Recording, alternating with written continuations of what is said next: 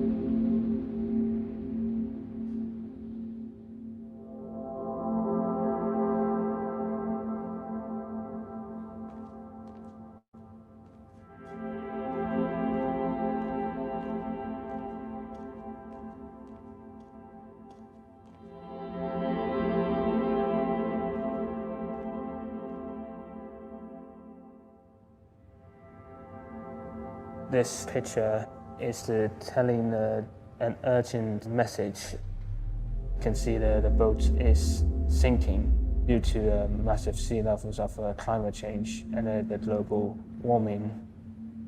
It reminds me about what's happening to our planet Earth. It has to stop.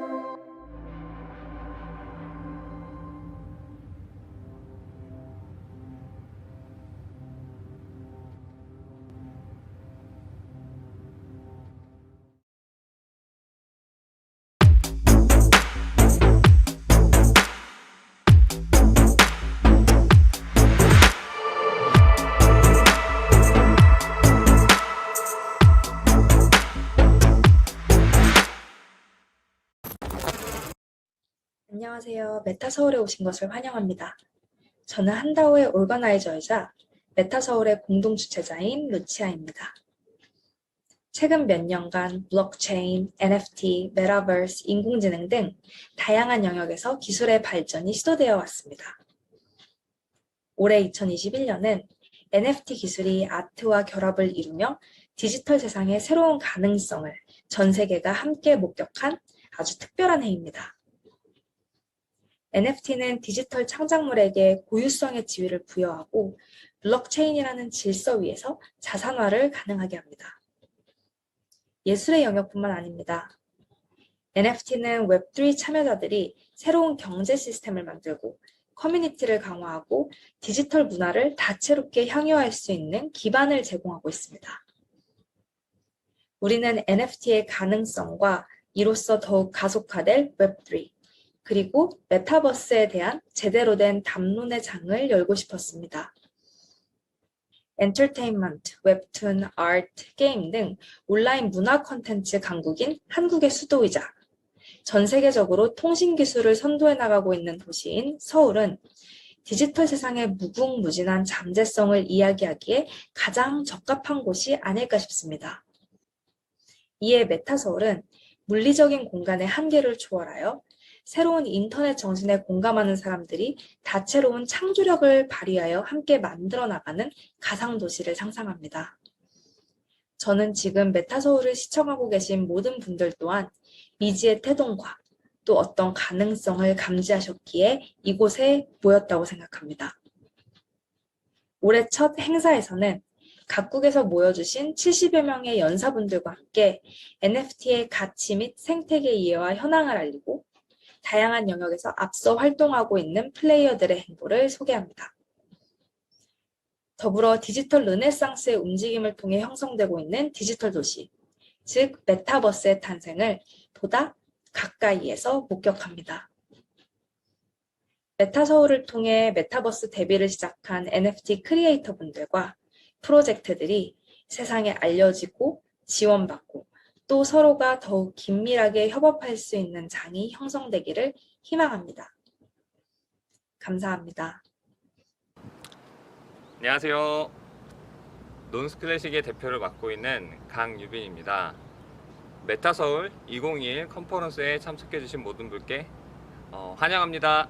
네, 저희 메타서울은 서양에서 시작된 그런 NFT의 흐름을 다시 동양으로 가져와서 문화를 바탕으로 부흥시키겠다는 의미를 갖고 있는 컨퍼런스로 크립토 아트 윅 아시아에서 먼저 개최해준 행사에서 시작되어 저희가 이번에는 서울을 중심으로 이런 컨퍼런스를 열겠다는 취지로 이렇게 준비를 해보았습니다. 그래서 이번 행사 같은 경우에는 이제 NFT의 중요성, 특히 이제 이 NFT는 다양한 크리에이터분들이 본인의 작품을 디지털에서 전시를 하고 만들어서 실제 그들이 만들 수 있는 가치를 가져갈 수 있는 그런 장이 열렸다고 생각을 하는데요.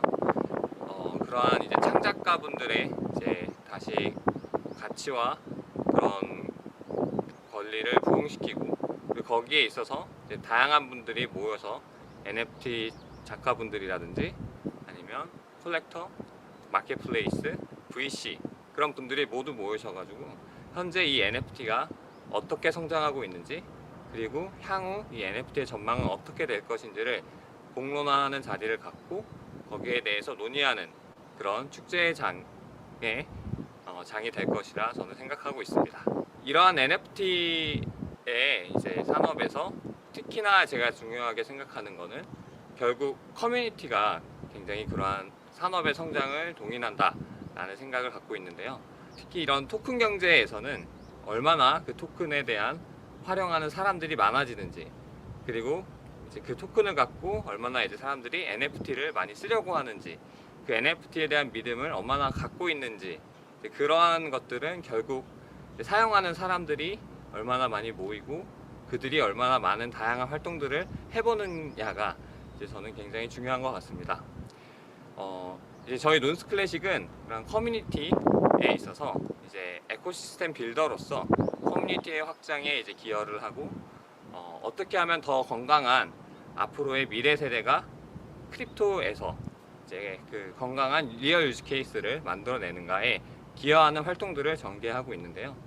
그 활동 중에 첫 번째는 이제 커뮤니티 빌딩, 그리고 두 번째는 리서치, 스터디 지원 같은 걸 하고 있고요. 세 번째는 이와 같은 다양한 컨퍼런스나 해코톤 개최를 하고 있고 마지막으로는 미디어, 뉴스레터 이제 배포 활동을 하고 있습니다. 저희 메타서울 2021에서는 그 컨퍼런스 모든 이제 연사분들의 발표가 끝나면 1일차부터 3일차까지 저녁 10시부터 게더타운이라는 메타버스 세계 내에서 네트워킹 세션도 가질 예정이니 컨퍼런스를 끝까지 들어주시고 또 네트워킹 세션도 함께 참석해 주시면 감사하겠습니다. 이 네트워킹 세션 내에서는 이제 연사분들과 소통할 수 있는 그런 부스에 참여할 수 있게 한다든가 아니면 이제 다양한 프로젝트에서 준비한 그런 이벤트나 그쪽에서 이 컨퍼런스에 관심 있는 사람들과 또 공론의 자리를 가질 수 있는 그러한 행사이니 많은 분들의 참석 부탁드립니다. 그러면 메타서울 2021 모두 기대해 주시면 감사하겠습니다. 감사합니다.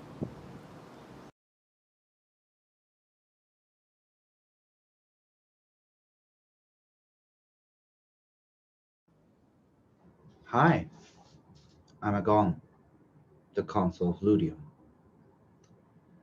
I am thrilled to be present at Crypto Asia Week and meet you all. We're here as the believers of the new city. No matter whether you're a collector, an artist, a developer, or an audience, you're here because you feel the change happening. Although it is difficult to estimate the exact timing, the city built on the metaverse will be our future.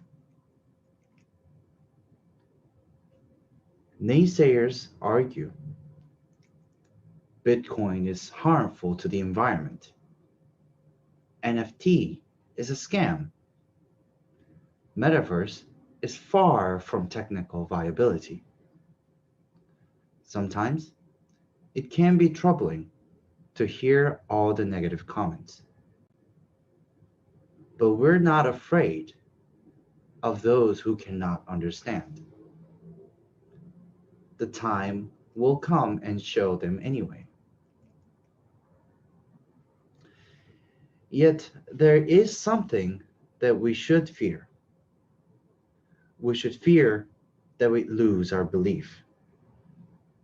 We should fear that we lose our vision. We should fear that we lose our direction. Then the question is, from where do we find our direction? I find my direction from the history. In the history, there are traces of legacy that shows us the way forward. In 1988, Timothy C. May wrote an article named Crypto Anarchist Manifesto. At the time, May and other developers shared the idea that individuals should have privacy over the network. They were concerned that government and other entities will take over the network entirely. To protect the privacy, they formed a community called Cypherpunk. Cypherpunks communicated through mailing lists and developed the technology to ensure privacy. Developers like Julian Assange, Adam Back, Nick Szabo, Mark Andreessen, and Hal Finney were all members of the community. Through a series of discussion and communal projects, they paved the foundation of the internet. In 1994, they envisioned 4 pillars of technology to come: public key cryptography, secure emailing, digital cash, and reputation-based voting system. This was all before the internet took shape, but their vision reached far beyond. It seemed that we're at the 3rd stage of the internet. After Bitcoin opened the age of cryptocurrency, we're witnessing the digital cash at its work. But we're not at the final stage. In crypto anarchy and virtual community, May predicted the age of virtual community based on cyberspatial system. In the community, members will protect their identity with strong cryptography and use digital cash to trade digital commerce. Most importantly, they will not be dictated by the control of a single entity, including the government. Instead, they will have digitally authenticated reputation as token of distinguishment. I believe that the metaverse as a whole is heading towards the cypherpunk's vision. But there is one critical limitation. We have not seen the reputation system that resolves the issue of governance. On the one hand, it should value the members' contribution and reward them properly. On the other hand, it requires a transparent criteria and provide fair opportunity for the new members. That way, members can feel they're appreciated and see the opportunity to contribute. Without the proper system, people cannot get absorbed into the metaverse. As of now, the metaverse users are torn between the two conflicting identities: virtual identity in the metaverse and the identity in the real world. No matter how fun the virtual world may be, you come back to the real world and introduce yourself by your real name. It is because the virtual identity cannot represent yourself enough to substitute the identity in the real world. Once your virtual reputation is meaningful enough, people will start to identify themselves as their virtual identity. Think how people introduce themselves by their job title. People may start to introduce themselves as their metaverse self. This can be possible if, and only if, the reputation system of the metaverse is significant enough, both on personal and social level.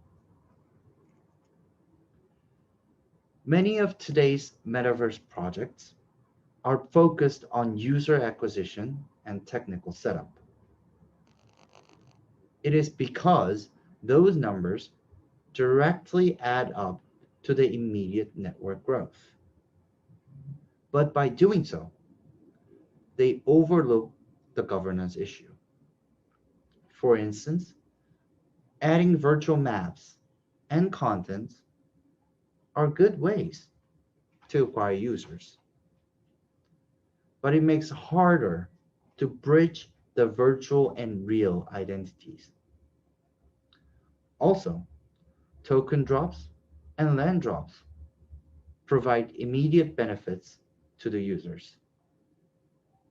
When the price explodes, however, it makes it harder for new users to join. Ludium is testing the governance through offline-based live vlogging metaverse. Ludium runs offline plays and sell tickets to participate in contents. Offline contents are curated by Ludium to ensure the quality of time. We provide everything that is needed for a good time, including space, time, and people. It is true that offline community is slower in network growth, but it lowers the conflict of identities.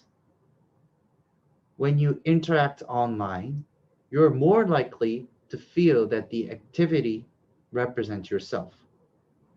It gives a sense of connection that cannot be replicated in the virtual world.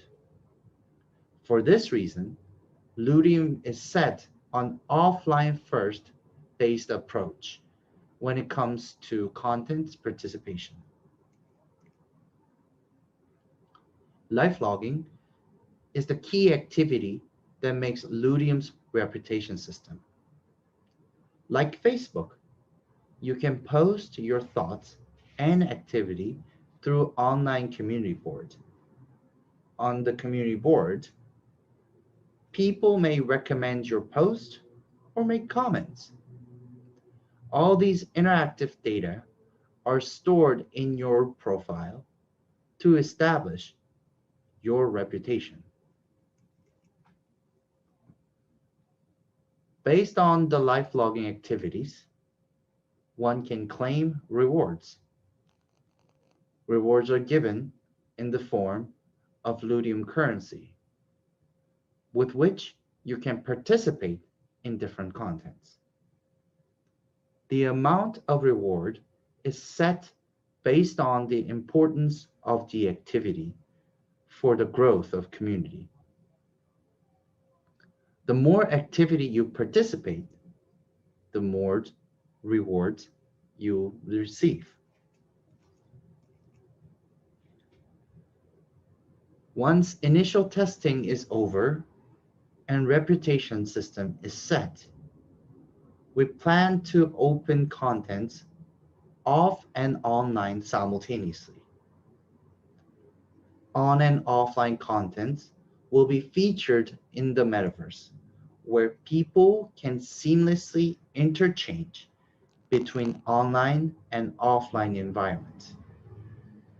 We believe that it is only when the members can freely choose online and offline interaction that the true meaning of metaverse will come into the light.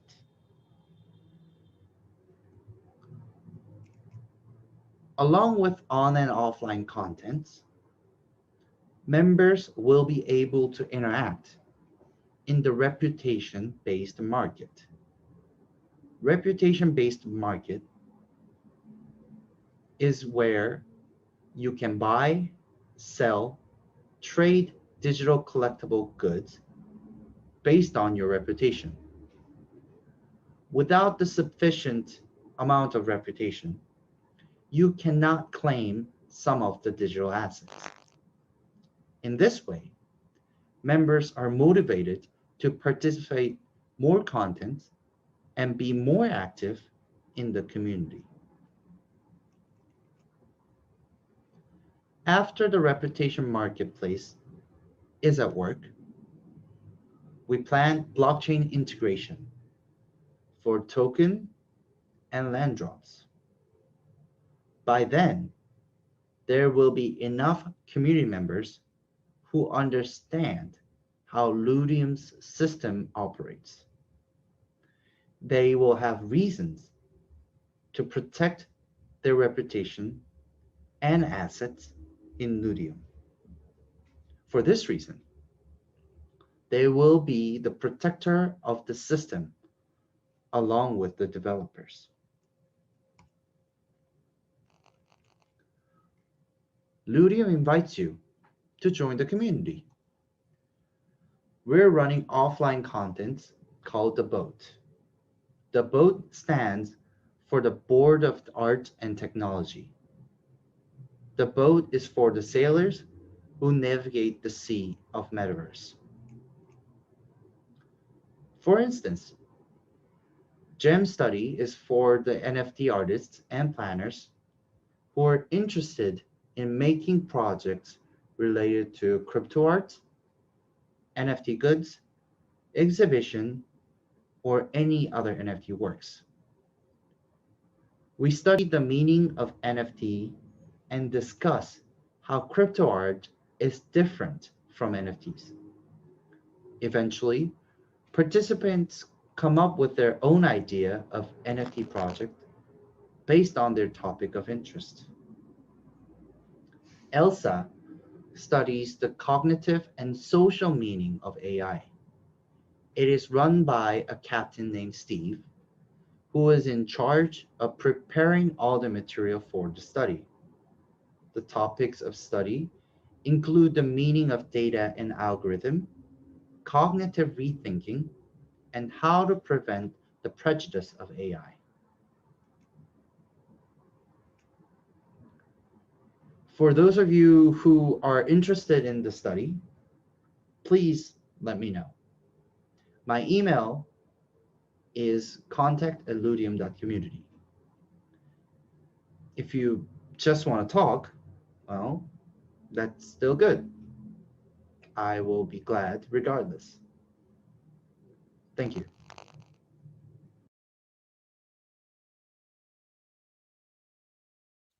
Hello, thanks for having me. I'm Esther. I'm building community in Korea for NFT art and Axie Infinity. So I was thinking a lot about how to make a community grow and make them have fun. Okay, before I talk, let me show you the video first. 여기 나오는 영상인 경우에는 엑시 커뮤니티에서 자발적으로 만든 거예요. 노래도 직접 쓰고 그리고 여기 춤추시는 분 Axie 영상 Infinity bringing liberty for entire cities. It's an epiphany to an industry that cares about greed, an industry that gives a fuck about you or me. I battled depression since I was 23. Now I got connections around the globe. Shout out Philippines. I'm just trying to get this green like I'm people. Bring all my people with me. Got my eye on the target like I'm playing. 굉장히 멋있죠? 자, 이 영상을 보면 아, 도대체 이게 뭐지? 왜 엑시 인피니티가 뭐지? 라는 생각이 드실 겁니다.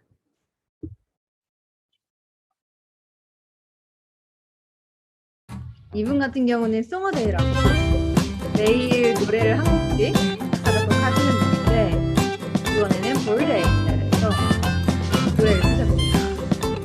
튜토리얼에서 이번에 작품을 확인하실 수 있어요. Beats, bored apes. You'll be surprised in 100 ways. Roller coasters and wild days. It's the bits and the bored apes. 이거 혼자서 춤추는 이 아이가 너무 귀엽죠, 여기. 자, 이런 걸 보면 도대체 볼데이이 뭐지? 궁금하다라는 궁금증을 또 갖게 됩니다.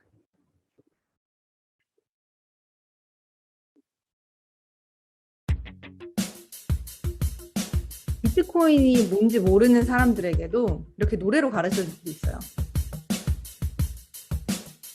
Let me tell you about Bitcoin. Simply, it's a currency like paper money, dollars, but on the internet digitally. Unlike PayPal or Visa, no central operation, no issue authorization, not backed by any government. Only peer-to-peer transactions. All sales are recorded publicly in the ledger blockchain, encoded when you spend them. 네, 이런 식으로 노래를 통해서 프로젝트에 더 가까울 수 있는 기회가 있죠. 이건 DK라는 슈퍼레어 작가님인데 또 한번 볼게요.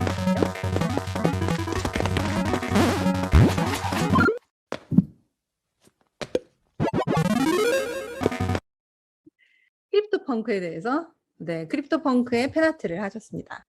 네, 영상에서 보여드린 것처럼 저는 이번에 팬아트에 대해서 이야기해 보려고 합니다. 팬아트는 크립토와 NFT가 같이 성장할 수 있는 방법이라고 생각하기 때문이죠. 커뮤니티의 중요성이 대두되면서 서로가 공감을 얻는데 팬아트는 굉장히 중요한 작용을 하는 걸 발견했습니다. 블록체인은 원래 기술에 관련된 거죠. 근데 산업이 커질수록 그 커뮤니티가 소비할 컨텐츠가 필요하게 됩니다. 커뮤니티에 머물기 위해서는 좋아하고 그리고 관심 있는 것들을 즐겁게 보고 또 즐길 수 있는 거리들이 필요하기 때문이죠. 오늘은 프로젝트, 커뮤니티 멤버, 또 아티스트의 관점에서 팬아트를 어떻게 활용할 수 있는지 살펴보도록 하겠습니다. 자, 프로젝트의 입장에서 먼저 이야기를 해볼게요. 자, 팬아트는 해당 프로젝트가 성장할 수 있도록 돕습니다. 아까 영상처럼 이거 좋다. 나도 궁금한데 이렇게 궁금증을 유발시켜서 광고 효과를 누릴 수 있죠. 해당 프로젝트를 잘 모르더라도 활발한 팬아트를 보면 와, 도대체 왜 이렇게 인기가 많은 거지? 왜 사람들이 좋아하는 거지? 분명히 이유가 있을 텐데 라는 관점으로 해당 프로젝트에 관심을 가지게 됩니다. 또한 커뮤니티가 유지될 수 있도록 돕는데요. 팬아트라는 활동은 자신이 좋아하기 때문에 시작하기도 하지만 하다 보면 해당 프로젝트에 더 애착을 가게 하는 활동이기도 합니다. 계속 그 캐릭터를 보고 관련된 컨텐츠를 소비하면서 애착이 커지게 됩니다. 우리가 어떤 가수나 게임, 캐릭터들을 좋아할 때 관련 컨텐츠를 찾게 되고 굿즈를 모으는 걸 예로 들을 수 있겠죠. 또 다른 예시를 또 가져와 봤습니다. 엑시 인피니티에서는 굉장히 다양한 팬아트가 이루어지고 있어요. 필리핀에서 유행하고 있는 건데요. 생일이 되면 그냥 케이크가 아니라 엑시 인피니티 케이크를 주는 거예요. 지금은 이렇게 피지컬 케이크를 주지만 조금 가까운 미래에는 NFT 케이크를 줄 수도 있겠죠. 자, 또한 엑시 인피니티 타투입니다. 엑시 인피니티를 좋아하는 사람들이 타투를 하는 유행이 또 돌고 있는데요. 또 타투를 하는 사람에게 또 돈을 주는 사람도 있을 정도로 타투가 매우 유행입니다. 이게 미래에는 또 타투를 한 사람들만이 또 NFT를 가지고 있어서 그 사람들만의 익스클루시브한 또 클럽을 만들 수도 있겠다라는 또 상상도 해볼 수 있겠네요. 여기는 엑시 걸스인데요. 엑시 시스터즈라는 NFT 팝스타. 이제 새로 들어간 NFT 팝스타입니다. 굉장히 이쁘죠? 여기에 보시면 Give me all your numbers so I can phone you. See my hips. 네, 이런 식으로 NFT에서 굉장히 다양한 팬아트가 이루어지고 있습니다. 네, 유닉삭스 같은 경우에는 팬아트라고는 하기는 좀 어렵지만 커뮤니티를 묶어준다는 의미에서 한번 가져와 봤어요. 자, 유닉삭스 어마어마하죠. 양말 하나에 굉장히 비쌉니다. 유닉삭스처럼 내가 뭔가를 좋아할 때 여기에 대해서는 애착이 더 강해지고 또 좀 더 애착이 생길 때 그 팬아트에 대해서 가격이 훨씬 높아지는 모습을 유닉삭스에서 보여주고 있다고 생각할 수 있습니다. 자, 두 번째로 커뮤니티 멤버의 입장에서 팬아트를 바라보도록 하겠습니다. 팬아트는 커뮤니티 멤버를 커뮤니티 안에서 돋보이도록 만들어줍니다. 소셜 스테이터스를 얻는데 굉장히 도움을 주죠. 꼭 자신이 직접 아트를 하지 않더라도 팬아트를 커미션드 아트로 주문하는 경우도 매우 많고요. 이제는 커뮤니티에서 큰 역할을 하기 위해서는 트위터, 뭐 이런 등의 SNS 팔로워스가 굉장히 중요한데요. 팬아트를 할 경우 알고리즘을 통한 인게이지먼트가 높아져서 굉장히 큰 도움을 받을 수 있습니다. 그뿐만이 아니라 고마운 사람에게도 맞춤 제작 팬아트를 선물할 수 있습니다. 현재 디지털 세계의 커뮤니티가 로컬보다는 글로벌화되어 있잖아요. 디지털에서 만나는 사람들은 그런데도 디지털에서 만나는 사람들은 리얼라이프 친구처럼 더 가까운 모습을 보여주고 있어요. 그 사람의 생일 그리고 또 고마운 일이 있어서 선물을 주고 싶을 때 실제 물건을 배송하는 거는 조금 어렵습니다. 배송 비용이 비싼 것도 있겠고요. 자신의 주소와 실제 이름 그리고 전화번호 등을 노출하는 것도 리스크라고 말할 수 있겠죠. 이럴 때 NFT 아트 맞춤 제작은 딱입니다. NFT 팬아트는 디지털 굿즈로 생각하실 수도 있는데요. 디지털 아이덴티티 패션이죠. 자고로 선물이라고 하면 그것만의 고유성을 가지는 게 중요하잖아요. 그래서 NFT로 제작되면 그 고유성을 보여줄 수 있습니다. 또한 NFT가 디지털 패션이라는 측면에서 누군가의 지갑에서 뭐 같은 프로젝트를 지지하는 그 NFT를 봤다. 그러면 서로 이야기하고 친구가 되는 게 쉬워지겠죠.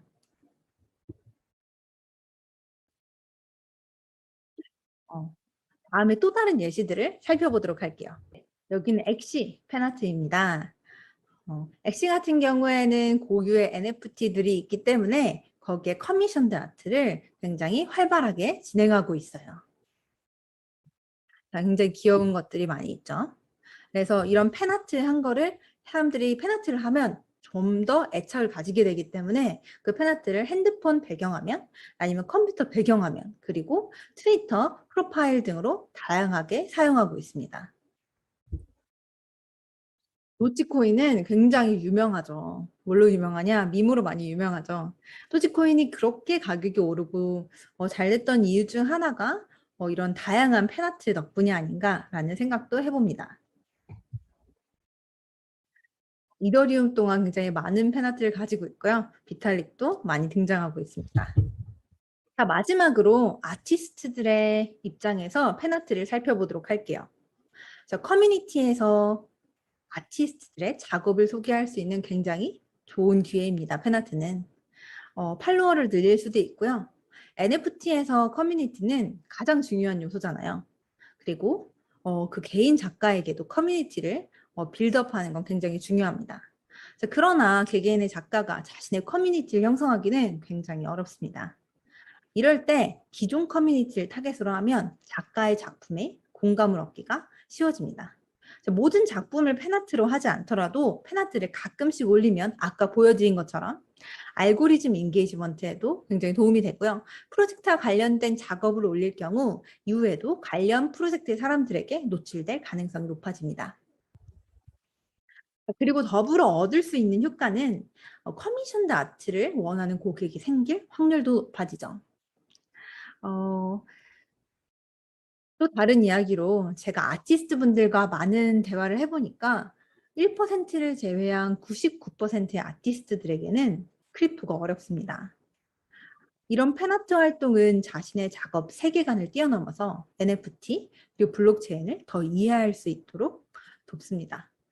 작업에서 중요한 요소 중 하나는 공감인데요. 크립토라는 사회, 그리고 또 그 프로젝트 안의 사회를 이해하면 더 많은 공감을 일으키는 작업을 할 수 있죠.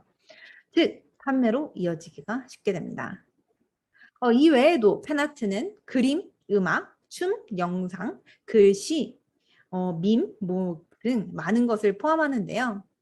디지털 아트를 NFT로 시작할 때 희소성과 고유성 등이 업그레이드 된다는 걸 생각을 하면 어떤 식으로 팬아트의 영역이 확장될지 굉장히 기대가 됩니다. 네, 이상입니다. 감사합니다.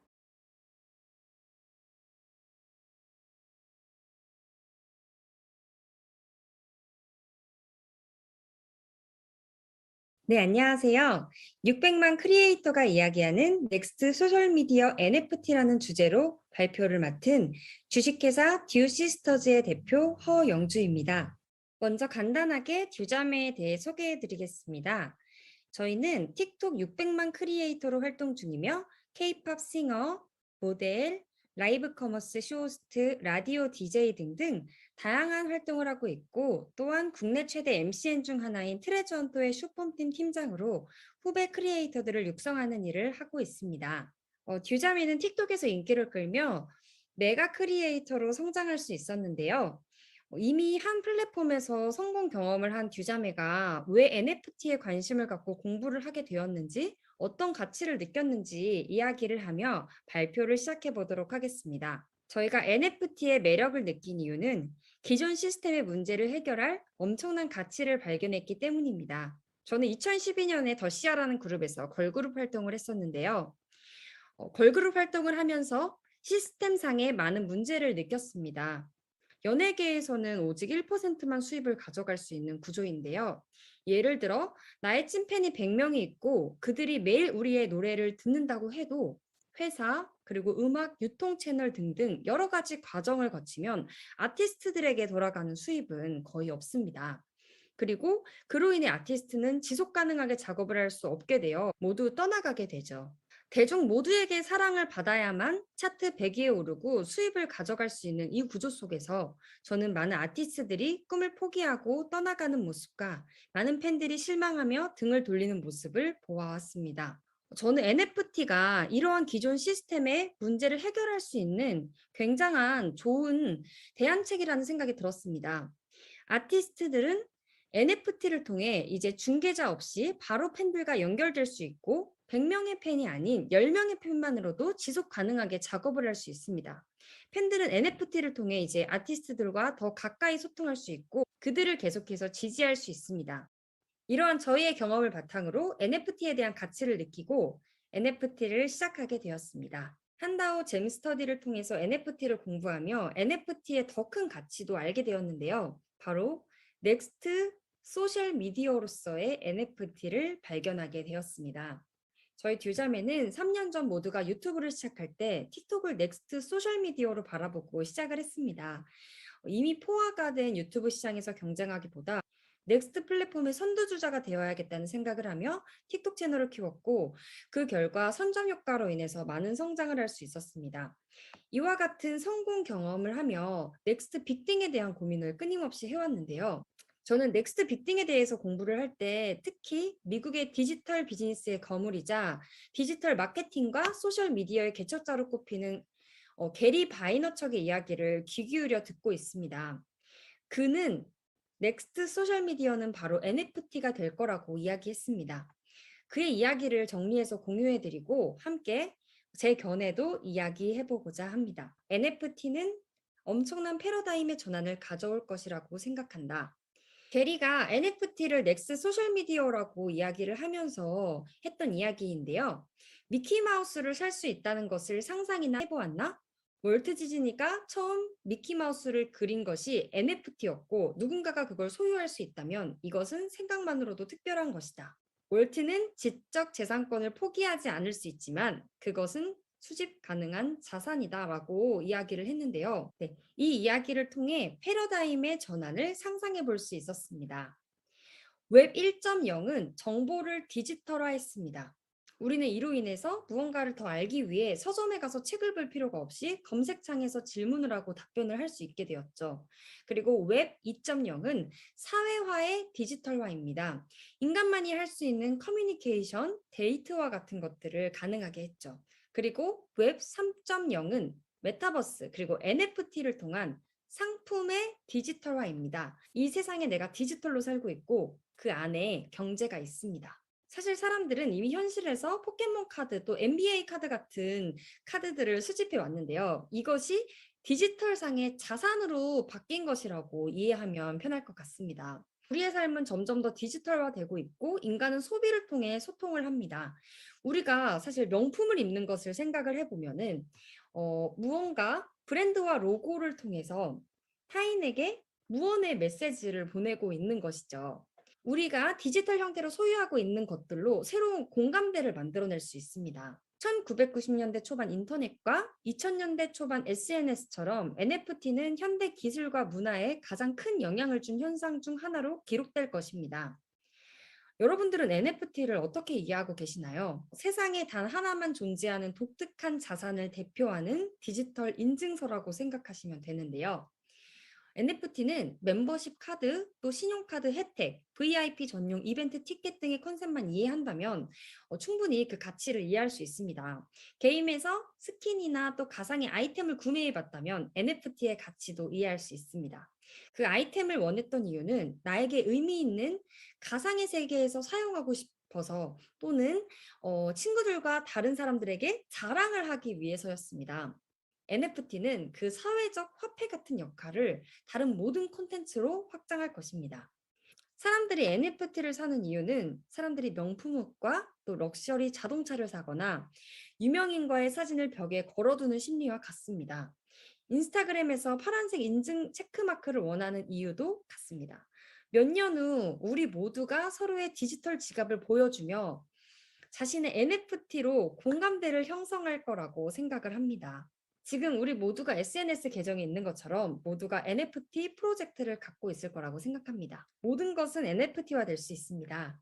최초의 트윗, 그리고 매일매일 그린 그림, 그리고 저희의 틱톡 영상도 NFT화 될 수 있습니다. 정리해서 말씀드리면 NFT는 인터넷과 SNS처럼 문화와 현대 기술의 거대한 변화를 대표할 것입니다. 암호화된 예술은 아티스트들에게 수익화를 시킬 엄청난 기회를 만들어줄 것이고 예술적인 감각이 있는 일반인에게도 새로운 길을 열어줄 것입니다. 이렇게 게리의 NFT에 대한 견해와 또 제 견해를 함께 이야기를 해드렸는데요. 그렇다면 이제 듀자매가 한다오 잼 스터디를 통해서 배운 것을 어떻게 적용해 가고 있는지 여러분들께 공유해 보도록 하겠습니다. 네, 제가 첫 번째로 민팅한 작품은요. 뽕짝소녀라는 작품인데요. 원투ENT에서 셀렉을 해주셨습니다. 이 작품을 민팅한 이유는요, 의미가 있기 때문인데요. 저희가 틱톡에서 처음으로 미화시켜서 유행을 만들어냈던 그런 영상입니다.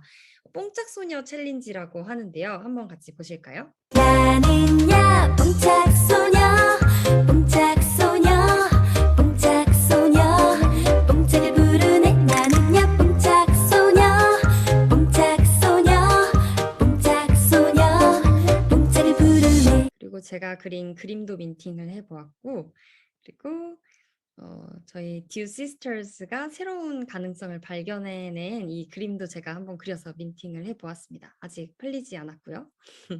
한다오 잼 스터디를 통해서 NFT를 공부하며 커뮤니티, 그리고 게임, 그리고 컬렉터블 요소가 매우 중요하다는 것을 깨달았습니다.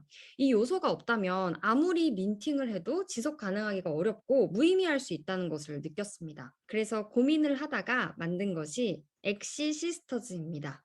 엑시 인피니티는 제가 계속 고민을 하고 있었던 커뮤니티, 게임, 컬렉터블 요소를 이미 다 가지고 있었는데요. 그래서 엑시와 함께 손을 잡고 엑시 시스터즈를 만들었습니다. 그래서 NFT를 하시려면 트위터의 역할이 되게 중요하다는 것을 아셔야 하는데요. 제가 이 엑시 시스터즈를 만들기 전에는 한 8,000명 정도의 팔로워가 있었어요. 그런데 이제 엑시 시스터즈를 런칭하고 이틀 만에 벌써 9,200명, 1,200명의 팔로워가 느는 것을 보면서 굉장히 큰 가능성이 있다라고 느꼈습니다. 커뮤니티의 서포트가 큰 역할을 해주었습니다. 앞으로 제 계획은요, 엑시 시스터즈의 콘텐츠를 NFT화 시키고, 그리고 다양한 밈을 만들고, 또 팬아트 대회도 열고 하면서 이 엑시 시스터즈를 NFT계 아이돌로 키울 그런 예정입니다. 마지막으로 제가 그리고 있는 미래는 앞으로 NFT가 소셜미디어를 대체할 것이라는 생각을 하고 있습니다. 예를 들어서 지금 저희가 소셜미디어를 보면서 이 사람이 어떤 사람이다를 파악하죠. 앞으로는 우리가 서로의 NFT 지갑을 보면서 서로를 파악하는 그런 날이 올 거라고 생각이 듭니다. 예를 들어서 제 지갑에 넣고 싶은 그림은요. 코첼라 페스티벌의 입장권이라든지 뭔가 새로운 경험을 하는 되게 힙한 사람이다라는 것을 사람들에게 보여주고 싶을 것 같아요. 여러분들은 지갑 속에 어떤 것을 넣고 어떤 사람으로 자신을 표현하고 싶으세요? 한번 생각해 보셨으면 좋겠습니다. 네, 제 발표는 여기까지고요. 발표 들어주셔서 진심으로 감사합니다. 네, 안녕하세요. 아티스트 패널 토크 딥 다이브 인투 NFT 밸류에 오신 것을 환영합니다. 그리고 참여해 주시기로 하신 작가님들 감사합니다. 네, 저는 이번 세션 모더레이터를 맡은 정주리입니다. 저는 지금 현재 한다오라는 NFT 크리에이터 다오 조직에서 오거나이저로 있으면서 동시에 패션 디자이너이자 브랜드 만드는 일을 하고 있습니다. 또한 오늘 함께하는 작가님들을 만난 NFT 스터디, 잼 스터디를 기획을 했고요. 현재 루디움 아곤님과 함께 운영을 하고 있습니다. 잼 스터디를 간단하게 소개해드리자면요. 잼 스터디는 NFT 기술이 열어준 새로운 가능성의 지평 위에서 인간의 사유와 배움을 통해 창조자들의 세계관 안에서의 논펀저블한 대체 불가능한 가치들을 발견하여 도를 보석으로 바꾸고자 하는 데에 목적을 둔 재창조를 위한 NFT 스터디입니다. 지금까지 총 9주간의 스터디를 하면서 재미있고 유익했던 이야기들이 많았어서 이번에 메타서울 행사를 통해서 나누고자 합니다. 네, 그럼 세션에 참가해 주신 작가님들 소개 부탁드릴게요. 네. 안녕하세요. 저 먼저 소개할게요. 네, 저는 요요진이고요. 캐릭터를 기반으로 하는 회화 작업을 하고 있어요. 회화 작업이 메인이긴 하지만 드로잉 작업과 연계되는 사운드나 인터랙티브, 조형 등 그 다양한 미디움으로 확장하는 작업도 재미있게 하고 있습니다. 네, 올해 4월에 있었던 그 NFT와 피지컬 작업을 연계한 개인전을 있었고요. 그리고 최근 유니스트에서 진행한 작가 레지던시에서 작업한 결과물들을 NFT화해서 가상 공간에서 전시를 하고 있고 앞으로도 다양한 분야, 다양한 영역에서 확장성을 고려해서 다양하게 활동하고 있습니다. 네.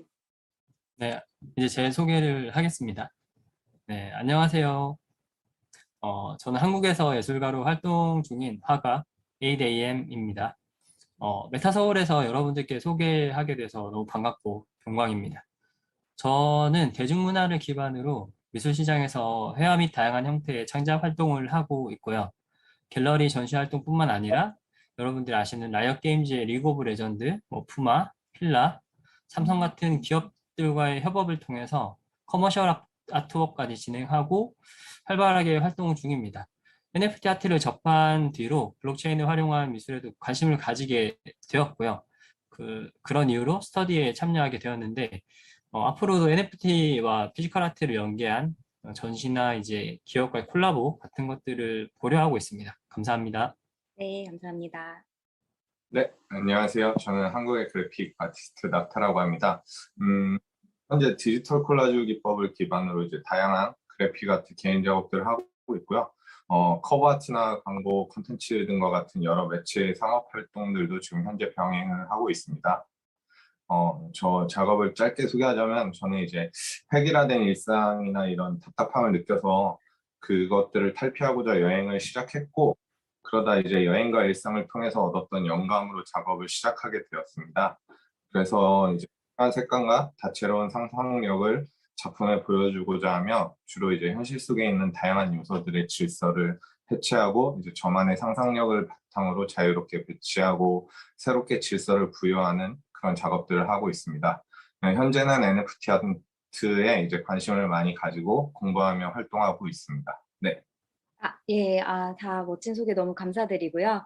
저희가 그 9주 동안 많은 이야기를 나눴잖아요. 그 NFT란 네. 무엇인가, 그리고 일반 코인이랑 뭐 기술적으로 무엇이 다르고 특징이 무엇이고 가치가 무엇이냐. 근데 저희가 잼스터디 초창기 때 좀 컨트로버셜한 주제가 하나 있었어요. NFT 아트에 대해서 막 이야기를 하다가 그런데 크립토 아트는 뭐야? 그럼 뭐 디지털 아트, 크립토 아트, NFT 아트의 차이점은 도대체 무엇일까? 뭐 그런 이야기를 했는데 혹시 그 부분에 대해서 답변해 주실 작가님이 계실까요?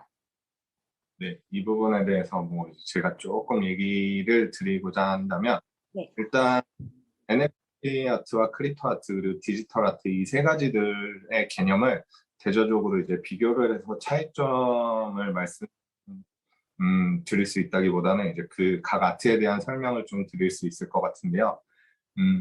NFT 아트는 이제 우리가 모두 알다시피 논 펀지블 토큰의 약자로 이제 블록체인 기술을 통해서 발행된 아트워크 작품들을 NFT 아트라고 보시면 되고, 이제 이 NFT 아트들은 고유한 희소성을 보유하여 그 가치를 증명하고 있습니다. 그래서 이제 NFT 아트는 큰 개념으로 보면 블록체인 기반의 NFT 시장에서 유통되고 있는 아트워크들의 한 형태라고 보시면 될 것 같아요. 그리고 이제 크립토 아트는 이제 아직도 그 개념이 좀 많이 모호하고 완벽히 정립하기에는 많이 이제 불완전한 형태인데, 크게는 블록체인 기술 위에서 발행된 이제 희소성 있는 디지털 아트워크라고 얘기를 많이들 하고 있어요, 현재는. 그래서 그렇다고 이제 NFT를 통해 발행된 모든 아트가 크립토 아트라고 하기는 어려운 상황이에요. 그래서 라고 불리는 작품들은 이제 몇 가지의 특징적인 요소들을 가지고 있다고 이야기하고 있습니다. 그 특징적인 요소들을 몇 가지 살펴보면 이제 상으로 정리되는 자유주의와 저항 정신이 이루는 내러티브, 그리고 인터넷을 통하여 전 세계적으로 많은 사람들이 관심을 갖거나 이제 참여하는 현상들, 그리고 이제 빠르게 전파되는 밈 형태, 그리고 블록체인 기술이나 NFT 문화 내에서 이제 이벤트나 유명 인사들을 레퍼런스로 하는 아트 등 다양한 특징적 요소들을 가지고 있습니다. 크립토 아트의 현재 내러티브를 보면 블록체인 관련 이슈를 모으는 유명인들, 그리고 암호화폐 관련한 이슈들, 그리고 또 우주, AI, 사이버펑크 등의 요소들이 있습니다. 또 제너레이티브 아트라고 불리는 형태의 아트들도 스마트 컨트랙을 이용하여 이제 블록체인에 저장하며 크립토 아트에 속한다고 현재는 많이들 이야기하고 있는 상황입니다. 이제 스터디를 하면서 저는 크립토 아트의 가장 큰 특징은 커뮤니티와의 연관성 그것에 주목했었는데요. 근데 성공적인 크립토 아트들을 볼 때 항상 이제 밈 형태로 발전되거나 이 현상을 이끌어주는 커뮤니티가 항상 뒤에서 형성되어 왔었다고 이제 개인적으로 생각하고 있는데요. 우리가 가장 많이 아는 크립토 아트의 큰 사례들을 좀 소개하자면 너무 많이 있지만 그 중에서도 이제 우리가 잘 아는 크립토 키티, 크립토 펑크, 레어 페페 등을 이제 예로 들 수 있습니다. 그래서 크립토 아트는 여기 정도까지로 설명을 좀 드리면 될 것 같고요. 디지털 기술을 사용하여서 작업하는 예술 작품들 또는 그 작업을 하는 그 행위 자체를 디지털 아트라고 하며 이제 최근에 다양한 디지털 기술이 발전하면서 다양한 디지털 아트의 기술들이 생겨나고 발전하고 있다고 생각해요. 그래서 IT 기술을 기반으로 상호작용하는 인터랙티브 아트뿐만 아니라 요즘은 VR, AR 기술들도 디지털 아트의 일종이라고 볼 수 있지 않을까 생각됩니다. 개인적으로 디지털 아트의 가장 좋은 예로는 얼마 전에 이제 한국에서 열렸었던 그 팀랩 나이트전, 그거를 가장 쉽게 예로 들 수 있을 것 같아요. 그래서 이렇게 NFT 아트는 현재 NFT 시장에서 유통되는 큰 개념의 아트라고 볼 수 있고, 그 안에 이제 특징적인 요소들을 충족하는 아트들 크립토 아트라고 보면 될 것 같아요. 이제 디지털 아트는 이 둘과는 좀 다르게 별개로 꼭 NFT 내에서의 아트가 아니라 디지털 기술을 이용한 예술 작품이나 작업들을 통칭한다고 이제 개인적으로 생각하고 있습니다. 이렇게 세 가지 아트의 형태를 명확하게 구분하기에는 아직도 좀 많이 어렵고 차이점을 두기에는 이제 애매모호하지만 전체적으로는 현재 흐름으로 인식하면 조금 다가가기 쉽지 않을까 개인적으로 생각하고 있습니다. 네. 예. 너무 설명 감사드리고요. 그러면 이제 NFT 아트는 어떤 특정 카테고리로 보기보다는 일종의 매체나 미디엄으로 보는 것이 맞겠네요. 그리고 크립토 아트는 이제 사이버펑크 같은 정신이 이제 기반이 돼서 아까 말씀하신 내러티브, 밈, 커뮤니티 같은 이제 집단적 양식들을 담는 일종의 어떤 정신 문화적인 개념에서 이제 아트인 것으로 보는 거고, 실제로 저는 이제 패션 쪽에 있다 보니까 그 힙합이나 이제 스트리트 패션을 보면은 어떤 종류의 옷이라기보다는 예전 이제 미국의 뉴욕의 그 흑인이나 히스패닉들이 즐기던 하이 문화에서 이제 비롯되는 음악, 패션 등 이제 독특한 양식들, 스타일들을 이제 만들어가면서 힙합 패션들이 탄생을 했잖아요. 일종의 이제 문화 개념의 아트 카테고리로도 보면도 될 것 같습니다. 그런데 또 이제 크립토 네이티브 아트라는 또 개념이 있다고는 해요. 그래서 그 컴퓨터 코딩 알고리즘으로 만들어진 컴퓨터 아트, 다시 말해 디지털 네이티브 아트라는 것이 있는데, 블록체인이 출연을 하고 NFT를 통해서 소유권 검증이 이제 가능해지니까 스마트 컨트랙트를 이용해서 제너러티브 아트, 그러니까 즉 코딩으로 여러 가지 이제 베리에이션의 아트를 자동적으로 이제 구현하는 크립토 펑크 같은 그런 것들을 구현을 하고 블록체인에 저장하는 이른바 이제 진정한 크립토 네이티브 아트라는 것을 이제 또 그런 정의를 내린 분이 있다고 합니다. 그래서 좀 더 기술적인 의미에서의 정의라고 볼 수 있죠. 네, 그러면 다음 주제로 넘어갈게요. 그렇다면 그 예술가에게 NFT가 정말 필요할까? NFT가 가능하게 하는 것은 무엇이 있을까? 있습니다. 혹시 이거 부분에 대해서 그 08AM 작가님이 혹시 말씀해 주실 수 있을까요? 네. 저는 예술가에게 NFT 아트가 필요하다고 생각하는 입장이라서 여기에 대해서 제 경험을 바탕으로 말씀을 드릴 수 있을 것 같은데요. 아무래도 기존 미술 시장에 내 작품을 알리는 방법은 쉽지가 않아요. 근데 전시회를 하거나 공모전을 통해서 다양한 채널에 노출이 되거나 소셜미디어를 적극 활용해서 자신을 브랜딩하는 방법이 대표적인데, 그 방법 또한 창작자들의 영역이라고 하기에는 전문성이 필요한 것이 현실입니다.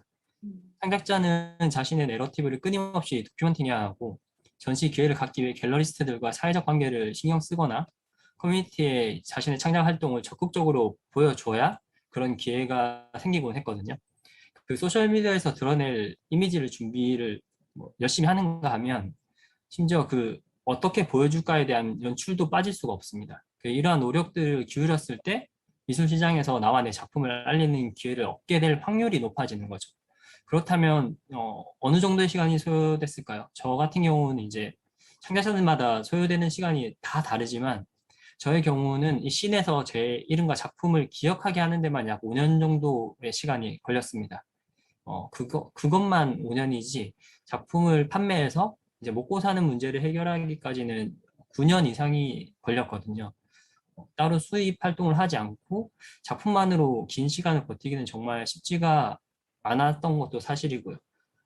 피지컬 아트의 유니크함 그리고 그 오리지널리티가 취향에 맞는 컬렉터에게 인정을 받았을 때 그때 이제 거래가 발생해서 작품의 소유권이 이전되고 금전적 이윤이 발생하게 되는 거죠. 근데 제가 겪어본 이 NFT 아트는 기존 미술 시장과 너무 다른 게 확실하게 느껴졌는데요. 블록체인 기술로 인해서 디지털 아트가 원본성을 가지게 되었고 그 복제 가능한 일단은 데이터지만 오리지널리티와 유니크를 내재할 수 있게 된 거죠. 창작자들과 컬렉터의 관계는 원래는 이제 그 컬렉터들이 잘 오픈하지 않고 가리고 그 창작자의 경우도 컬렉터가 누군지 모르는 경우도 있었는데 NFT 아트 쪽에는 창작자들과 컬렉터의 관계가 서로 축하하고 감사하고 이런 활발한 커뮤니케이션이 이루어지고 있었습니다. 그래서 자신의 컬렉션을 드러내는 일에 전혀 개의치 않았고 창작자들 같은 경우도 컬렉터들과의 커뮤니케이션을 더 원하고 기대하는 듯한 움직임을 많이 보여주더라고요. 그런 일들을 통해서 더 다양한 시도와 새로운 마켓 시스템이 탄생하고 있었고 지금도 물론 많이 생기고 있을 거예요.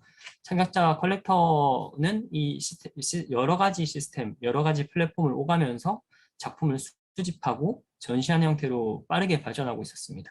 이런 형태는 제가 기존 미술 시장에서는 겪어본 적이 없는 이제 모습이고 체감 속도만으로도 수십 배에 달한다고 말씀드릴 수 있을 것 같아요. NFT 아트 마켓은 적응하면 할수록 새로운 팔로워들이 많이 생겨났고요. 그리고 블록체인을 다루고 있던 팔로워들은 빠른 속도로 작품 구매까지 이어져서 창작자의 경제 활동에도 도움이 되고 있는 것이 사실입니다. 디지털 아트, 미디어 아트를 하던 작가님들은 미래에 대한 불안보다 앞으로를 기대할 수 있는 환경이 마련되고 있는 것 같고요. 그리고 그로 인해서 해당 분야의 예술은 더 많은 시도와 도전을 거치고 발전하게 될 거라 예상합니다. 기존 시장의 창작자들은 새로운 툴을 겪어보고 사용하게 될 것이고 다양한 팔로워들과 함께 지금까지 겪어보지 못한 커뮤니티를 형성해서 새로운 활로를 하나 더 개척하는 결과라고 생각하고 있어요. 심지어 그동안의 작업이 또 다른 영감으로 작용해서 내 스스로가 발전하는 계기가 된다는 것만으로 저는 NFT 이 아트가 지금 창작을 하는 예술가들에게 꼭 필요하다고 해볼 가치가 있다고 생각을 하고 있습니다. 아, 네. NFT 가치에 대해서 너무 잘 설명을 해주신 것 같아요. 그러면 뭐 조금 구체적으로 이 NFT 씬에서 좀 재밌게 봤었던 것들이 혹시 있으실까요? 이제 저는 NFT 아트 씬에서 이제 가장 흥미롭게 보았던 게 이제 제너레이티브 아트라고 하는 부분인데요. 제너레이티브 아트는 이제 컴퓨터와 알고리즘을 바탕으로 이제 랜덤하게 자체적으로 생성되는 아트를 흔히 말하는데요. 우리가 예를 들어서 눈과 코와 입, 이제 헤어스타일 등 여러 개의 에셋들을 몇 가지 종류로 이제 만들어 둔 다음에 이거를 컴퓨터 프로그래밍으로 바탕으로 이제 조합해서 랜덤하게 다양한 형태의 외형을 만들어내는 것이라고 이제 볼 수 있고요. 우리가 잘 아는 크립토펑크 외에도 요즘 이제 오픈시 플랫폼에서 많이 볼 수 있는 그 지루한 원숭이라고 하는 볼드 앞에 야차 클럽, 위키드 크라니움 등이 있고요. 이제 이 아트들의 재밌는 점은 이제 랜덤하게 생성된 외형에 따라서 희귀성이 높은 레이어한 것들이 있을 수도 있고 이제 상대적으로 흔한 형태의 것들이 좀 이제 있을 수도 있는데 레이어한 가치에 따라서 이제 높은 가격에 거래되고 있는 것들이 좀 특징이고 수집가들은 이제 이 레이어한 것들을 소유함으로써 오는 자기 만족감도 매우 크다고 할 수 있습니다. 이제 그래서 우리가 온라인 게임을 하면서 아이템의 레어 등급에 따라 높은 가격에 거래되는 현상 또는 이를 소유함으로써 오는 자기 만족을 생각하면 이해하기 좀 쉬울 것 같습니다. 그래서 온라인 게임의 좀 상자 뽑기와 같은 그런 형태와 많이 좀 닮아 있다고 말할 수 있을 것 같아요. 네. 저는 이번 스터디를 하면서 미마트가 좀 인상적으로 다가왔는데요. 어떻게 보면 NFT가 전혀 새로운 관점 같아 보이지만은 기존의 SNS를 통해 형성된 그 인터넷 밈 문화의 영향을 크게 받고 있다고 생각해요. 결국 실제 밈을 일으켰던 그림이나 사진이 판매로까지 이어지게 되는데, 뭐 워낙 유명한 그 양캣이 7억에 판매된 거, 그건 워낙 유명한 사례이고, 최근에는 도지코인 심볼이 된 그 강아지 이미지가 20억이 넘는 금액의 거래가 됐더라고요.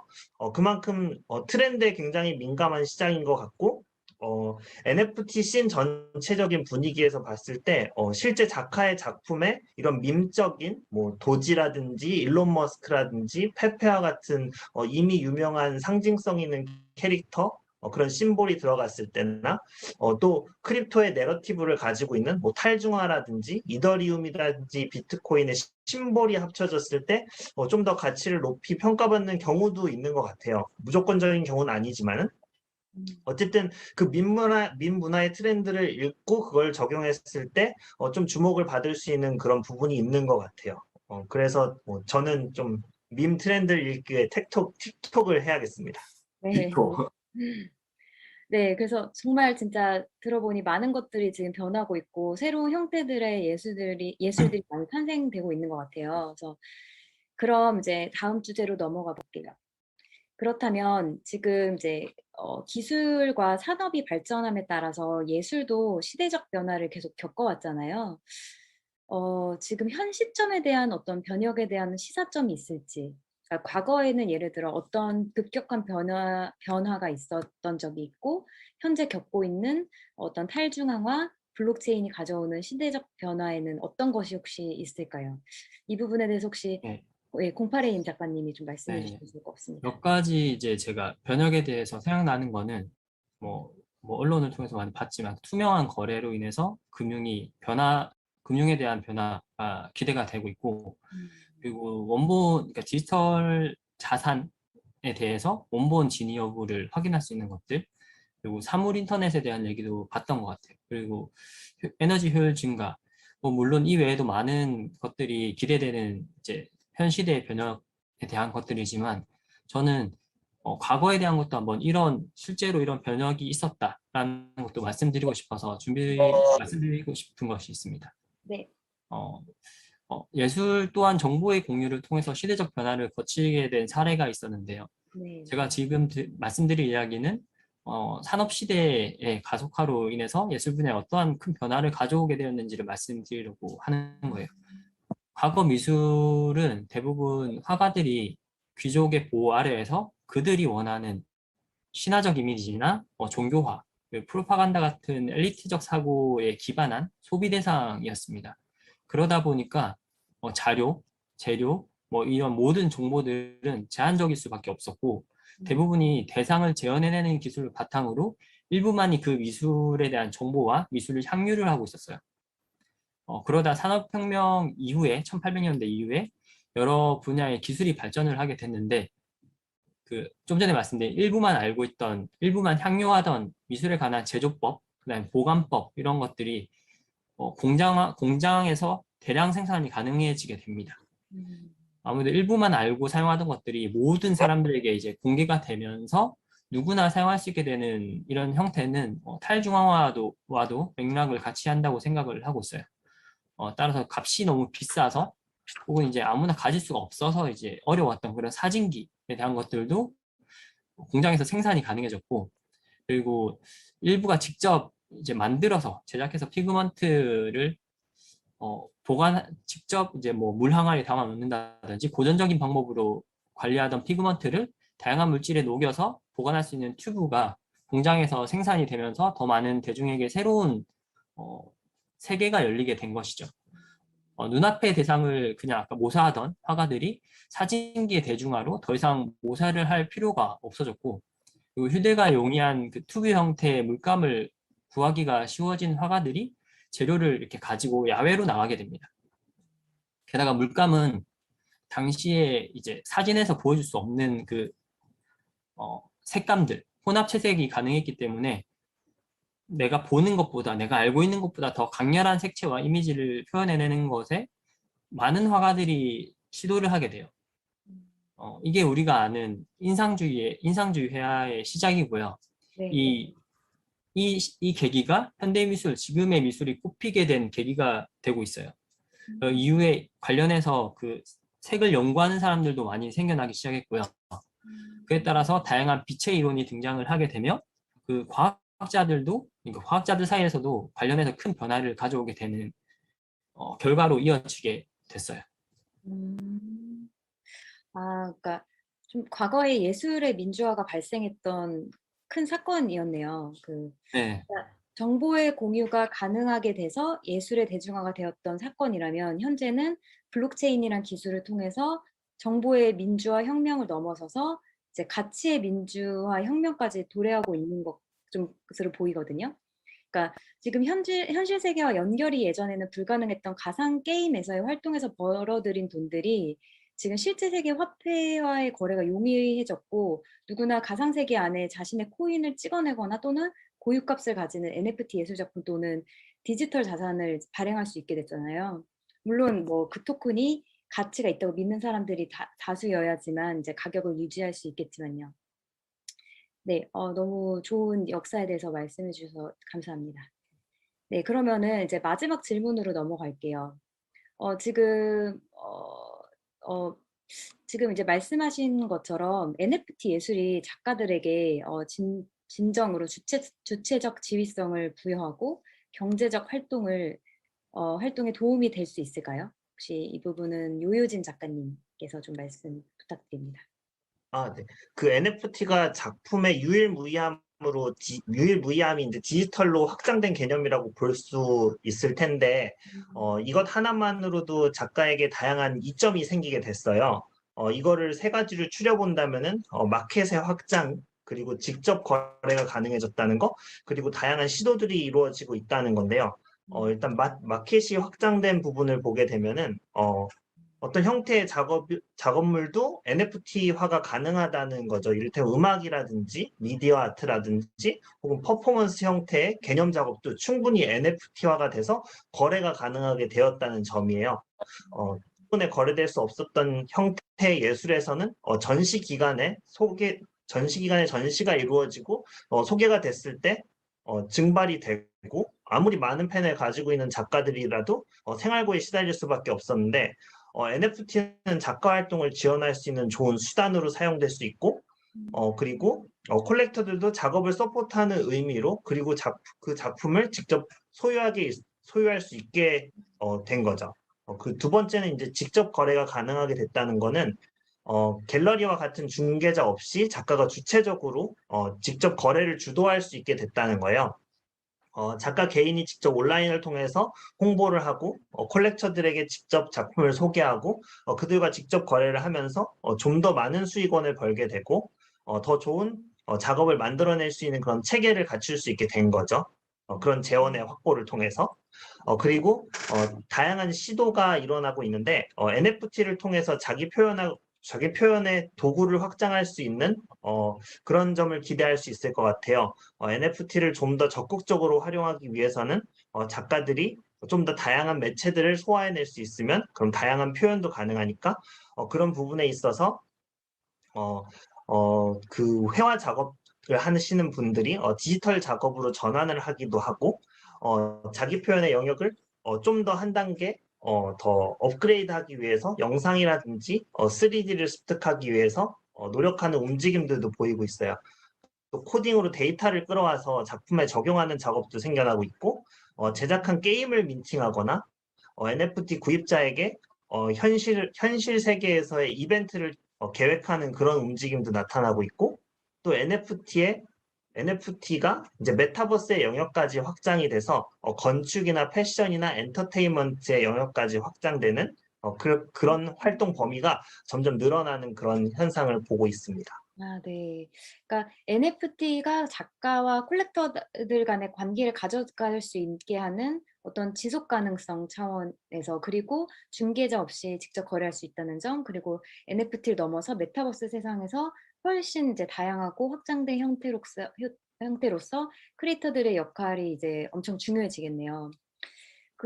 거기다가 또 여기서 더불어서 일반 미술품은 2차 판매부터는 누구한테 판매되든지 이제 트래킹도 되지 않고 어떤 이제 금전적 로열티를 지급하지 못하잖아요. 네, 그에 반해서 NFT 상에서는 2차 판매, 3차 판매가 일어날 때마다 작가에게 이제 일부의 로열티가 지급될 수 있도록 민팅 시에 스마트 컨트랙트로 미리 세팅을 할 수가 있죠. 이 부분도 되게 좋은 장점이라고 생각을 합니다. 근데 이렇게 보면은 NFT 자체가 마치 핑크빛 미래를 보장하는 것 같지만 만약 또 만약 그렇지만은 않을 것 같아요. 혹시 좀 부정적인 측면은 없을까요? 제가 좋은 점을 말씀드렸는데 물론 이렇게 부정적인 측면도 분명히 있어요. 현재 많은 시도들이 일어나고 있음에도 불구하고 소개되어지고 있는 플랫폼이나 컬렉팅되는 작업들은 대체로 시각적인 이미지 중심의 작업들로 이제 씬이 대부분 형성되고 있다는 점이 좀 아쉬운 점으로 남고 있고 그리고 개개인의 홍보 능력이나 콜렉트층이 딱히 없을 경우에는 수익을 만들어내는 게 굉장히 힘들다. 그리고 이제 NFT 개념이 소개된 시점에서 대중화되기까지는 어느 정도 그 시간이 걸릴 거라고 생각을 해요. 그래서 지금 당장 뭔가 이렇게 민팅을 해서 큰 수익을 벌어들인다는 것보다는 지금 준비하고 있는 지금 당장 준비하고 그리고 다양한 체험과 시도를 해봐야 되는 게 좋다고 생각을 해요. NFT 아트와 현재 미술 시장을 비교해서 보면은 솔직히 크게 다를 건 없다고 생각을 해요. 앞서 말씀드렸다시피 유명하거나 특정 소수의 작품들이 이미 어마어마한 가격에 거래가 되고 있고 처음 시작하는 작가들한테는 되게 진입 장벽이 높다고 생각될 수도 있을 것 같아요. 하지만 커뮤니티 안에서 생태계를 이해하고 자기의 작품을 소개할 수 있는 마켓이 하나 더 생겼다고 생각하시면은 그냥 좀 편하게 접근할 수 있을 거라고 생각합니다. 네. 그러니까 결국은 이렇게 또 하나의 매체가 탄생함으로써 마켓이 확장은 됐지만은 결국은 열심히 하고 실력 있는 아티스트들만 살아남을 수 있는 거는 똑같은 것 같네요. 그러니까 사실 디지털 아트 작업 위주로 하시는 뭐 낙타 작가님 같은 약간 그런 분들한테는 되게 기회가 많이 열렸다고 좀 보면 될 것 같아요. 그래서 제 생각에는 이렇게 좀 빨리 변하는 세상에서 결국 시대를 읽고 앞서 나가는 크리에이터들한테 기회가 주어질 것 같고 또 시대 정신이라는 것이 있잖아요. 그래서 결국 후대에 기록이 되는 아티스트는 그 시대를 대표하는 좀 상징성이 있는 아티스트들인 것처럼요. 그래서 네, 저는 이 자리에 있는 이제 작가님들이 아주 변화를 빠르게 잘 캡처하셨고 그리고 너무 실력이 출중하신 분들이라서 그 기회들을 잘 잡을 거라 믿어집니다. 그리고 또 잼스터디를 하셨다는 것 자체가 지금 보통 분들이 아니라고 생각이 들고요. 그래서 앞으로 멋진 활동을 기대하도록 하겠습니다. 네, 그러면 이제 패널 토크 마무리를 할게요. 그래서 이 방송 보시고 NFT 잼스터디 관심 있으신 분들은 메타서울 그 사이트에 들어가셔서 그 한다오 그 이메일 주소 있는 그쪽으로 문의 주시면은 저희가 다음 클래스가 열릴 때 그 안내해 드리도록 하겠습니다. 네, 그러면 이제 이상 마치고요. 작가님들 참여해 주셔서 너무 감사드립니다. 감사합니다. 네, 감사합니다. 감사합니다. 네.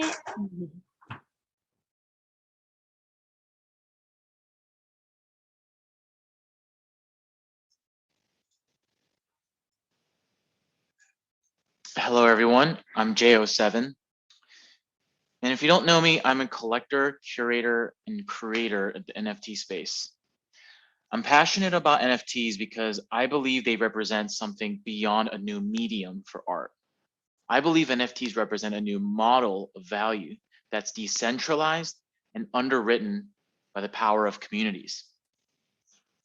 I'm here today at Metasoul 2021 to talk about the idea of community. For background, I've been building and managing digital communities for nearly 20 years now. It goes all the way back to when I was a kid, plugged into the internet, customizing PHP-based forums, running up my parents' credit card bills for server fees, and even combining IRC and Winamp Shoutcast to run my own internet radio show with live chat enabled, essentially the first sort of, or Twitch before, Twitch was actually available.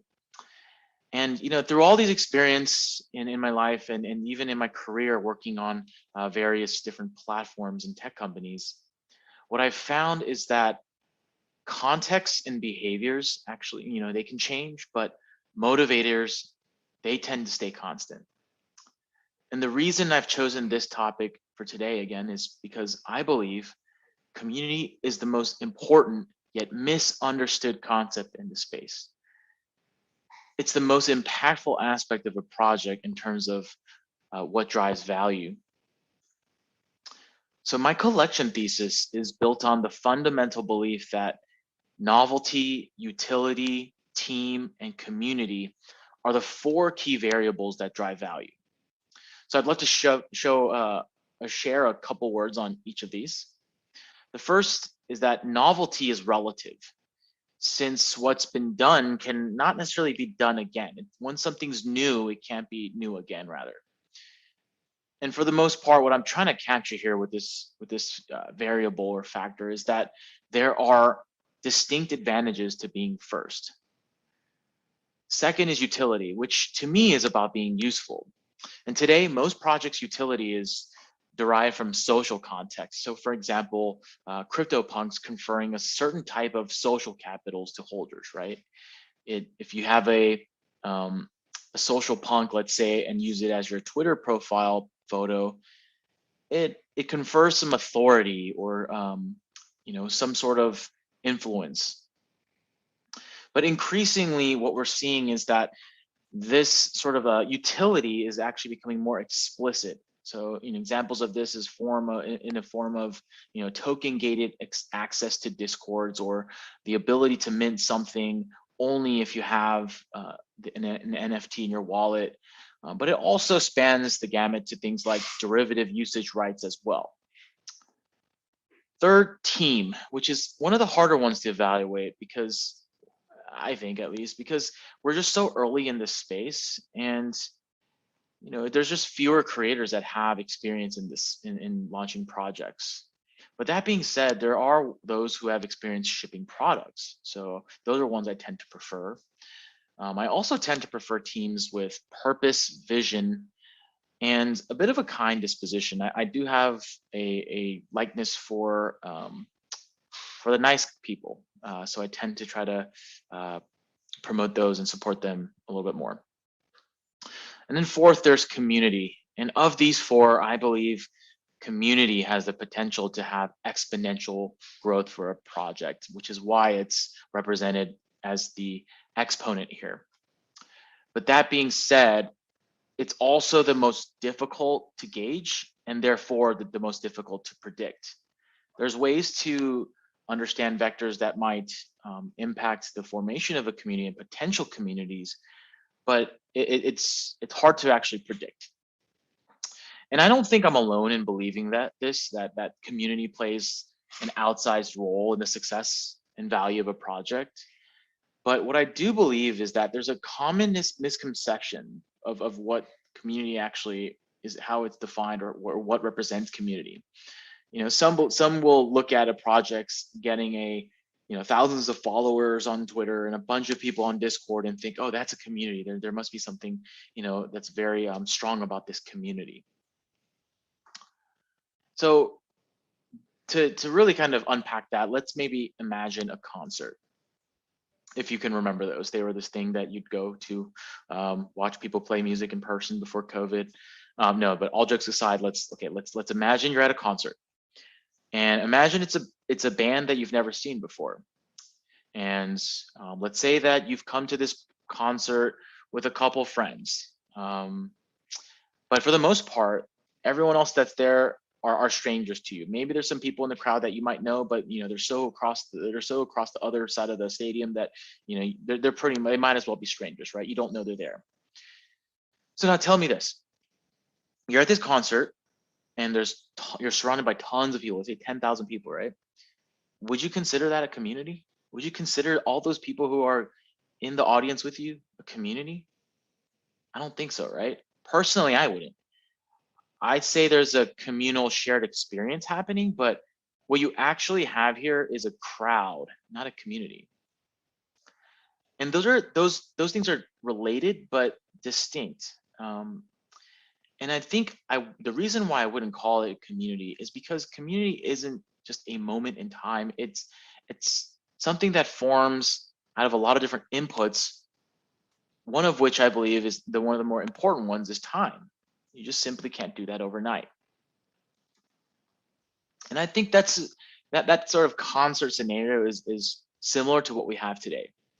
So let's take, for instance, the recent wave of these sort of collectible projects, right? These avatar collectible projects that really appeal to people in terms of like, they're usually based on some sort of, let's say, animal or character. And, from a utility standpoint, they really are centered around the idea that you would use it for your profile photo. And another commonality that we've been seeing is that they usually mint a collection of around 10,000. There's some that are a little bit less, but typically it's around there. So, obviously CryptoPunks was sort of the genesis of this theme or trend, right? They laid the groundwork, but shortly after them, not shortly after them, but the second after them has been Bored Ape Yacht Club, right? They've been sort of like the second one to really be able to cement themselves in the space. And since Bored Apes, we've seen countless new projects spring up seemingly on a daily basis. And while punks and apes at this point seem to have a thriving, resilient community, it's hard to tell with these new projects because they're just so new. You can drop into any of these discords for these new projects and you'll see probably a lot of chatter, a lot of messages, see a lot of folks online, and you might think you're looking at a community. But similar to that concert example, I think what you're actually seeing is more crowds of people. There are crowds of people who are buzzing around with excitement, which is not a bad thing. Don't get me wrong. That's actually probably a good thing and actually could be the seeds of what sprout into communities, right? The genesis of a community, but it is not a community. So then the question becomes, how do we build communities, right? And to begin to answer this question, I think we can take a deeper look at what drove the success of the Bored Apes project. For context, I was among one of the first 100 minters of the project, so I have been able to closely observe firsthand the meteoric rise of this project and the formation of communities since pretty much the beginning. And now the reason why the Bored Apes were successful is manifold. There's a lot of different reasons, but there were a couple things that I think they did really well right out of the gate. So I'm just going to unpack those for the next couple slides here. First is creative direction, right? The Bored Apes team actually made a concerted effort at creating a unique aesthetic, which, with some quality involved and developing some lore. They created a universe and a narrative that people not only wanted to consume and be a part of, but they also wanted to help write and co-produce. Like they wanted to immerse themselves in that a little bit. And again, going back to some of the idea that like they had this little bit of higher quality aesthetic, I think that really speaks to kind of just more so the context of that time when just how few there were in terms of like these scaled collectible projects that actually exemplified a strong blend of both technology and aesthetics, right? Like most collectible projects at the time clearly looked like they were designed by engineers, not artists. To even say that they were designed maybe be a stretch, but Bored Apes, I think, when they came out, stood out as a project with a significantly higher effort quality bar here. Second is community utility. So beyond what has now become the standard gated Discord access, right, using like bots like Collabland, one of the things that the team provided here was something fairly new and innovative, which was their bathroom, a members only graffiti wall, which low key, it's still one of my favorite utility features a project has released in this space.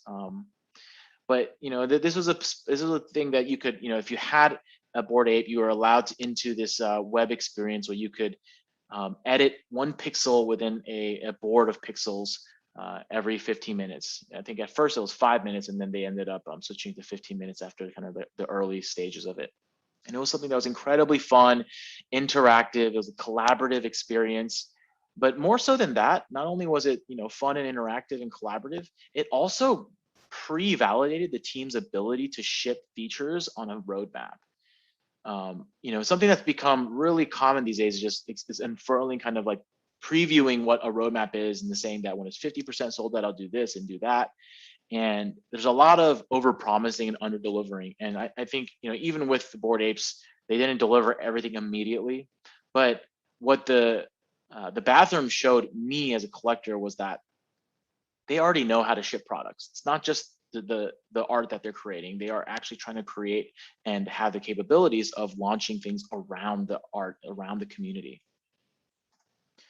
Third, and I believe this is the most important, usage rights. The ownership and commercial usage rights the project conferred to buyers, what this did was empowered collectors to become creators. And that's what some of the best projects do. They empower their collectors to become creators themselves. And in a decentralized space where people are not only looking to invest in a project, but they're looking to become co-producers of the narrative, this simple innovation proved to be a killer feature of the project. It enabled a culture of remixing, which effectively widened the creator funnel of the project. So it wasn't just the founding team creating anymore, it was all of the collectors. And by empowering collectors to create their own derivative lore and unique assets around their ape, the team developed an incredible flywheel, something that just kept on growing, right? It allowed owners to create value for their own asset, which then promoted awareness and engagement for the project and community, which then created more value for their own asset, which then promoted awareness and engagement. So you can, again, see that flywheel effect. What this also did was incentivize collectors to self-organize into smaller tribes within the greater collector community. These tribes, if you kind of look deeply, if you look closely, they had their own set of customs, their own rituals, their own language, their own values, their own culture. And a great example of one of these tribes was Bushido apes. And this is a group of Bored Ape collectors who developed their own world, their own narrative and lore around their Bored Apes as samurai characters. You can see just from this example, these three examples, clearly how something as simple as derivative rights allow these owners to fork off from the main community, to develop their own little tribe, and to even develop their own sort of meta properties, right? I mean, and then look at the quality that we're talking about here, right? It's adding value on top of it, but this would not be possible without those usage rights.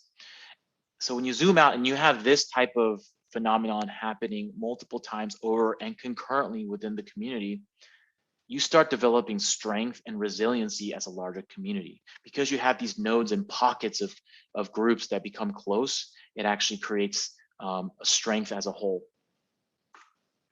So another artist whose approach I've really respected in this space is Super Nifty with his Floating Heads project. So amongst the swarming sea of collectible artists, this is an artist whose discipline and community-centric approach has been a very refreshing sight, especially when you contrast this against, the inundation of these hype-driven avatar projects. Whereas other projects rush to drop these 10,000 pieces with rarity traits and all that, this artist, Super Nifty, has been handcrafting each piece in VR, no less, and releasing them on a weekly basis for 4 months. Imagine that, like 4 months in this space, right? It seems like 4 years. And what the result of this steady drip has been is a healthy, resilient community of collectors. The collectors have relationships with one another. They also have relationships with the artists, and the artist considers the community as a collaborator. He regularly solicits feedback about future ideas, and he always ensures to incorporate those ideas into his project's roadmap. And when you get that type of community-centric project, you get collectors who are invested in the community, not just the art. But again, that takes time. So in conclusion, here's my challenge to creators. It's fine to do what you're doing now and gather crowds, but don't just stop there. Build communities. And know that building communities take time. So don't be afraid to slow down. Focus on intentional community building by aligning intrinsic motivations, as opposed to trying to gamify a crowd into community with extrinsic motivators. It doesn't work. Trust me, I've tried. And I know this runs counter to today's hype and FOMO-driven culture in the NFT space that really encourages, drop after drop, hopping from one project to another. But again, take your time. Allow your collector group to form a community over time through shared values, moments, and rituals. And you will have a resilient community whose value isn't just tied to the art, but is tied to relationships. So that's all the time I have for today. If you're an artist, collector, or anyone simply interested in building in this space, please don't hesitate to reach out to me on Twitter at the handle displayed here. I'm J07ETH on Twitter. Thank you again for allowing me to briefly share my ideas here at Metasoul 2021. I'll see you in the metaverse.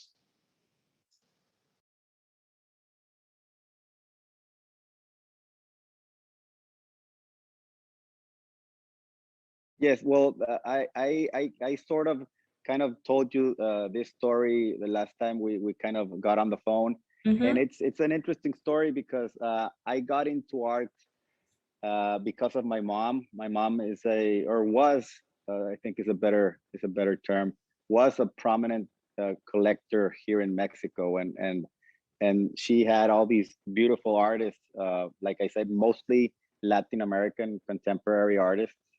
But she did have from Frida Kahlo to Tamayo and Morales, and she had a lot of beautiful art pieces ever since I remember. It was maybe since I was very, very young, she started collecting. So I was very accustomed to being surrounded by all these beautiful art pieces. And for me, it was just art. I wasn't really into art, but when the years go by, you start looking at these pieces and you start developing your own eye of what you like and what you don't. And maybe when I was 15, my mom received a wooden box from New York, a package of three beautiful paintings. And there were 3 Basquiats. I didn't know who Basquiat was back then. But I do remember just looking at the art and saying, okay, this is very, very special. Even though I'm seeing all these different artists that are super, super cool, this guy is super special. So I did tell her, just please, if you can put them as close as my room as possible. I want to enjoy these artworks. So at one point I did, my room did have 2 Basquiats, and I am very happy for that, even though they're not ours anymore. A couple of years down the road, my parents had to sell them because they needed liquidity for a business that went awry. So that makes it even kind of worse. But yeah, what I felt from Basquiat, I've only felt one more time in my life, and that's when I saw the first time Mr. Misang. And well, I'm actually kind of lying there, because the first time I saw Mr. Misang's work, I kind of just missed it. I kind of just looked it over and kept going. But the second time I saw it, I said, okay, let me stop here. I want to really evaluate this artist. And when I opened the small, the small presentation, it had sound, and it just popped. It just had this whole different energy to it once you opened it. And I said, oh my God. So at that point, I was starting to collect all these different artists, maybe just whatever I could afford. And I got to the point where I said, okay, I like all these artists, but I love Misang. So my reasoning was, okay, I prefer to collect what I just deeply love. And I said, I'm going to buy everything I can from Misang, or whatever he lets me buy and I can afford. And that's how I just got multiple pieces, because that was my strategy. I said, I'm going to go all in what I feel is best and what I believe in. And that's what Mr. Misang made me feel. It made me feel like I felt when I was a young kid with watching Basquiat for the first time. Well, for me, it's not about return on investment, to be honest. I collect because I love art. I really, at least the art that speaks to me, my objective is to make a beautiful collection and something that my family can enjoy and we can keep, and we can have these connections with all these different artists. But that's my main objective. Of course, things can change in the future, and I may be looking to sell a couple of pieces that I personally can envision right now. But I wouldn't say I will never sell any of my pieces. I think that would not be realistic. But my main objective is to collect. I really like to collect and to build a beautiful collection in the future. And maybe I can display it sometime, but it's not, again, that's not my objective of building just a gallery or something. It's personal. It's collecting for me and my family. Even my young daughters know who Mr. Misang is. They understand which artists are which. So it's that journey for me. It makes it worthwhile in itself, because I'm teaching my kids to love art, and I think art just makes the world better. It speaks to us, and that's what I'm trying my kids to learn. I usually know if I like a piece of artwork in the first, let's say, 5 to 7 seconds. I mean, it speaks to me, and if that checkbox is marked, then I can move forward and seeing if I can afford it for once. Because if I had unlimited ease, I'd have just the most awesome collection in the world. but no, of course, we all have we have a limited amount of ease. So then I see the budget.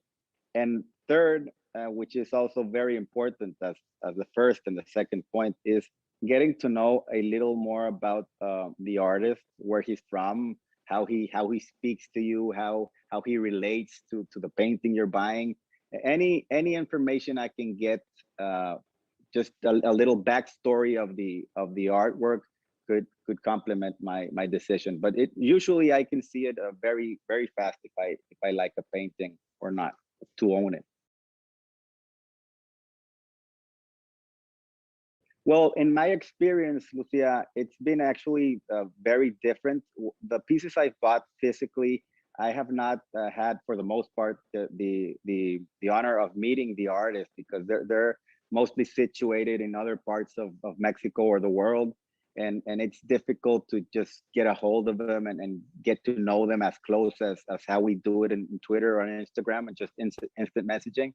So for me, it's been a godsend that NFTs have this component to them where you can really get to know the artist. You can really get a feeling of where they come from and how they are, and you can talk not only about art, you can talk about life. And I have great friends as artists. So for me, it's actually a better situation with NFTs regarding their counterpart in physical art. No, there is a very, very big significance, and for me, NFT art it's for me, it just comes more natural, because I come from a technical background. My business has always been digital, and for me to safekeep these paintings is kind of a hectic job. I mean, of course, I can display them here in my home, but whatever paintings don't fit, you have to really store them correctly. You have to be wary of humidity, of maybe how they're handling the artworks. If you wanna transfer, or you wanna send a piece for an exhibition, let's say in the United States, it's, of course, they pay insurance or everything, but you don't have the piece anymore. You have to replace it, and then sending it and getting it back. And for me, NFTs just have just a better manageability. It's just you can keep them. They're not gonna get damaged. Of course, you can lose them, but they're not gonna get damaged. And the other part that for me is just the most important part in all of this is the lifetime revenue for artists. And I think that was very long overdue. You can take again the example of Basquiat.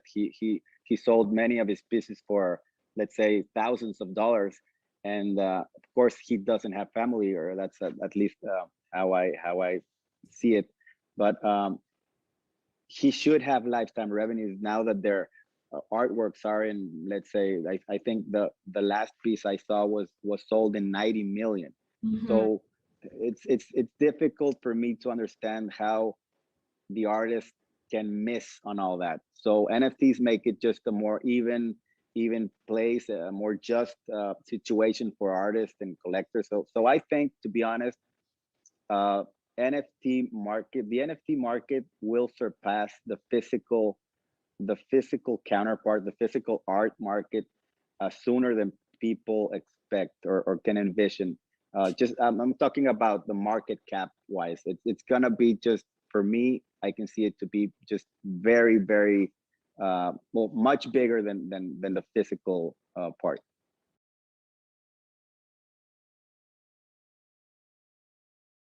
For me, it's kind of difficult. It's a difficult thing to ask. Burning art. It's just something that for me it's difficult to fathom, because for me, just art shouldn't be burnt. But I do get the point of just either having a physical or an NFT. To be honest, I am a digital maximalist.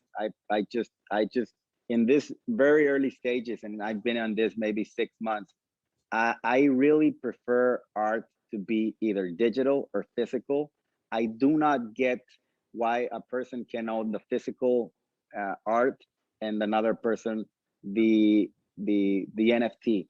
I mean, I can see exceptions. I can see things where just situations where maybe okay, but I do speak to some artists that are trying to just go both ways and say, I'm gonna have the physical and the NFT. And for me, I just prefer just natively digital art, and you can say I have the only piece, and yeah, if I had to choose one, I would always choose the NFT, at least since 6 months ago, then that I know the market exists. Well, for one, I think it's just a bigger market. When you're talking about physical art, you have to go through a gallery most of the time, so that the galleries have their collectors, and those are the people that they sell to mostly. In NFT, you have the world to sell to. Honestly, it's just a global community, and that's why I think and to be honest, people, or artists that can paint on a canvas are let's say it's just a limited quantity of people that can do that. Digital art opens the market entirely, because digital art is just not straightforward. There's a million different ways you can do digital art. So all these people that work in movies like let's say Avatar, or just these sci-fi movies, those are the artists we're going to be seeing in the future, because they know how to do all these incredible images with programs and different languages, programming, etc. So I think that's why mainly we're going to see a boom in the next couple of years. Well, we're seeing it now. We're kind of in a just kind of a dull place right now, but in the future, look, 6 months for me feels like 3 years in NFT. So I cannot envision what's going to happen in the next 10 years, to be honest. But it will be bigger than physical art. At least that's my vision, my projection. Right. Yes, and that's actually a good point, because I would have never had probably a Korean artist or a Thai artist in my collection if I were collecting still physical art. To be honest, I wouldn't get to reach them, because I wouldn't find them. I don't have any gallerists here that know Korean, or a lot of Korean artists. So it's like I said, it's just how this becomes global, and for collectors, it's it's a playground, because you can really just go to every different continent and find just these amazing artists, and it's the diversity is what keeps this market rich. And so for me, that's just been just a very welcoming aspect to collecting. okay, I'm not only a collector, I kind of wish I was, but I am a collector slash psychologist slash maybe to some degree art director, because I do speak and converse with all these different artists that for some reason they want to hear my opinion, even though I've bought from them before. I know they're not shilling their work, but they say, can you give me just your point of view of this piece, what does it make you feel, what do you think? And then we of course move into personal things of life situations and how and just different aspects of how to just to move forward. And it does take a lot of time. I do it mostly because I just love doing it, and I love giving my opinion and suggestions and just helping people that I mean, they're at least asking for my help. But yes, it's me being in the NFT community right now is I think much deeper than just collecting. It's making all these different relationships and getting to know these amazing artists and collectors and all the people in between. But yes, I am giving myself to this community much more than just collecting. I think collecting is just my gift to me, and say, oh, I got this beautiful piece, but I am putting in a lot of work, and I enjoy it. I really do. I enjoy giving my opinion, and if it helps that said artist or whatever, I feel good. I feel good about that.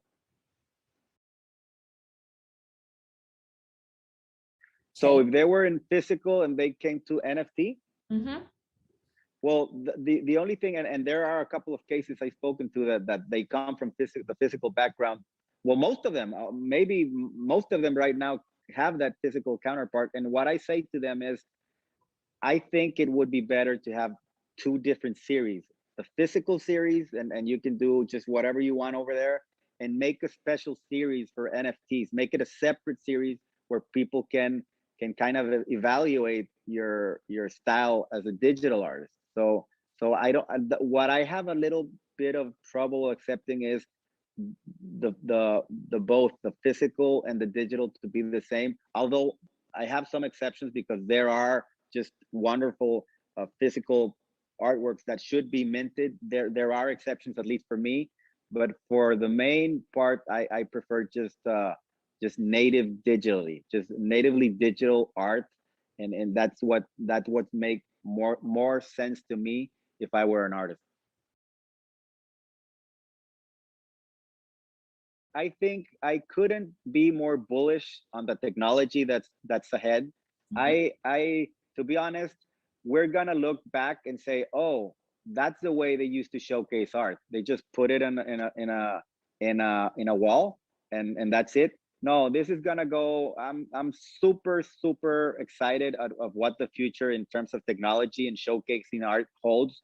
I'm sure maybe 4 years down the line, we're gonna be showcasing art in ways we wouldn't have imagined now. And also, I think NFT art suits better the commercial spaces more than the residential.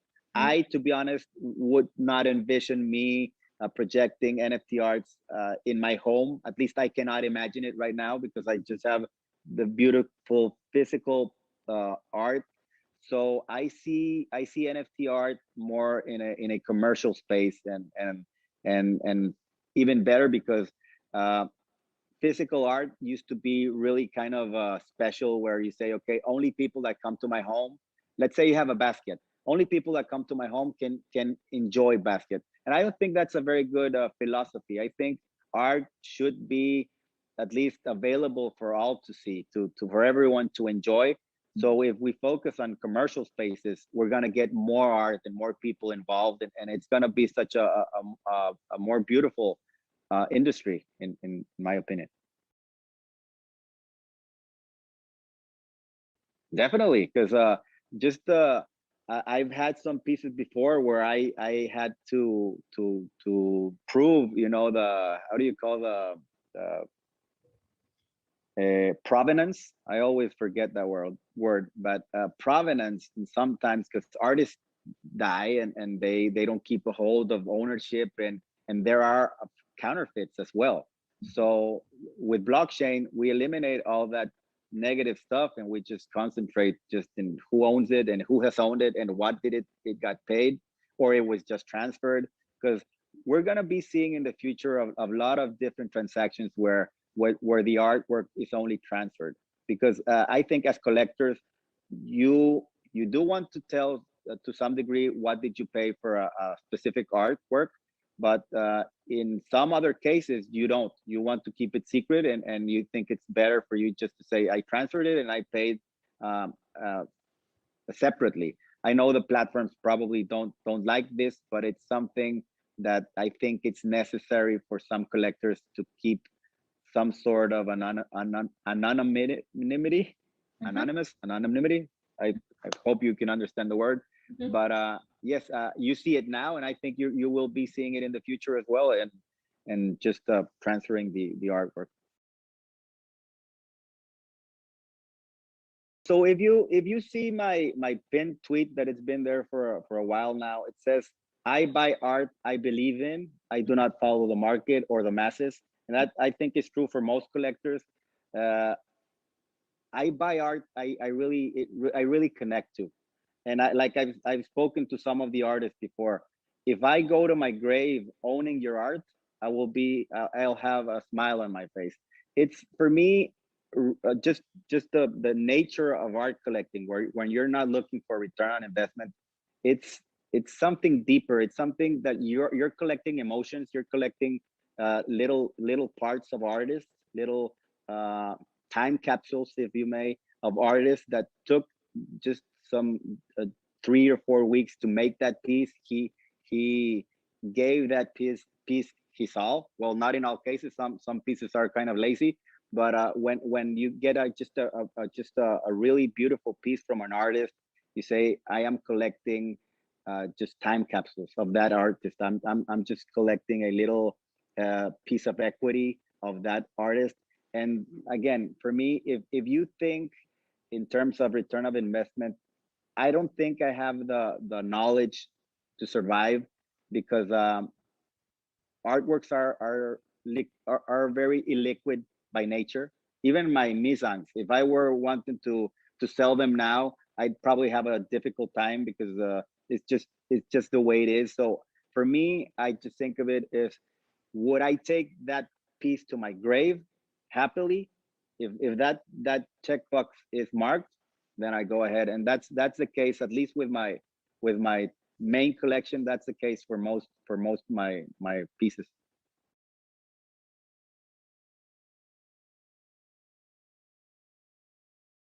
Good morning, everyone. My name is Henry of POM, building tools for NFTs. I've been in the crypto space since 2016, but I also fell in love with NFT and the technologies and the utilities and the use cases of it. And today I'm here joined by xAix, and we're just going to talk about his story of how he fell into the rabbit hole of NFTs. I believe xAix is a longtime crypto advocate, and we're hoping to hear his story about his golden afternoon and the adventure so far. So welcome, xAix. Thanks for having me. Yes. So before we get into the NFTs, could you briefly introduce yourself before the rabbit hole? Right. Yeah. So myself, I'm like you. I've been doing crypto since I think about 2012. That was like about a decade ago when I first started hearing about it. I'm also I work with a lot of I did my own startup last time, and once I found out about like Bitcoin and crypto, right, I immediately abandoned like all my startup stuff. That I'm like, I'm gonna focus on just doing Bitcoin stuff. So I started changing my direction to doing Bitcoin, and yeah, it's been ever since. I haven't stopped. And I think I heard about NFTs like way before this NFT hype's going on. So since I'm a programmer myself, like I build stuff, right? I build like apps and services, web services and stuff.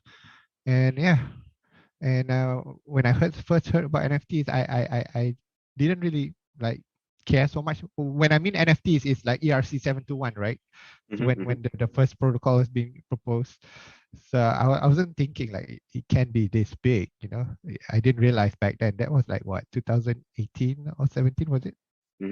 Yeah. So yeah, so I'm a techie myself, like you, but I didn't do much on the layer, like your layer one solution, kind of blockchain solution kind of thing. I just built like apps on top of like blockchain stuff. Yeah, so that's basically about like how I got into crypto. Nice. So you kind of mentioned that you were first encounter the concept of NFT back in 2017, probably through guys like CryptoKitties, I guess. And for some CryptoPunks back in 2017. So could you kind of tell our audiences about how you actually got into NFT, like how you fell into the rabbit hole this time around? Right. So I guess I've been reading a lot of news feeds like every day, and I start to see like people talking about people's NFT being sold for like 69 million. I'm like, wow, what's going on? Like who buys a JPEG for 69 million, right? And I start. It's just like before when I heard about Bitcoins, like, oh, what the hell is this thing, man? Why people are buying pizza with Bitcoin? Blah blah blah. Like it's all over the news, right? Then what I did was like, I wanted to understand it, right? Because there must be something behind this NFT craze, right? So I did my own research, but I couldn't really like get it yet. So the only way for me to understand what it is for me to buy my first NFT. Like, you walk the talk, right? Like if you read about it, you don't experience it, you don't really understand it, right?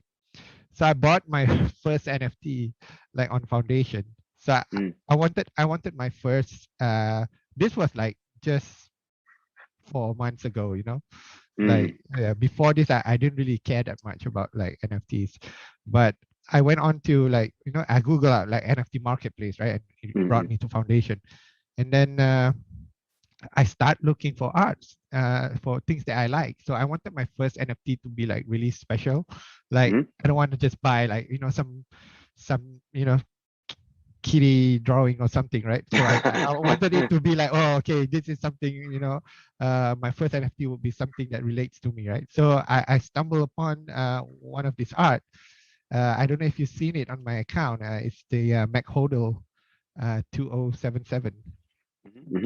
So that piece of art, it was showing like a cyberpunk team environment, and it was a McDonald's logo, and the McDonald's logo was converted into like Bitcoin, and it says like I'm hodling it.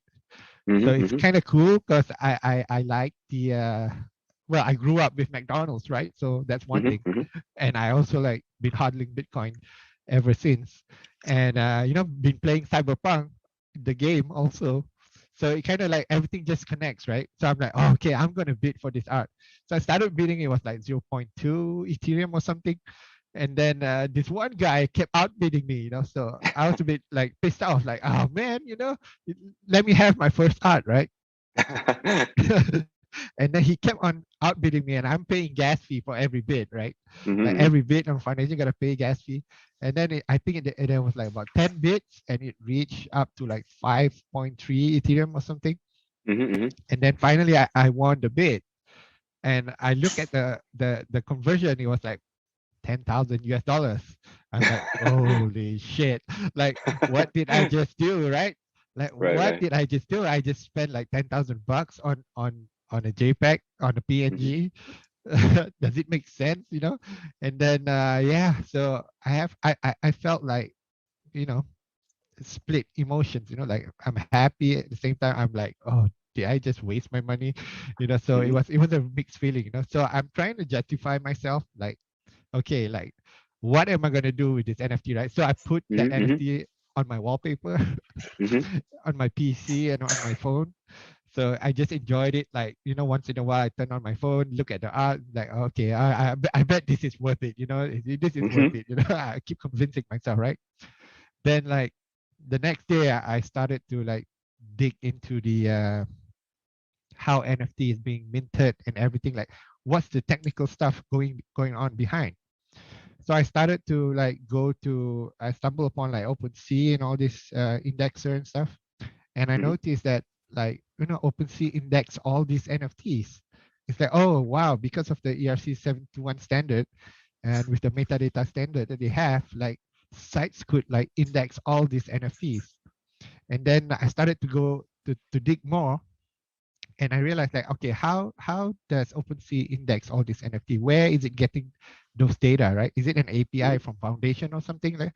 So I dug into deeper, and then I finally realized like there's a in the contract, when you read the contract, there's this thing called the token URI.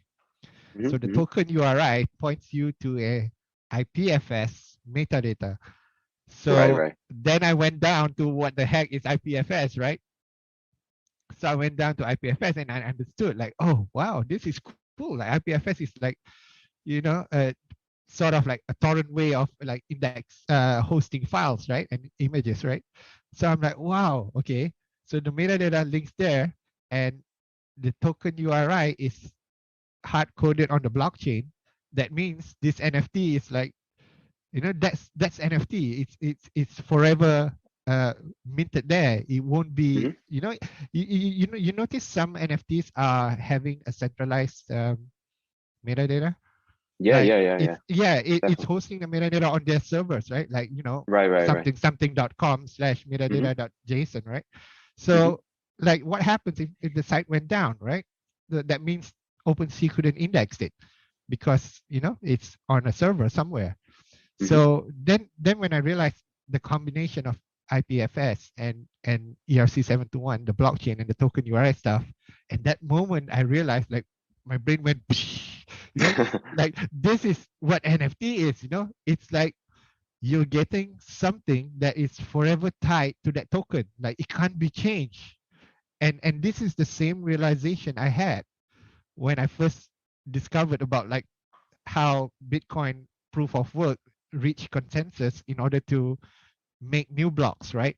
So it's the same thing, right? So it's the same epiphany I have when I first understand about Bitcoin and when I first understand about like what NFT is. So yeah, that moment of realization was like really, it hit me really hard. And I think that this is going to be like huge, and it's not just like a fad where, you know, everyone's talking about NFT and everybody's getting into NFT. I think that's a really like, I mean, the first thing that makes sense is art, right? For this NFT, but I think there's a lot more use cases for this NFT. It's not just art, but like you know, like blockchain, right? The immediate thing you would use is currency, because it's a ledger that can add and subtract amount.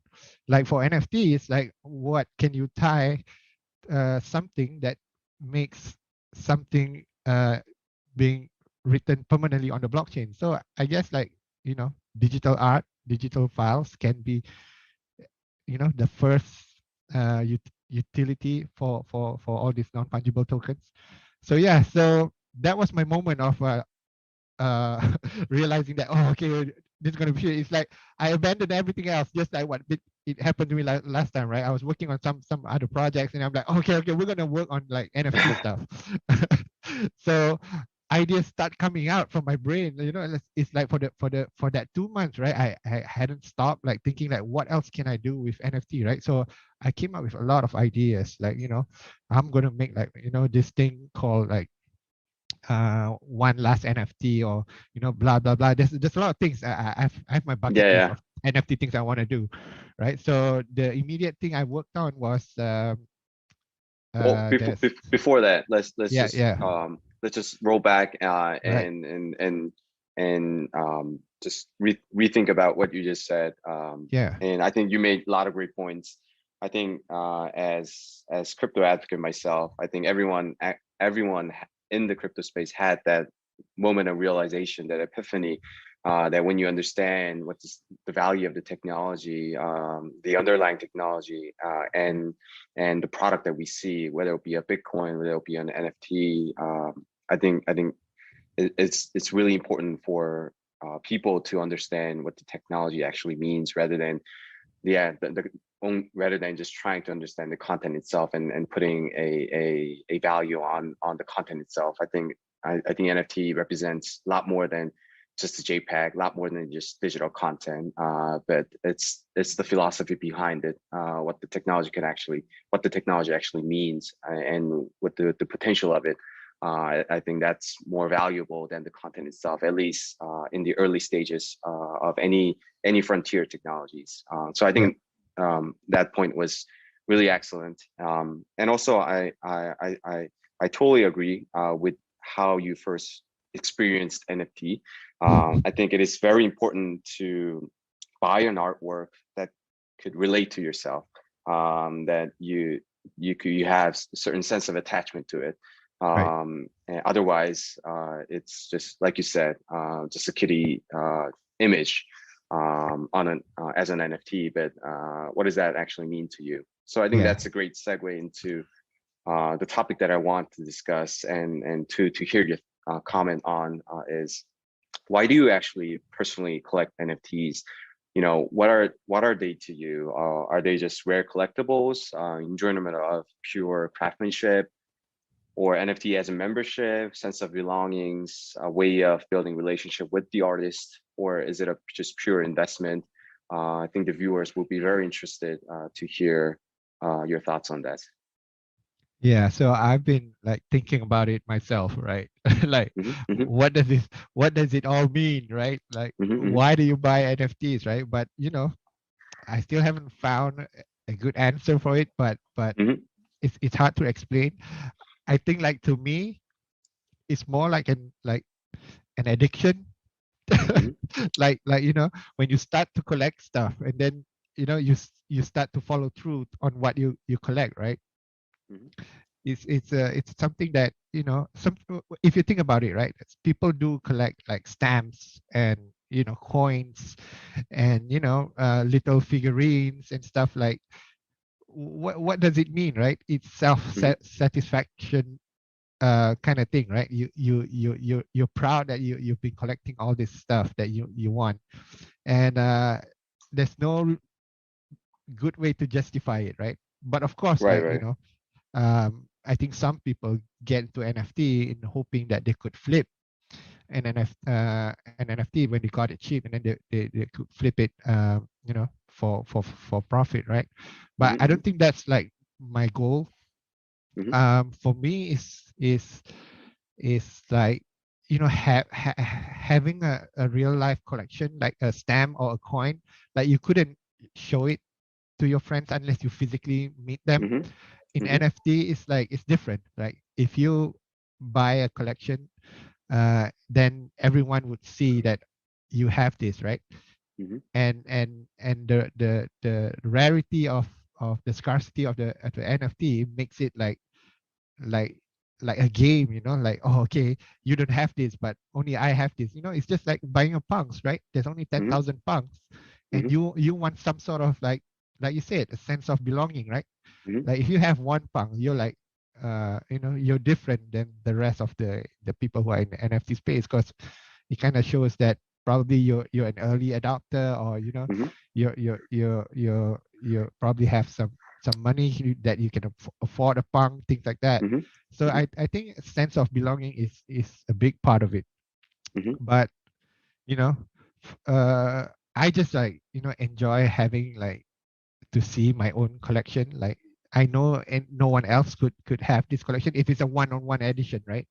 So it's more like I think it's more like people just want to chill and brag and you know, I have this, you know, things like that. I guess it translates back to the real world. If you have, like, you know, Iron Man Mark 1 till Mark 10 lying around, you know, in your house, like, you just want to show it to people, right? You invite your friends to come and see, you know, it's the same thing. Yeah, but this time your audience is like the whole world, right? Everyone could see what you're collecting, and they could know how much you paid for it. That's the scary part of it, right? Right. So yeah. Right. Interesting. That's how I see it. It's hard to explain like why I would buy an NFT. It's just like, for me right now, I just feel like I like playing this game. It's like an addiction of collecting stuff.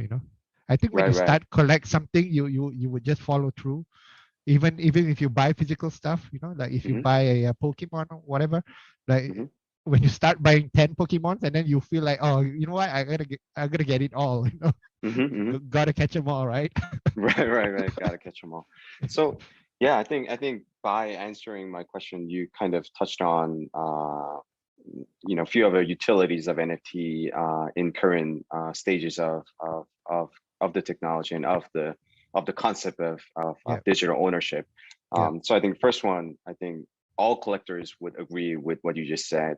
It's very hard to explain it, but it's like an addiction. And the fact that you're collecting something has value to you as a collectors. So I think that's one utilities of the NFTs that we could all understand. And the others, I think the topic of NFT as a membership, I think is very interesting. We're already seeing, including yourself, who owns CryptoPunks, actually make their punks as a profile picture on a Twitter, which kind of act as an avatar for potentially a metaverse that we're going to live in the future.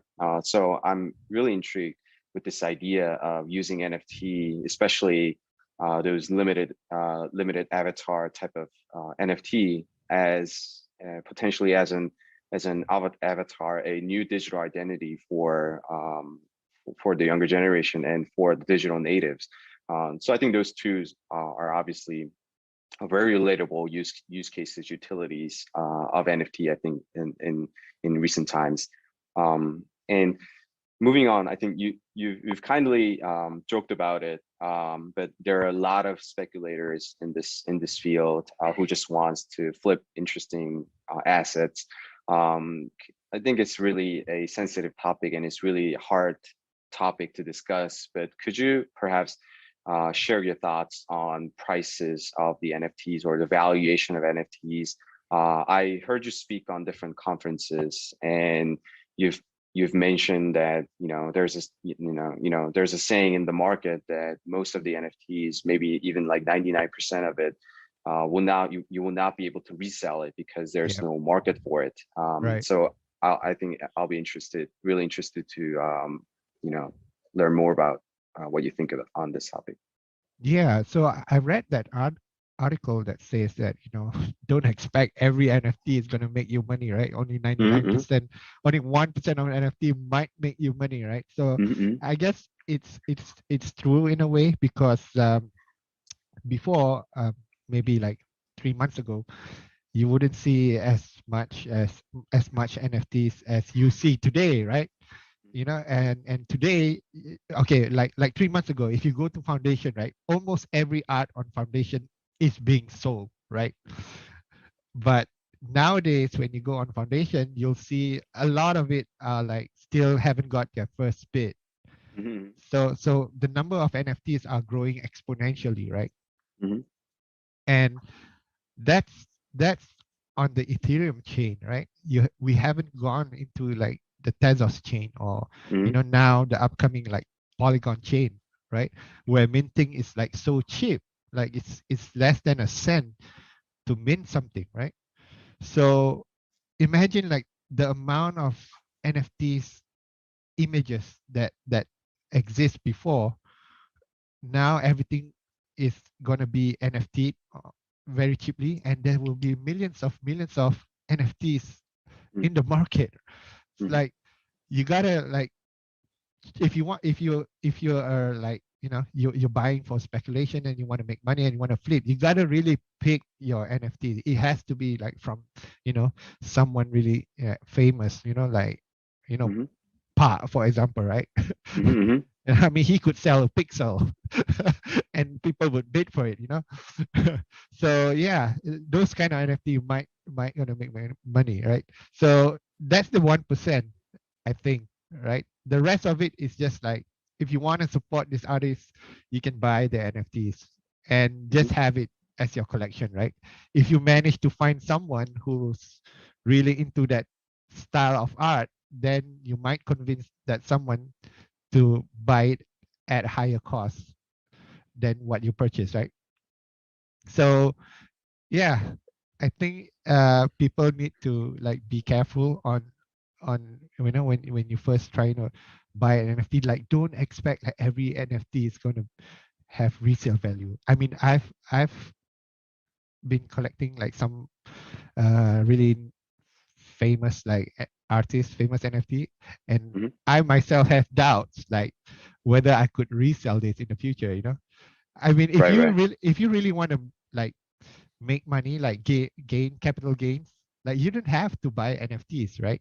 I mean, buy Ethereum or Bitcoin or the top 5 coins. That is much safer bet, right? Because we're we're going into crypto. Like, I mean, everyone is coming into crypto. I mean, I think it's the future, right? If you bet on Ethereum itself and Bitcoin itself, it would make you much more money than if you buy NFTs. NFT is just a niche of the Ethereum utilization, right?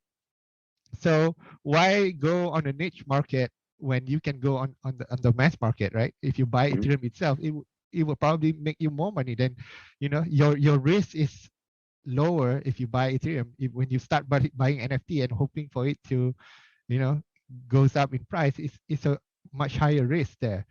So I would advise, like, you know, friends of mine, like, if you wanna, why are you coming into NFT? Why are you collecting, right? If you're just collecting for the sake of having a collection, self-satisfaction, then yes, you can go into NFT and buy arts that you like and you can show it off to people. But if your intention coming in is to flip and make money, it's a much harder game in the NFT space. You might as well just buy some Ethereum and wait for Ethereum to, you know, go into ETH2, and then everybody start building stuff on Ethereum. Then Ethereum, you know, goes up in price, and you would gain over there. I mean, it's a much better choice. It's obvious, right? So my advice is, like, you know, if you want to get into NFT, like, find your purpose, right? Are you just coming in to make money, or are you just coming in to collect stuff that you like for self-satisfaction or for bragging rights? You know, you got to know your purpose coming into this space. So yeah. So I always follow that rule, like 1% and 99% is not going to make you any money. Yeah. Right. I think that's a very good point. And you mentioned you started getting into NFT through Foundation. So I wanted to kind of touch on existing infrastructures and tools for the NFT landscape today. I think viewers would be interested to hear about the platforms that you use or the tools that you use. You briefly mentioned that you will need to look very carefully about what asset, what NFTs you are purchasing, and to understand the narrative behind the content that this artist is creating. So tagging on that concept, I think as this industry develops, I think the need for curation will become increasingly important as more people have difficult times, and there's a need for buyers of these NFTs to better discover a valuable asset, valuable artwork, valuable NFTs. And I think the industry today is lacking different tools that could actually help users, buyers discover great artwork and to show that to their friends and peers. So going back to the question, is there your favorite platforms or tools that you use in engaging with NFTs? And are there anything that you think is needed for the industry to become more mature? Yeah. So I think, like, when I first started, like, OpenSea was my go-to place to look for new stuff. But as I discovered, there's a lot more other tools people been creating, right? Like have you seen rarity tools? Yeah. Yeah. So like I love to use rarity tools because it just tells you like the rarity of the attributes of punks Yeah. or Mhm. bits or whatever's new coming out, right? Mhm. So that's like my go-to place when I wanted to like look at buying something that's rare. Mhm. And yeah, so like I built tools for myself as well, like ETH my, where you can just go to an address and add eth.my behind your address, and then it will just show you like, okay, this guy has like 100 Ethereum, right? And then here's a link to his like token values, and then here's the Polygon chain. Here's how much Polygon he has. That means he's been involved in like Polygon network. And then here's the BSC chain. Here's how much he has in the BSC, and whether this guy has punks, and whether this guy has some bits or he has Rarible foundation or whatever. So from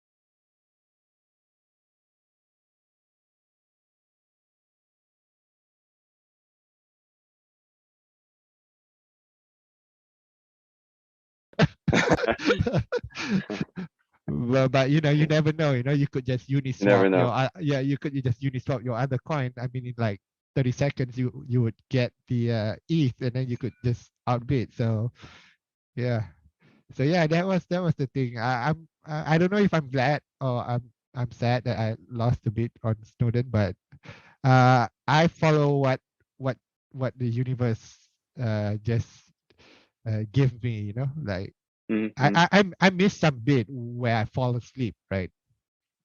I already Yeah. set my alarm and everything, but I don't know why that day I was so tired, so I just took a nap and I just missed a bit, right? So I'm guessing the universe is like trying to say that, oh, you know what, you shouldn't be buying this, you know, blah blah blah. So I just follow the flow, you know. I don't really feel regret, or you know, I didn't get this, I didn't get that. Like whatever happens, happens. If I get it, I get it. If I don't get it, there must be a reason behind it, right? So that's how I Yeah, think. Yeah. that's a good way to think about it. Yeah. Okay, great. Is there anything else that you wanted to kind of share with the audiences about your journey into the rabbit hole, or just in general anything about NFTs or crypto? Yes. I want to share like stuff that I'm working on. Like ETHMI is one and ETHChat is two. And I've been working on this thing called the Global Grid Game or Global Grid Gallery, right? So I got this domain. It's a pretty nice domain, right? It's g.gg. I don't know if I told you about it or told Lucia about it. No, okay, yeah. So g.gg is like the shortest domain name you could ever get, right? And it's a repeater domain, right? So I think there's only like 3 right now, which is c.cc. It's owned by Brian Cartmel, and he didn't want to sell it. So Oh, you actually asked him. yeah, I actually asked everyone that owns these repeaters, right? And then I went to this other one because there's only 3, right? C.cc, and another one is t.tt. And that was like some Chinese guy who I don't know how to contact, or probably doesn't speak English as well. So forget about it, right? So I had this guy who I contacted, g.gg. It was a really long journey for me to get this domain because he didn't want to sell it in the beginning, and then after like I think 2 years of chatting with him, Wow. and he had cancer, and then he recovers from cancer, and then suddenly one day he just decides like, you know what, I'll sell it to you, you know, like, okay, because I'm old and I just want to enjoy my life before I die or something like that. You know, he's like 74 or something, you know. And yeah, so I wanted to do something good with this domain, like g.gg, right? So I called it the Global Grid Gallery, g.gg. So essentially it's I mean, you can check it out if you go to g.gg, right? So essentially it's unlimited pixels where you can buy each pixels as an NFT, and you can put your avatar or your logo there. It's just like the $1 million homepage, right? Because you know the $1 million homepage, right, where he sells like $1 per pixel. Yeah, that was back in 2000. I think I was in the same university as he is, you know, in the UK. So that was inspired by that, but this time it's going to be NFTs. So if you buy a pixel, it would be there forever, and it will be yours forever, and you can update that pixel with whatever you want. And what I'm trying to do is that everything that goes on buying that pixel would be like donated back to the charity. So I'm not trying to profit from this. What I'm trying to do is give back and somehow like put a legacy of something I'm doing to the world. Like you have an unlimited amount of space. If you look at the white paper, you understand how it expands. The pixel expands on each level, right? So every profit that I made, but I have to like recover my you know, operational costs of running the server and buying the domain and stuff. But whatever profit, it will automatically be donated to charity. So basically, it's like a DAO where people decide where the charity goes. So if you think about it, right, a lot of people made money in crypto, and you know, it's time for them to like give back, right? So but by giving back, you get something, you get a piece of like a piece of pixel that's going to be there forever on the blockchain, right? So that's what I'm trying to do. It's quite interesting, and I've deployed the contract on a beta phase right now, so I'm testing it out. So it kind of works, and yeah, I hope this will catch on.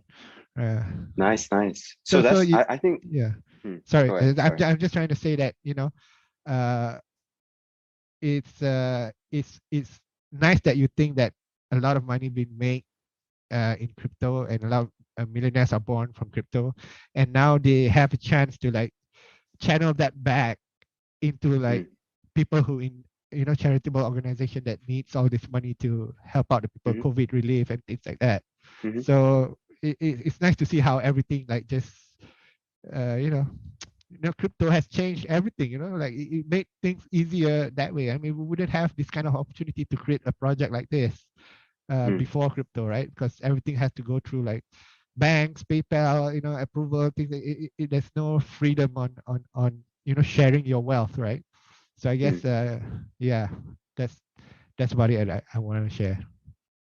Yeah. Well, I think it's wonderful that you're doing it. I think Lucia mentioned a project called dCanvas. I think that's the project that I think you're talking about. Is that correct? ETHCanvas? dCanvas.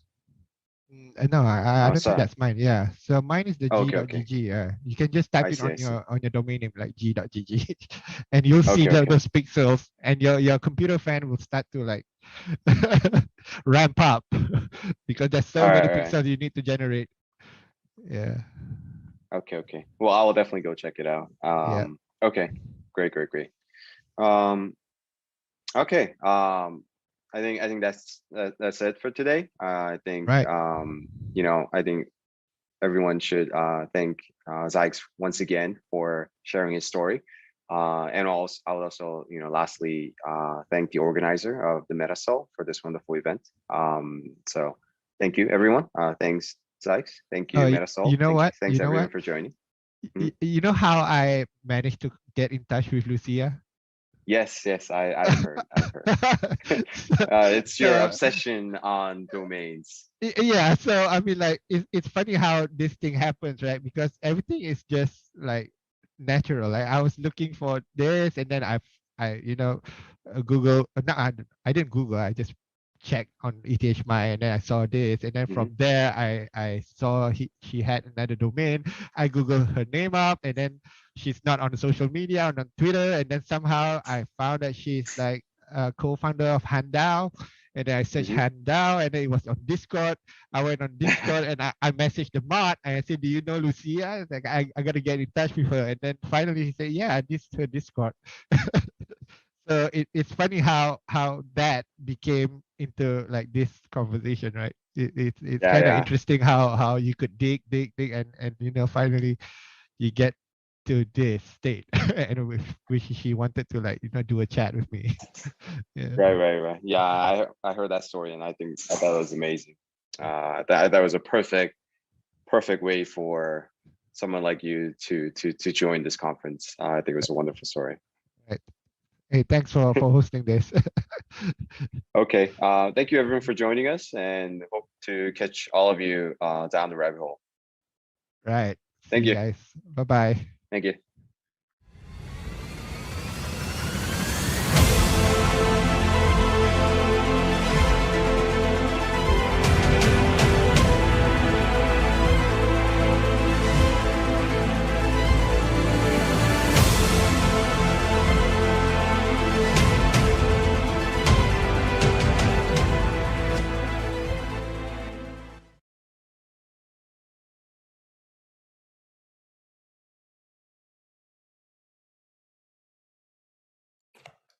Hello, I'm Daniel, the founder and CEO of NFT Bank.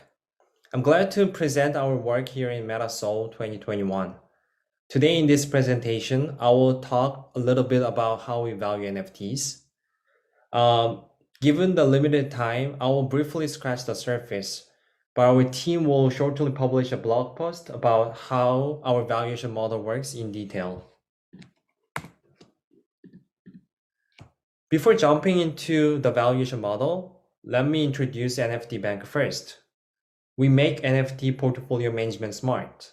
We aggregate all of your NFT transactions into one place to have a comprehensive view on your portfolio.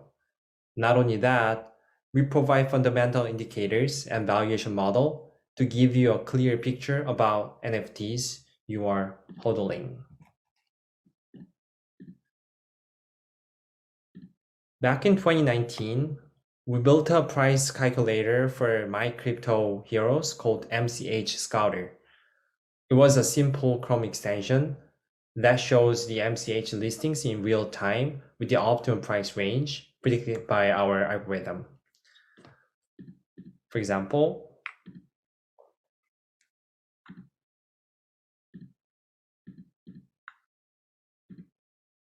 once you click reload, it will automatically fetches all of the listings in the market and shows you the current price, optimal price range predicted by our algorithm, and our opinion about the price. Once you click the detail button, you can see the price trend and our prediction about the price.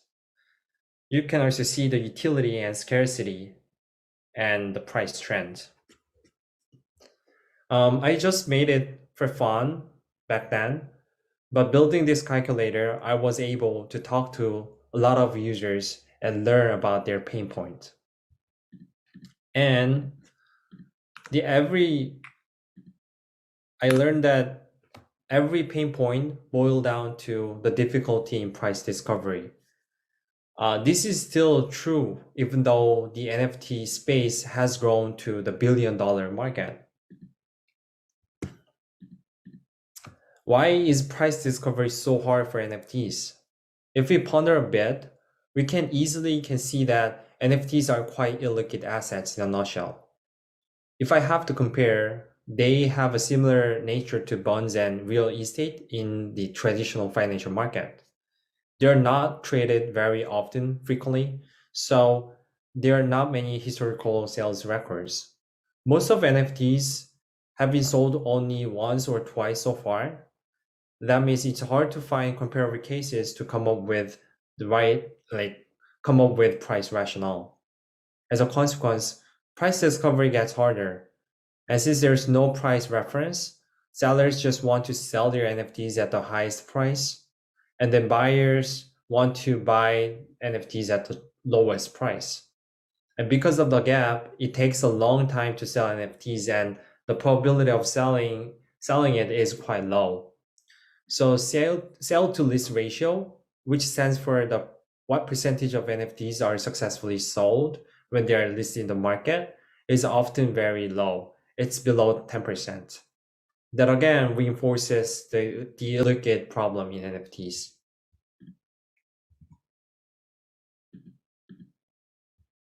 So the obvious question is, how does the NFT Bank tackle this problem? In short, we take several thousand features into account when we build our valuation model. We roughly segment those features into different categories. One is metadata, which is the detailed attributes of NFTs. Of course, the metadata is very important. And utility, we measure smart contract activities to come up to obtain the proxy features to come up with utility. And community and social factors definitely play an important role in valuation. And overall macro crypto market trend affects the price a lot. And sentimental factors also come into play. So how to get good valuation estimates? First of all, a comprehensive and in-depth quality data is always the key. And then the unique insights extracted from data make a huge difference. And the reasonable model selection is always important at the end of the day. All of these have to work together to get fantastic results at the end. In terms of quality data, building portfolio management platform, our team inevitably built a very robust and comprehensive data lake and pipelines for NFT data. And we also have fine-grained wallet profiles. Also, we get labels generated by our users in NFT Bank, which help us to tune our model further. In terms of deep insights, our data science team spends most of our time to extract as many insights as possible from the data and come up with leading indicators, the important correlationship between the factors, and engineer thousands of features that are highly predictive. We'll talk more about the specific features that we use and how we extract those features and what are the relationship between those features in our later blog post. In terms of modeling, we took several different approaches from various angles. In the end, what works best for us is a model based on hierarchical Bayesian model and Bayesian net. The reason why we ended up choosing this methodology is that since there is a huge data sparsity problem in this domain, the pooling effect enforced by the multi-level model makes a lot of sense. Besides, it shows the uncertainty in our prediction, which help us intervene the model at the right timing before spitting out wrong or unstable predictions. To measure the success of our model, we use MAPE, which stands for the median absolute percentage error.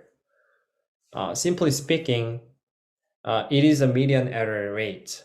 So for example, if MAPE is 10%, this means that half the time our model can be off by 10% at most. This metric is often used in many real-world prediction scenarios. Even Zillow and Redfin use this metric for their valuation model for real estate. Finally, this is our backtesting results. So we held out some portion of data as if they didn't exist, and then predict those held out data points. We roll out the prediction several times to come up with the errors. So you can see that the valuation estimates are pretty accurate. The first figure shows the backtesting results for Axie Infinity, and second one is for League of Kingdoms, and third one is for the Sandbox.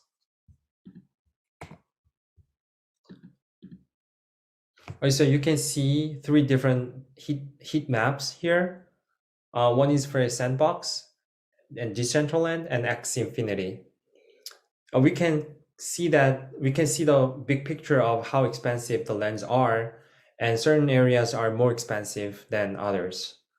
This can definitely help you make an informed decision when buying and selling your NFTs. All right, finally, demo. If you come to NFT Bank, you can search any specific NFT you want to look for. Besides, you can see the deal of the day. This is a list of NFTs that are underpriced based on our prediction. So you can see that every NFT has different price tag. So you can see in ETH term. All right. So I showed several use cases. So the first obvious use case can be building something like CoinMarketCap for NFTs. So if you visit NFT Bank via mobile browser, you can see the real-time balance and weekly changes of your NFTs in dollar term.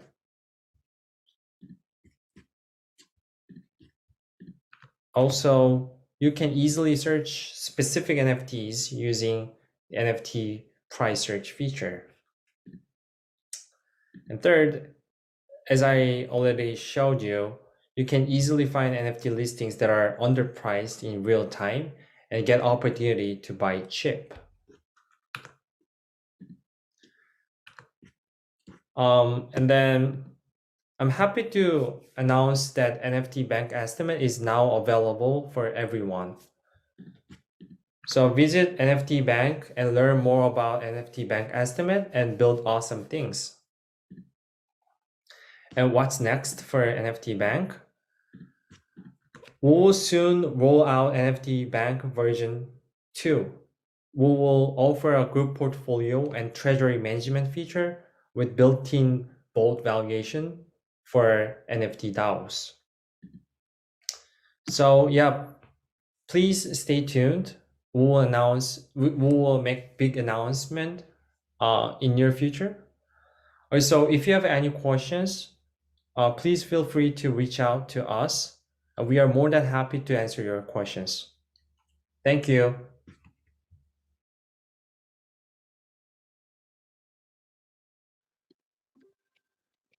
Hi, HI, Metasol. I'm John from Seasons, here to talk about why we think fractionalization is important and hint at what we're launching soon.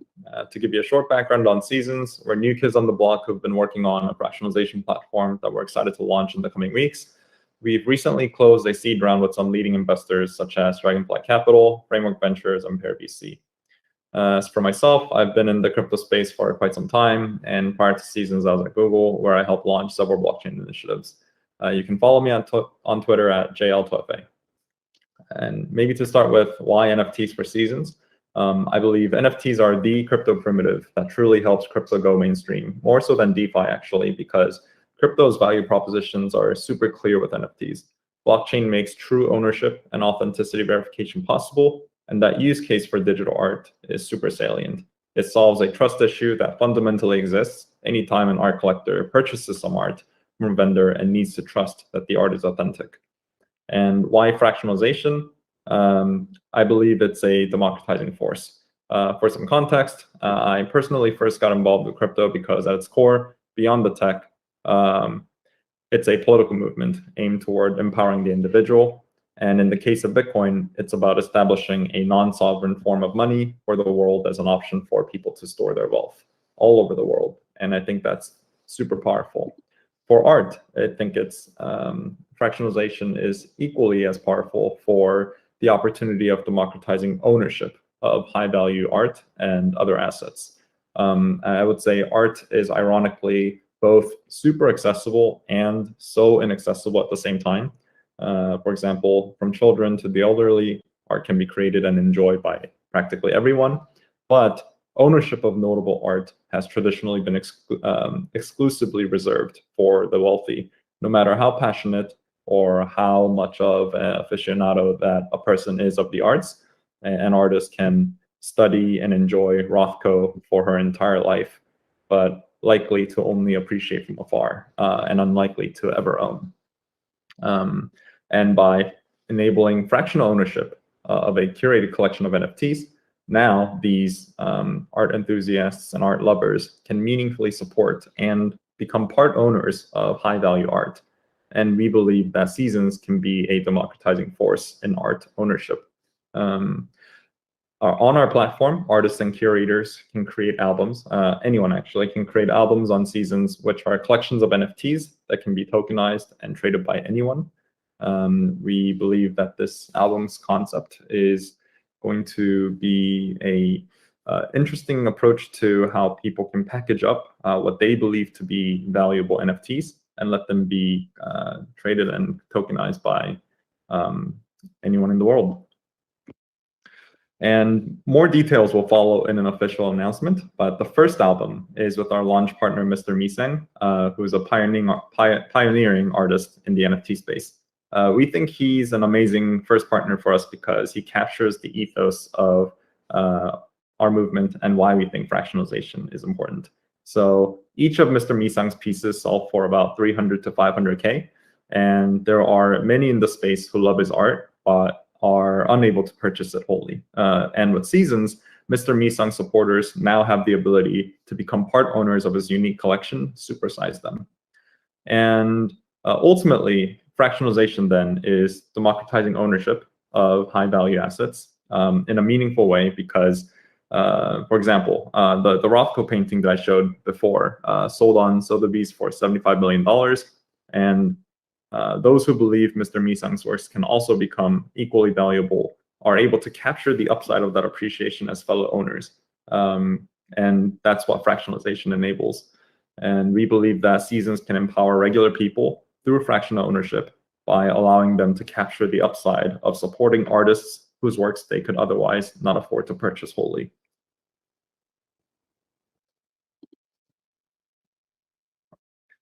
And actually, we at Seasons also believe that there's opportunity to impact the cultural aspect of art ownership through fractionalization. Often people have copies of famous paintings on their walls for display out of appreciation for the art, but never get to have a sense of ownership. So what if you could actually hang a physical print of a Beeple NFT that you love, but aren't able to purchase fully? We think it's meaningful to be able to say, yeah, as an NFT enthusiast, I own a part of an NFT and point to an NFT that is hanging on the wall. And we're excited to also announce a partnership with Chain to Frame to offer participants of Mr. Mi-sung's album sale a physical print that they can hang on their walls. And this time able to point to that artwork and say they are part owners of that. And we hope to have kind of a cultural impact to how people view fractional ownership, and not just something as a speculative means or just betting on an artist's work to appreciate, but rather give some actual meaning to being able to support a particular art and support the artist as a part owner. And while and that kind of continues the question, like while fractional ownership is powerful, it begs the question, what's next? What else are owners of fractional NFTs expected to do other than just holding on to those fractional shares? How do we go beyond speculation? And we believe the answer is in community and curation. Seasons albums expands the meaning of fractional ownership for collectors and creators by allowing them to engage in both economic and social activities as a DAO, rather than simply sitting on fractional shares of NFTs. Each Seasons album is a DAO with powerful infrastructure tooling that empowers album token holders to work together to take the album in a direction of their choosing, such as curating and adding specific NFTs into the album together.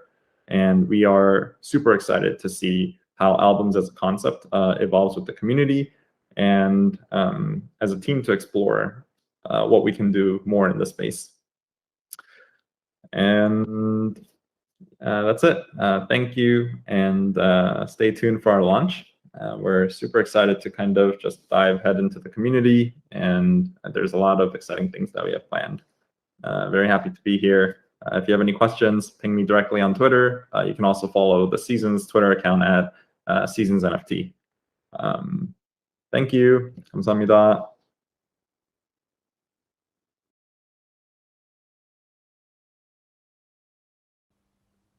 Hello, Metasoul. We are Fungyproof, and today we're going to talk about grading and enrichments for NFTs.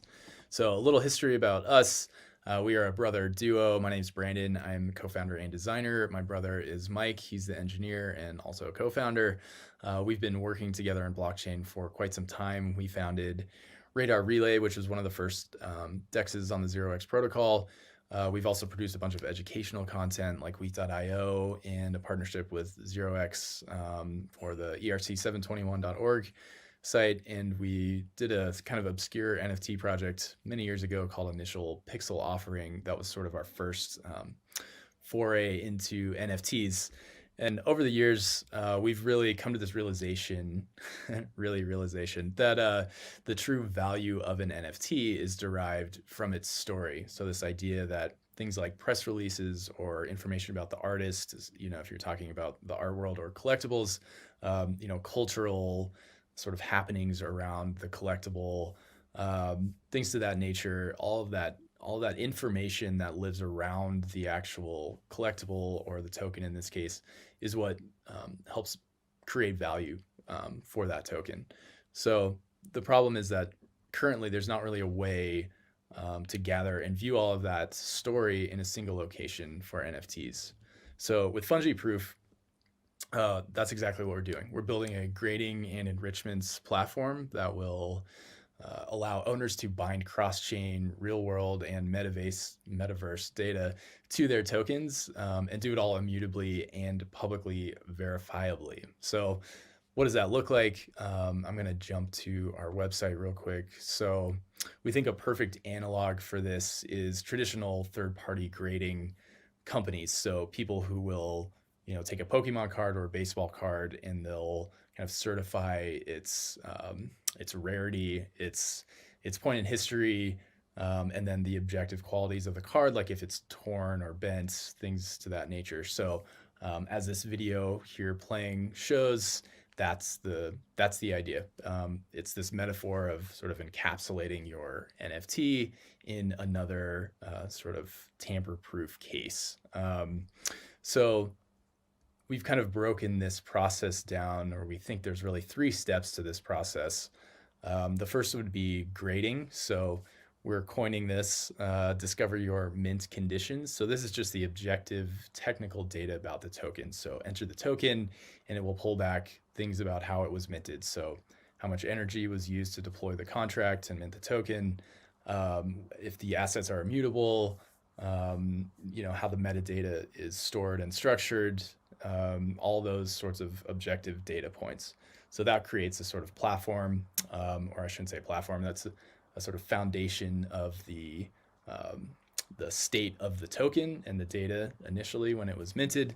And then after that, you can encase all of that data. So you would encase the NFT in our registry, and what that looks like is you're putting it into your NFT case. So you could have either a standard case, or you could upgrade to an additional rare case, so thinking about sort of taking an NFT and tying it to your NFT, adding more rarity and value, and at the same time taking all that data and storing it into the registry. So the third step then, after being encased, would be to further enrich the token. So at that point you can add upgrades and earn achievements. So you can think about if you'd want to say the token had all of its assets stored in a centralized hosting, you could back those up additionally on the permaweb, like in Arweave or Filecoin, and then have proof of that through the registry. So you could also do things like add carbon credits and have proof of that as well. So we think this is really important for a lot of audiences, for creators, just to help promote sales, provide data authenticity and increase the value. Collectors, helping to future-proof investments. So this idea of being able to back up your tokens, or if you have existing tokens that you want to improve, you could do that here and then have an immutable, verifiable record of those events happening. And then for platforms, I think this is just an additional sort of unique experience to add for users. And it's also just an interesting way to collaborate on, unique custom cases. Say if you're like Bored Apes and you want to launch a new case for your users, you could do that. So that's my spiel. I'm going to let Mike jump in and give a little demo and talk about the tech. Thanks. All right, hey everybody, let's talk about what makes Fungyproof possible. So we really have 4 primary components of technology that power the system. So we've got NFT data resolvers. These are built on top of the graph, and they let us pull down chain data, and they also aggregate other information like third-party data and our enrichment data. Then we have our grading algorithm, which takes the information from these NFT data resolvers, and we pump that into the grading algorithm, and we have a fairly simple point-based system. Then we have our enrichment contracts. These are basically a 721 with a few extra pieces baked in where we can have an NFT own the NFT. So if you've heard of composables, it's very similar to that. Then we have our immutable registry, which is built on top of Ceramic Network. And this is a super cool piece of technology which allows us to append immutable data to a registry. So we can actually make updates to the data with like a commit history, similar to something like a Git commit. So let's jump over and check out a demo. Right now we've built out kind of like a prototype. It basically is an example of what's to come, and it's to prove out the concept of our grading. So the way it works right now is you can plug in an OpenSea URL, which I'll grab one of these over on OpenSea, and you click grade, and there you go. So this one gets a B, which is a really high score. And you can scroll through the information here, and it talks a lot about, you know, why we got this grade and some of the information. And then you can click on view data, and you can see all the underlying information that we pulled in from those NFT resolvers. So this is the information that gets pushed into our grading algorithm. Another thing I wanted to show you guys is actually our upcoming V1 release. So this is a really quick preview, really basic mock-up of the UI, and don't hold us to this because it could definitely change, but it's coming with a bunch of grading rubric updates.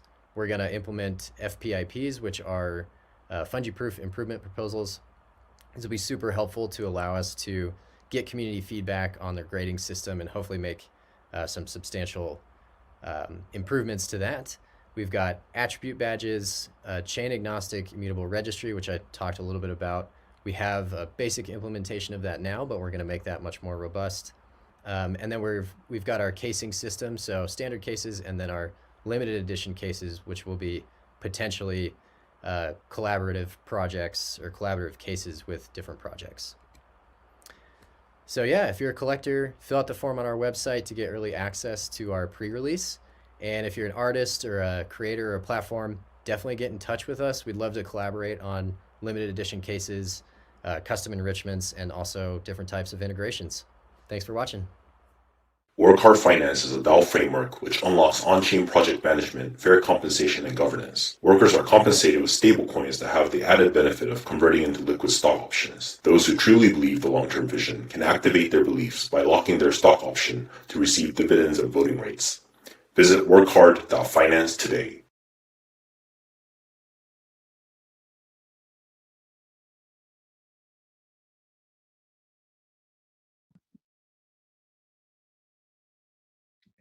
Hi everyone, my name is Josh Han.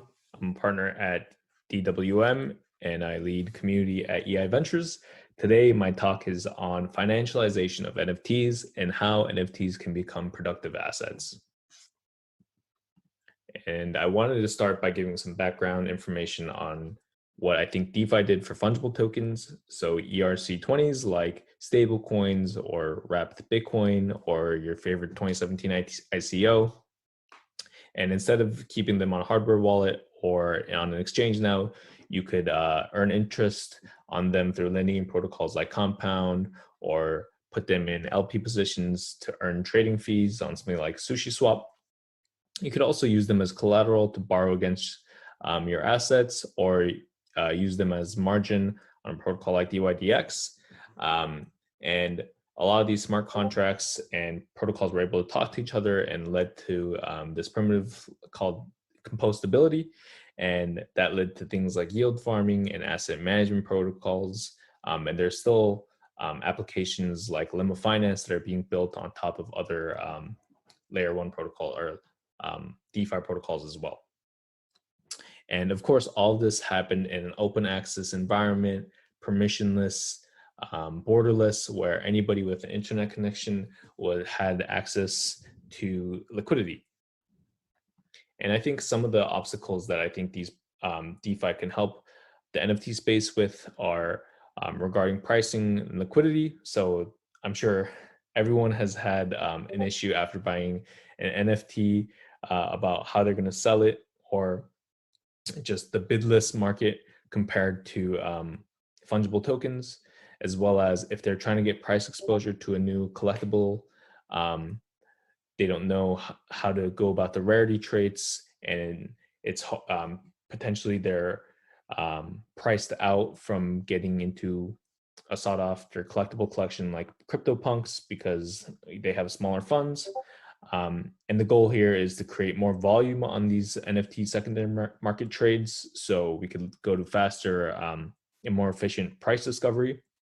And of course, in terms of utility, we want people to be able to earn off their NFTs, borrow against them, or even farm with them. And in terms of a total addressable market comparison, traditional banks like Bank of America and Citibank have been offering art lending services since 1980s. And in a recent report by Deloitte in 2020, they shared that there's over $21 to $24 billion in loans against art in 2019. And 69% of collectors were interested in using their art collection as collateral for a loan, which was up 12% in 3 years. And as you can see, private banks are the major lender in this market, and they are going through a lot of the same challenges that these protocols are going through, which is regarding accessing risk, lack of liquidity, measuring valuations, and lack of regulations. So from now, I'm going to be talking about these live NFT protocols or projects that you can try once you hear and learn about them right now. And two of my favorite ones are focusing on NFT liquidity. So the first one is NFTX, which both of these, NFTX and NFT20, basically create a ERC20 that's backed by NFT collectibles and allows you to get price exposure through their Vault tokens or their 20 tokens, where if I wanted to buy, wanted to get price exposure into Cool Cats, I could either buy a portion of Cool tokens, and then if I had one Cool token, I could redeem it for a random one in this Vault, or if there was a specific one that I wanted, I could also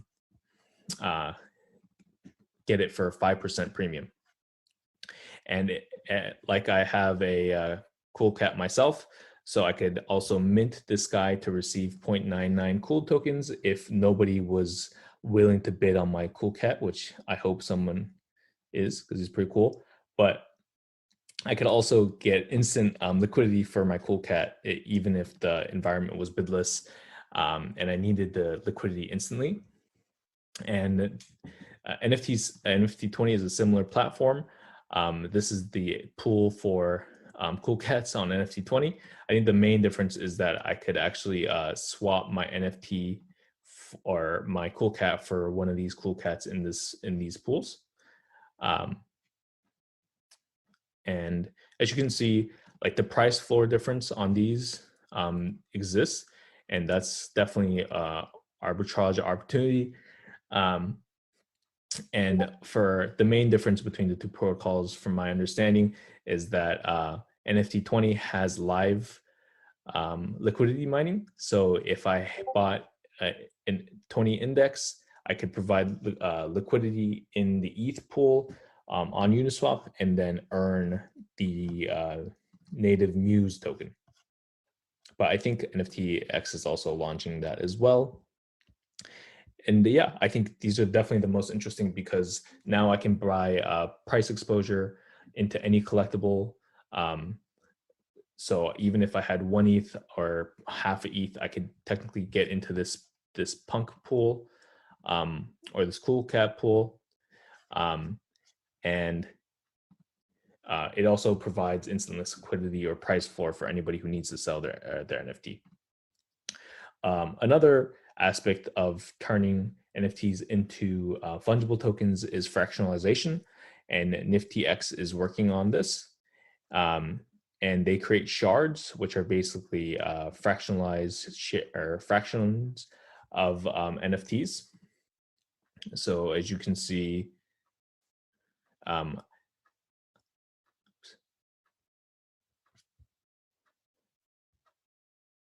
can buy a portion or of this punk or this really rare Axie.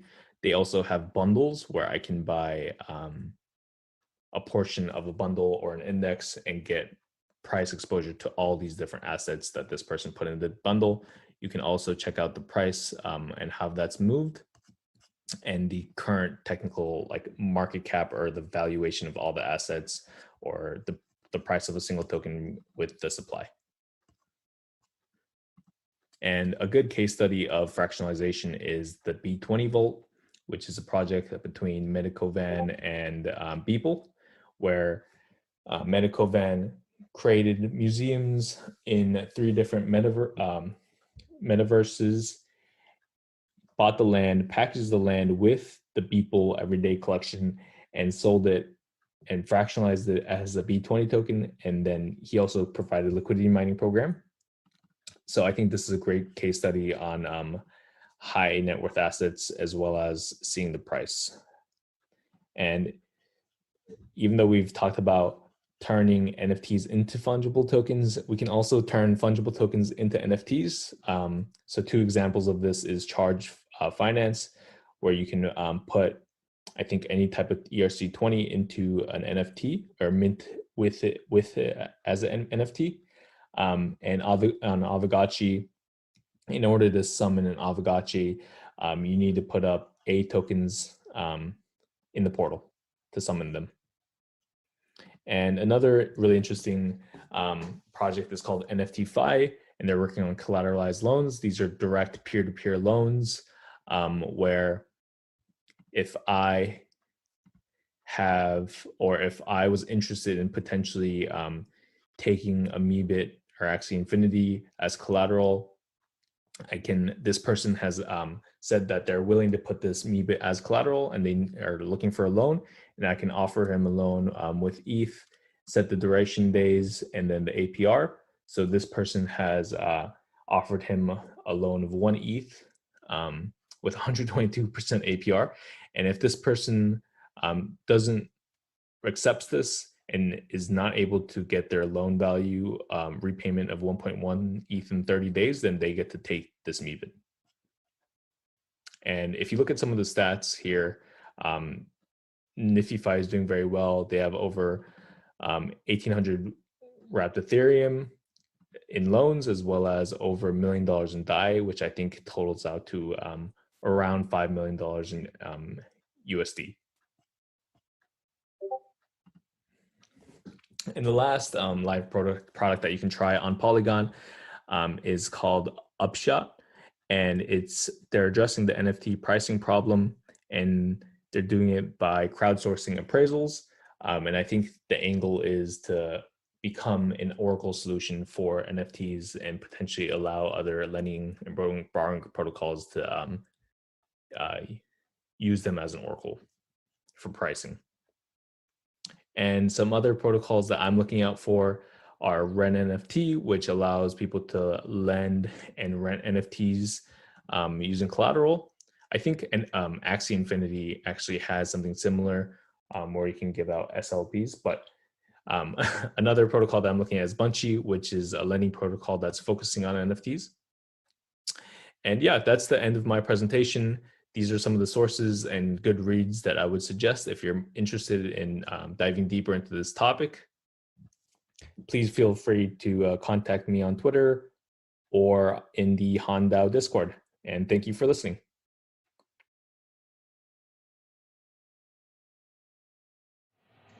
Hey everyone, my name is Calvin, and I'm a builder at Impossible Finance, and I'm really excited to share with you guys today a little bit more about Impossible. Here as a bit of background, I previously spent the last 3 years at Binance helping build up the Launchpad, staking, and various DeFi initiatives.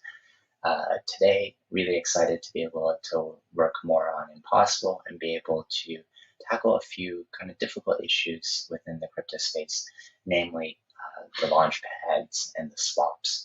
And so obviously there's no shortage of competitors or builders within the space tackling these problems. And we do feel like that's actually a testament to how incredibly open this DeFi space and how many different bright minds are trying to tackle interesting issues within the crypto space. Overall, how Impossible tries to differentiate itself a bit is to focus on what we call B2D, business to developer. How can we ensure that the best quality technological projects can be able to successfully launch? We feel like this is something that we were able to do very well at Binance with focusing on things like layer 2 scaling solutions 3 years ago when people were barely maybe using Ethereum, and then tackling a lot of these types of infrastructural kind of questions that exist out there to hopefully be able to solve the user pain points and bottlenecks that might happen in the future. And we think that this is something that's very different from many other launchpads, as unfortunately I think a lot of other launchpads are focused on a lot of short-term success. Not everything is an overnight success, right? Rome wasn't built in a day, as they say, and DeFi won't be either. And that's something that we're very strongly believers in being able to offer things that can hopefully be used for years to come within the DeFi space. In particular, with our launchpad, how we kind of tackle this is to try and help offer as many different ways for project teams to be able to offer more tokens and more skin in the game for engaged user communities. So this includes allowing project teams to be able to target specific fans of various sectors, so that individual stakers and participants within our ecosystem can go and signal, a thesis or a specific vertical that they might be very interested in, and then help project teams be able to make sure that they place their tokens into the hands of real believers and potential users of their products. For example, an NFT project might want to be able to launch their token to, let's say, somebody that has minted an asset on OpenSea. And everything that we can do to help try and reduce these types of frictions to be able to target really engaged communities, that's something that we think can be the next level of what launchpads can be within the crypto space. But we don't just stop there. For Impossible, one of the core tenets of what we want to be able to offer is a decentralized launchpad and swap that is available across all chains. At Binance, we were able to support teams like Matic and Elrond and many other smart contract platforms that offered lots and lots of opportunities from day one. At Impossible Finance, our collective vision is to be able to be the multi-chain incubator, launchpad, and swap, offering a robust product-first experience that supports top-tier project teams in launching to these targeted audiences. One of the most important things we do believe in is the multi-chain world. We don't believe that users will only reside in one specific chain, and we don't think that projects should only exist in one place either. So the model that we prefer to think about is the ice cream truck model. Users will exist in any neighborhood that they exist in, and it's our job to be able to deliver ice cream to everyone, everywhere, right?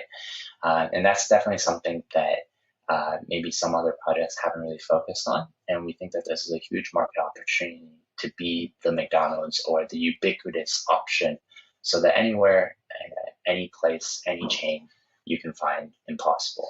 At Impossible, what we allow users to be able to do via our launchpad is to be able to signal different sectors or verticals that they're interested in, such as DeFi, DEXs, derivatives, NFTs, infrastructure, and more.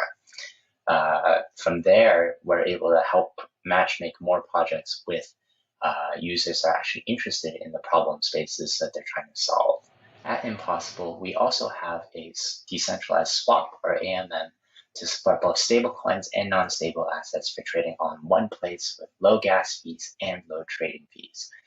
We're really excited to be able to offer this across multiple chains so that users can trade whenever, wherever. And that's something that, obviously has to be done with security in mind.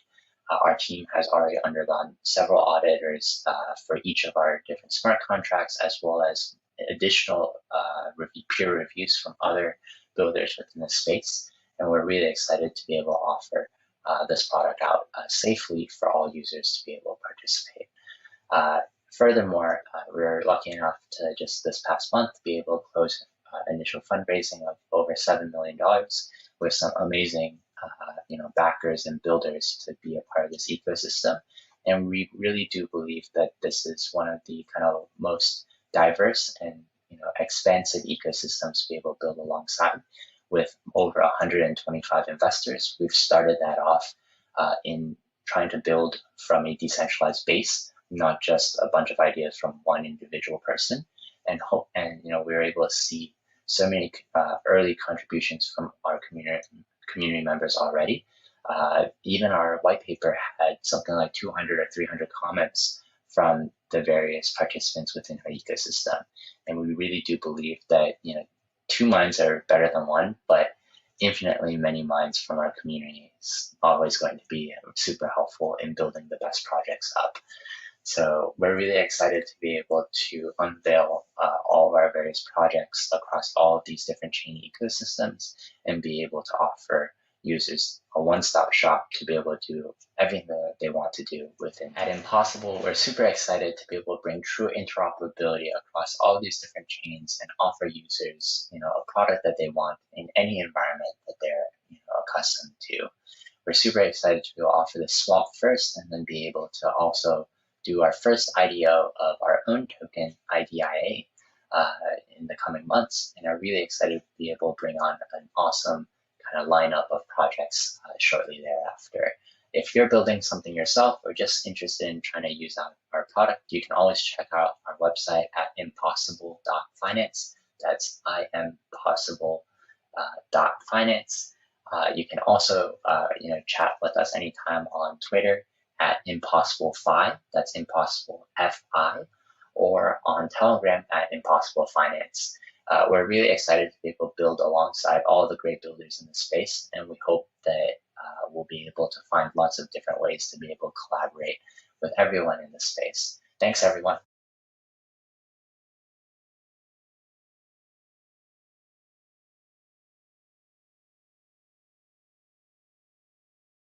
Thanks, guys, for starting the fire chat session. Yeah, this is Metacartel, and yeah, it's one of the largest Korean global NFT conference. Yeah, from the budget.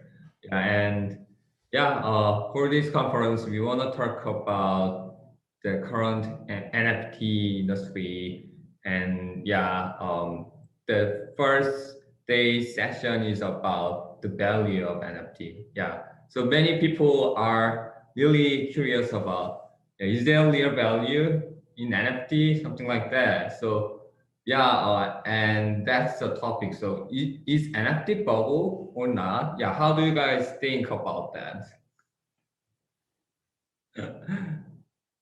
I guess I'll start and take this one. NFTs are interesting. There's a lot of, I think, misunderstandings about them. There's, I'd say, a few things that I feel quite confident will hold true, 10 years from now. One is people like collecting things, right? People buy Pokemon cards, they buy sports cards, they buy art. This is kind of a normal human activity. NFTs are kind of the way to do the same thing in a strictly digital fashion. And so for that reason alone, they kind of fundamentally make sense as collectibles. It is largely a way to express patronage between creators and consumers. So I think that's kind of the base case for them. I think going a little bit above and beyond that, I think they represent a really interesting new way for creators to monetize their works in ways that weren't possible before. So for example, like if you're an artist and you do, let's say, paintings or whatever, the way you make money primarily is you sell those paintings. We're seeing kind of the simplistic version of that right now, where people are making digital art, like a JPEG basically, and then selling it the JPEG. The general rule of thumb historically has been that whenever there's kind of an interesting new medium that kind of emerges, people try and take old forms of media and shoehorn it into the new mechanism. So like, for example, if you go back to old like newspaper websites in the 90s, they didn't have a real-time stream. They updated every 24 hours when they published a physical paper, right? Like they just like designed the website after the physical paper, which was just like obviously incorrect. So when I look at people today, selling a JPEG, I look at basically, my sense is it's kind of sort of the same analogy, where it's not wrong. It's just like not fully taking advantage of the new kind of design space here, the things that can be done. I think the most interesting NFTs are going to be NFTs that are somehow intended to be used by the community and kind of gamified by the community in some interesting way, where it's like, look, you've got an NFT, it's got, I don't know, 20,000 pieces to it, and people of the community can buy parts of it and somehow collaborate in some sort of game or other kind of useful activity based on kind of the pieces of that NFT they have. That to me is like super, super interesting. And I think generally you're going to see NFTs evolve into kind of these more interesting interactive types of things. Yeah, I think that's really interesting. I guess the way I look at NFTs is really as one or two halves of what makes up the kind of the digital universe. And so one of them is just fungible tokens and the other one is non-fungible tokens. And there's really nothing else beyond the two of them. When we talk about NFTs, when you ask the questions, are NFTs in a bubble? There's two ways of understanding that. I think from a really macro perspective, I don't think it's a bubble. In other words, I think it is an indispensable and necessary piece for us to move towards a digital world that allows us to transfer value and information in a way that enables kind of economic exchange that weren't possible before. But when it is, are NFTs a bubble in terms of things like crypto art or like just art more generally, then I definitely think that there are some ways in which NFTs are used today that maybe somewhat exuberant, right? I do think that the idea of having, say, 20,000 pieces of an NFTs, which is something that's kind of a playbook that has seen somewhat of a success in the past few months, is interesting. But it's interesting partly because NFTs that are not seen as a pure artwork, meaning that it's entirely unique, but actually that is a set of some bigger set, let's say 20,000 pieces, actually suggests some idea of fungibility. And I think that's a really interesting idea. So most people don't think only in terms of NFTs as being opposed to something like Bitcoin, something that's completely fungible, but some NFTs are more like each other than other types of NFTs. You think of hash masks, you think of CryptoPunks, you know, the early ones were like the Crypt Kitties. There were some even before that. And I think this idea of basically, that's where the idea of like collecting and building a kind of a community of people that gather a bunch of Pokemon cards. They gather Pokemon cards, they kind of collect Pokemon cards, and they don't collect things like Tamagotchis, right? Now, each Pokemon card is kind of unique, but there's something similar, which is the fact that they're all Pokemon cards. And so what is it that makes it so interesting is the fact that even though each card is non-fungible, each card operates within a greater system that is kind of fungible. In other words, I can talk to you about something that is this Pokemon card, about something that is this hash mask, about something that is this CryptoPunk. And even though we all have our own little thing about why ours is cool, we can kind of come around something that's a shared value. And I think this layering of non-fungibility and fungibility is actually one of the more exciting use cases that I think is not a bubble within the greater NFT bubble of art, within the even bigger play of NFTs as not a bubble, as a piece of the digital universe. Yeah, that's a good point. I think so. Yeah, so NFT could be like divided in many categories. Like it can be like art, it can be like game items, or it can be like properties in virtual worlds. So yeah, even in NFT there are many categories. So how do you, are there like certain type of category which have more bubble or more speculative things, or are there like more like categories which have real value or something like that? How do you guys think? I'm not sure. I'd say the digital art feels bubbly right now. All these pieces going for $3, $4, $5, $10 million feels like it probably won't sustain, but maybe it will. I don't have a good enough sense of the art ecosystem kind of globally to know. I think that the areas generally to focus on NFTs are the areas that are kind of getting the least hype. And so to me, that means things like kind of in-game assets are pretty interesting. Axie is kind of the most prominent example here, but I think there's going to be a lot of others. And then I think kind of ways to like do combinatorial things with NFTs that I'm quite excited about. Yeah, I actually want to echo what Kyle said there. I think he mentioned that a little bit earlier. It's this idea of how can you take a new medium and kind of do something that's entirely unique to it. In other words, you can only do, when you put a newspaper online, what is it that you can only do with that newspaper online that you couldn't do with that newspaper in physical space? And one certainly is kind of real-time updating, right? Which isn't really possible in the physical space. And I think that's, to me, what I find interesting when Kyle says composability, right? Or this idea of programmability, right? I mean, those are two kind of common words in the space. But when you look at what that means exactly, I think this AI generative art is kind of one trend that's kind of interesting, although it hasn't been pushed far enough, I think.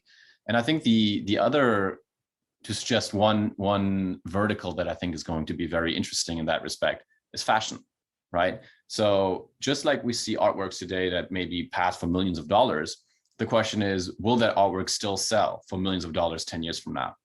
I don't know. I think it feels a little bit bubbly, right? But with fashion pieces, if you think about it, the logic of a fashion piece is not just to retain its value for 10 years.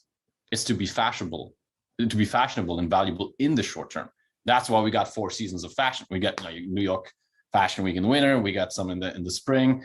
And so I think this idea where you start seeing NFTs as something that captures a kind of short-term value, as opposed to something that necessarily needs to hold value over the long term, which is maybe a classic way of thinking about investments, is actually an interesting differentiation that we're going to see a lot more of, I think. One of the things that I'm excited about.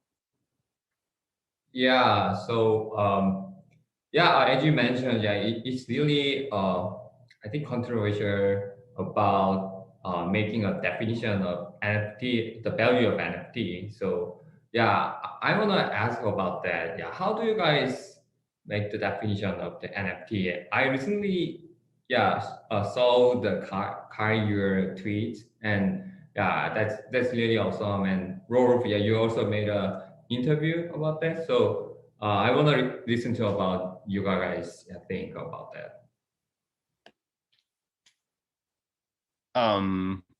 I'll go first, Kyle. Is that okay? Go for it. Yeah, so I guess in terms of definitions, I use 2 types of definitions. The first one is the simple one. The second one is the advanced one. The simple one is an NFT is just a file that's saved on a blockchain, right? That's like the simple one. I think if you want the technical one, there's really 3 components to any NFT. There's a thing called a token ID, which is a unique identifier that's always on a blockchain, right? That's the whole scarcity component. That's attached to a second element, which is the metadata, which is just the stuff that tells you when was this created, this token ID, right? And like, what's the description attached to that? It's a bunch of text. And the third element is the content. That's what people often call the JPEG, or like, the AVI file, or some kind of file itself. That's the advanced version. So when you have a file on a blockchain, what that actually means is there's the file itself, right? Then there's the kind of description about the file, and then there's this like token ID stuff.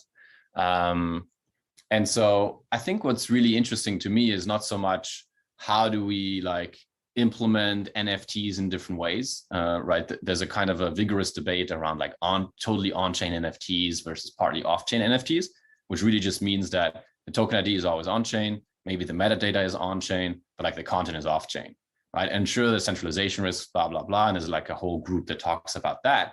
But I think the bigger discussion is how can you use NFTs for the purpose of recreating or creating certain types of communities, right? So I'm going back to the earlier example of like 20,000 NFTs that are similar. What's so interesting about them is not the NFTs themselves, but it's the fact that you have a whole group, a social group around it that gets really excited about the Bored Apes, that starts generating activities outside the Bored Apes themselves, and that these things are kind of represent a system where value accrues anchored around an NFT, but separate from the NFT itself. So if I'm going to meet someone who has a Bored Ape at a bar in Seoul in order to get a drink, that's kind of separate from the JPEG and the metadata and the token ID, but there's real value, right? I wouldn't have met that person if I didn't own that Bored Ape. So in other words, I think I answered the question of how NFT is defined. And then I think the real value is much more the kind of social value that accrues related to an NFT as opposed to the NFT itself. I don't have a ton to add to that, other than I want to see, you're going to definitely see kind of intersections between ownership of NFTs and real world coordination. Again, a super interesting design space.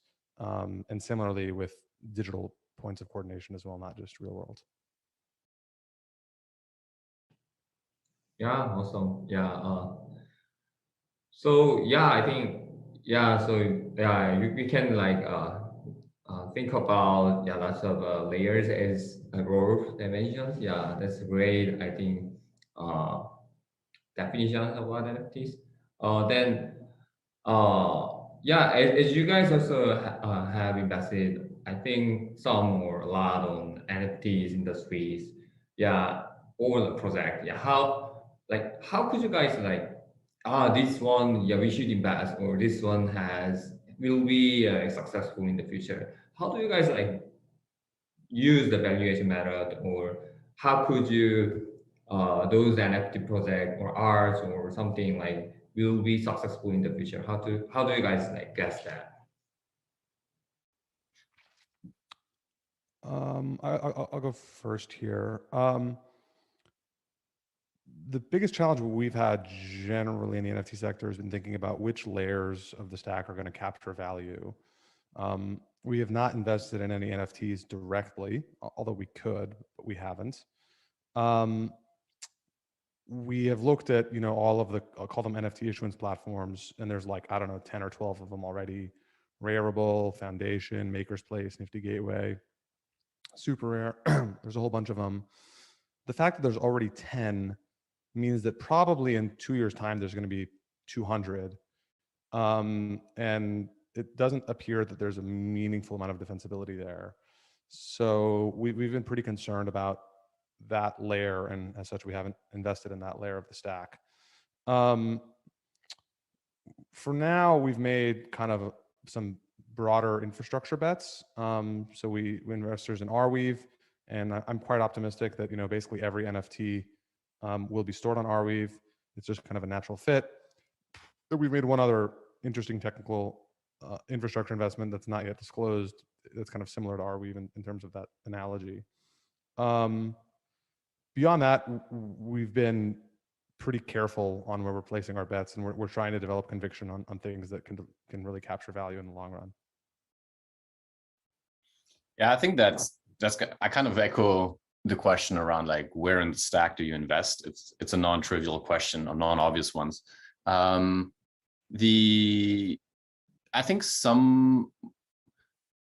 think in terms of marketplaces, I think the NFT industry will probably chart a similar path to what we've seen with DeFi. I guess one simple analogy would be to say that just as we've had plenty of platforms that allow you to do a certain type of functionality within DeFi, you have certain marketplaces within the NFT space that allow you to do certain functionality within the NFT space. I think these two spaces are converging, but one concrete example of that would be an NFT aggregator, right? So something that allows you to basically aggregate certain functionalities across NFTs. The simplest idea of that is just like a unified NFT wallet.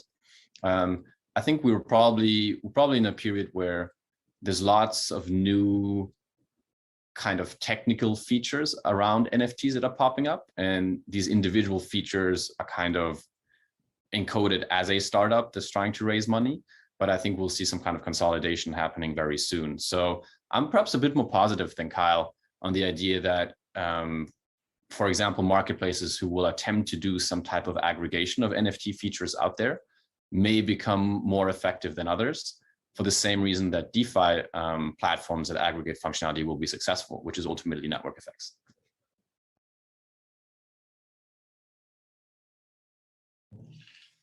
Kai, you mentioned about the layers of NFT. Could you elaborate how do you guys make the definitions about the layers?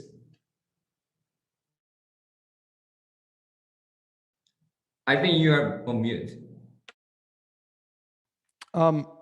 Yeah, just talking about kind of the layers of the stack. So, right, like in for example, like DeFi is obviously built on top of Ethereum, right? And then like, let's say wallets are built on top of DeFi protocols.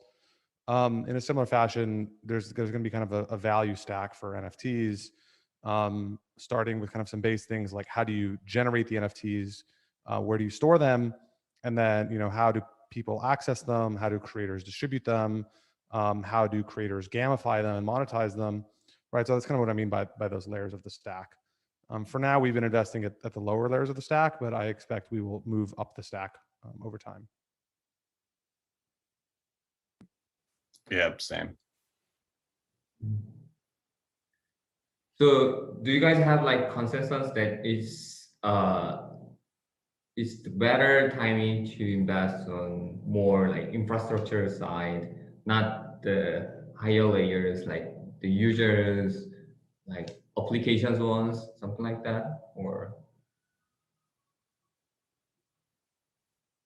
I think it's slowly changing, right? I think like lower levels of the value stack, so to speak, was probably more attractive up until now, but I think it's slowly changing. I guess the big challenge is, to me, that one criteria for knowing what NFT project to invest in is knowing what the community behind it is. So kind of what we've seen is something that goes the other way around. In other words, you issue some kind of NFT project, and then you hope that a community pops up. And that sort of sometimes happens, sometimes not, and there are various reasons for that. But I think one interesting space is to reverse the causality and say, is there an existing community? And if so, if it was to issue a bunch of NFTs, what would happen? I'm, for example, particularly looking at opportunities to invest in communities that could sensibly implement these NFTs. Awesome. And how do you guys, how do you like evaluate the like strengths of community, or like in terms of value of community, or in terms of future of the community? What factors do you see, of a valuation of NFTs? Yeah. I'll let Rolf go first on this one. It's a tough one. I think, I mean, one obvious one is just general activity, right? So if a community does not have any activity at the extreme, it's probably a relatively dead community. I think the other one is I'm particularly interested in communities that have technological affinity, right? So one of the interesting things about Asian communities, and for example, in particular Koreans, is that they have relatively great affinity with technology. I mean, if you go into the subway here, like every single person is on their phone, right? Like there's no, like it's just not the same in Paris, right? When I was there recently. So I think one is a community familiar and comfortable with trying out new technological things? That's number one, right? And I want to differentiate the idea of being familiar with crypto in particular from the more general idea of being familiar with technology in general. So I think that's one. I think the other one is, what are the kind of shared values that the community comes around? I think the easiest differentiation is perhaps social values versus like economic values. So if you have a community that rallies around, you know, how can I get rich quick, which is kind of when does token price go up quickly, or for example, yeah, so that stuff, I think that's less strong than if you have social values. An example might be, you know, Korean patriotism as an example, right? But you could have, for example, also, oh, we love this soccer club, right? Or you could have sort of different kind of social ideals that aren't necessarily about like how I'm going to get rich by being patriotic, or how I'm going to get rich by loving, you know, FC Barcelona. It's more about I want to hang out and talk about this kind of stuff. There's some interesting details about this, but I'll let Kyle talk about this maybe a bit more, his ideas. Yeah, I don't think we focus very much on communities. I think communities are necessary but insufficient to make these things successful. We really kind of focus on market size, market structure, and kind of wedges for growth, and being very clear with our core thesis. And our view is that basically if our thesis is correct, over time people will recognize that, and then the community will kind of form organically around it. So I don't think we spend much time thinking about communities. We assume they will form if things are working. And yeah, we don't need to actually kind of spend time on the community itself. That's interesting. So, Kyle, you mentioned, yeah, you think about market size and the structure like based on your thesis first. So, is there like NFT unique thesis from altcoin capital, or you guys just follow the general thesis? Yeah. Also in industries. Yeah, I mean, our kind of general thesis is it's about ownership and patronage, and then ways to engage people. That's really the kind of the core of it for us. Yeah, yeah. Thanks for sharing the view about you guys. And yeah. So yeah, Kai, you are working at the like crypto VC, which seems to be traditional. Yeah. When we think about Rolf, yeah, he is working at Metacartel Ventures. Yeah, as a brand base, and it's a DAO fund as far as I know. So yeah, I'm very curious. How do you guys like? Do you have like investment process, and how that kind of process could be different in DAO system and traditional crypto bridge fund? So could you guys like talk about that kinds of differences if you guys have or think? Go for it, Rolf. Yeah, I think one interesting piece about Metacartel Ventures DAO in particular, and I think it's a trait of perhaps some DAOs over others in the future, is that many DAOs will ultimately solve their own problems. So as an investment DAO, I think what makes Metacartel Ventures interesting is that you have a whole bunch of builders in the space, right? So I've built a few things and I'm building a few things, but we're also investing. And so when we look at someone that we want to invest in, often someone will pitch and say, look, there's a target customer market. These are the customer problems. And then you kind of have to ensure, if you are kind of a third-party VC, to what degree you believe those statements. That ultimately some product or service is solving the problems of some other group of people, right? I think with Metacartel Ventures, because we're all crypto and we're quite diverse, we love people that solve problems that some of our own members have.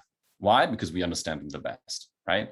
So I think and I think that's a more general trait of DAOs that will be successful, right? So DAOs that solve kind of their own problems, and the problems will have, they won't be necessarily, it won't necessarily be a small numbers game, but a large numbers game. If you have many people in a DAO, there's many different problems, but they're all of a similar type, but they all have like a lot of nuances, which can be very, very useful to basically have an expert view from the ground up of like who you should or should not invest in.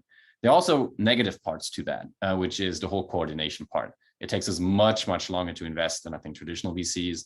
It's much harder to coordinate. It's much harder to figure out kind of who delivers a certain amount of, who delivers more or less value, and how do you reward that? But yeah, these are some basic differences.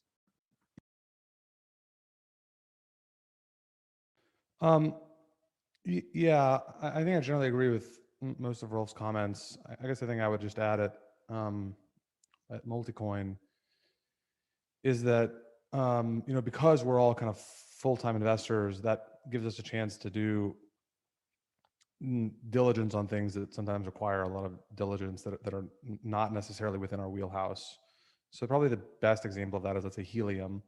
When the Helium team first approached us in early 19 about raising the round, we understood kind of the core thesis of using this new incentive model to get people to install hotspots everywhere.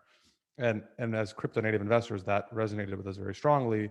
But like, we know nothing about hardware at all, and we were generally not familiar with anything around radio frequencies and telecom and that stuff. And so we probably had to spend 20, 30, 40 hours of doing diligence, calling people in our network at various places to make sure that we understood kind of all the claims the team was making. And like, the amount of time it takes to do that is pretty substantial. If you have kind of a full-time job already building, it's just hard to dedicate that amount of time to doing that kind of diligence. But we made a very large investment in Helium.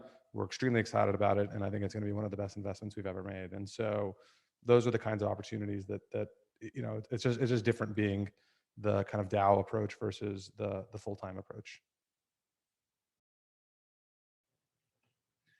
Yeah, By the way, how many people are like contributing on Metacartel Ventures? Or I'm just curious about that. We have about 75 members. Activity fluctuates across the members, and there will be times when some members contribute more than others. Yeah. Then, yeah, like when you guys like have to decide like decision about the investment, or when you guys have to like source about the deals of NFT or art or like projects, then how could you guys like gather the opinions of the 75 people, something like that? Yeah. Yeah, so the basic coordination space is Discord. So that's how we basically discuss deals. And then the decision is made via an on-chain vote. So people who've contributed assets receive a token in return, which is proportional to their contribution. And then they can vote with these tokens over a period of 7 days. It's a specific type of smart contract structure. And then that's how we come to a decision after coordinating mostly on Discord, but occasionally also on Zoom calls.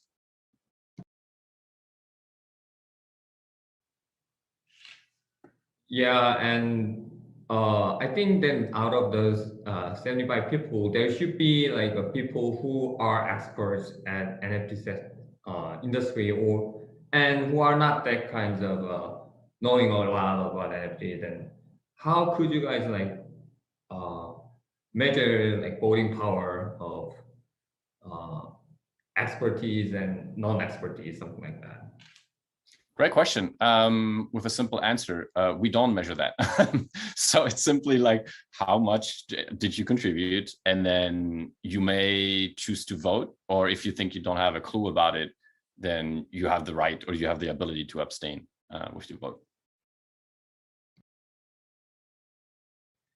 Yeah, that's a very interesting point. And maybe, yeah, I think in NFT industry, there should be lots of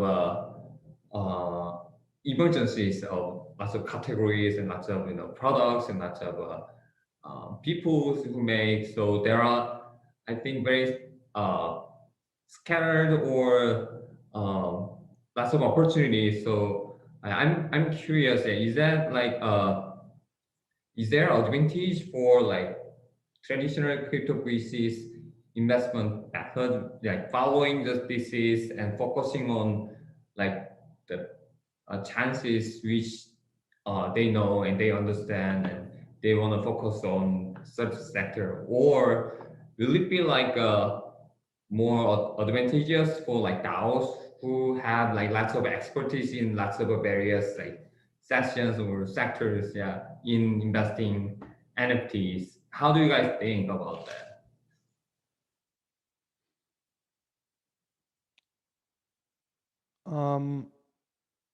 Yeah, I mean, it's difficult. There's no right and wrong answers. Sometimes there's areas we have more expertise. Sometimes there's areas where we don't. We try and adjust for that with check size and valuation, kind of given those realities. One thing I've learned in venture is sometimes you have to invest even when you're not comfortable, and it makes it difficult. But it's just the reality of venture.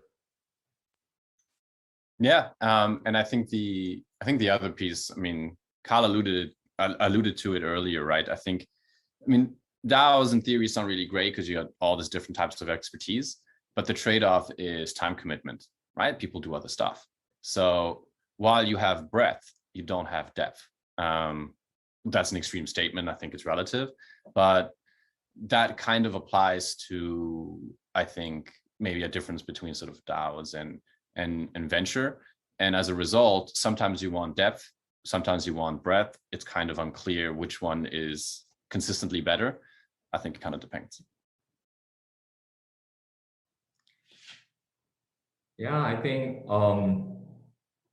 yeah, that's the really interesting points you guys mentioned. And yeah, so I think it's almost yeah, done of our time. So could you guys like add like the last like opinion about like how do you guys think about future of NFTs and what kind of sector do you guys currently like focusing on NFT industry, something like that?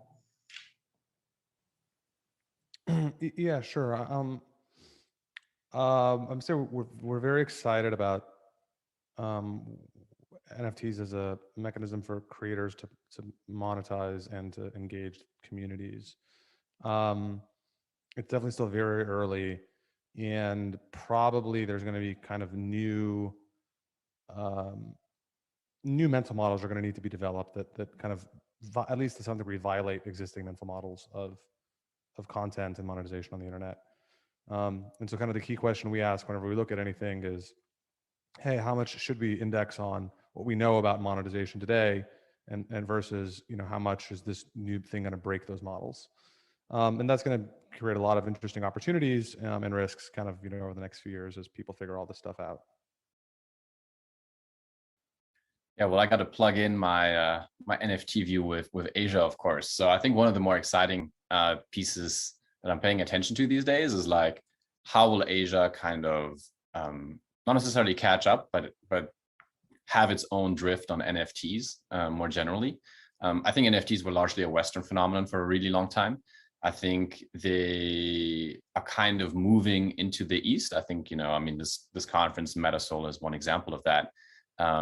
So trying to understand what are the kind of differences between a Western approach versus an Eastern approach to NFTs is quite interesting to me. And, it partly comes back to my belief that we will see very interesting models around communities first and products second, as opposed to the classic approach of more, develop a product and service first and then build the community after. I think both are viable under certain condition. It just depends where and when. Awesome. Yeah, I think, our time is running out. So thanks for sharing your times, guys. Yeah, it's really interesting and awesome. Yeah, fire chat with you guys. And I'm really honored to have a talk with you guys. Yeah, very appreciated. Thanks, Youbin. Thanks, Kai. Thanks, Nonce. Thanks, Rolf. Bye, guys. Bye, guys.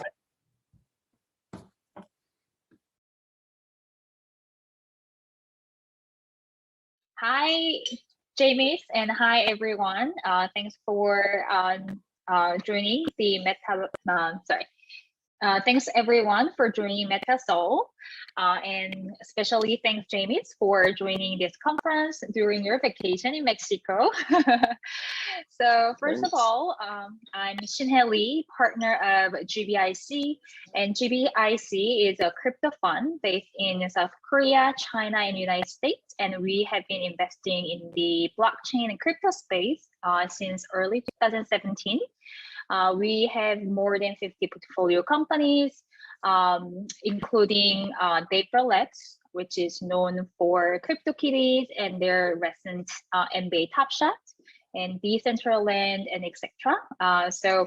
But today, I'm very honored to have James to join this talk. So first of all, can you please introduce yourself and a little bit about the BeetsDAO? Yeah, thanks for having me. It's about 7 a.m. in Mexico. I got stuck on an island last night, so I appreciate you squeezing me in. Hopefully this all works. Yeah, so BeetsDAO is a kind of a collective of reasonably well-known DeFi investors, and we have been picking up kind of iconic pieces, NFTs that we feel have meaning. We are all very DeFi native, and we're very excited to kind of integrate those into, the bleeding edge of what's available and what's coming down the pipeline for NFTs. And I can kind of tell you the story if you'd like, or. Yeah, sure. Well, People Pleaser has these wonderful pieces, and she kind of was the defining aesthetic of DeFi Summer, which was just a special moment for all of us. DeFi Summer in 2020, and she was hired to do art for Yearn and Sushi Swap and Uniswap and Aave, and everyone loosely knows of her as kind of just the defining aesthetic. And she did this piece, X times Y equals K, for Uniswap and auctioned it off. And one day, Leighton Cusack just tweeted, he wants to form a DAO and to buy this piece. And I would just so happen to be the first to jump in. I was following Leighton's tweets because of he's going to have a Unisox dinner in New York City. And so I was the first to jump in. I brought Andy and Blue Kirby in.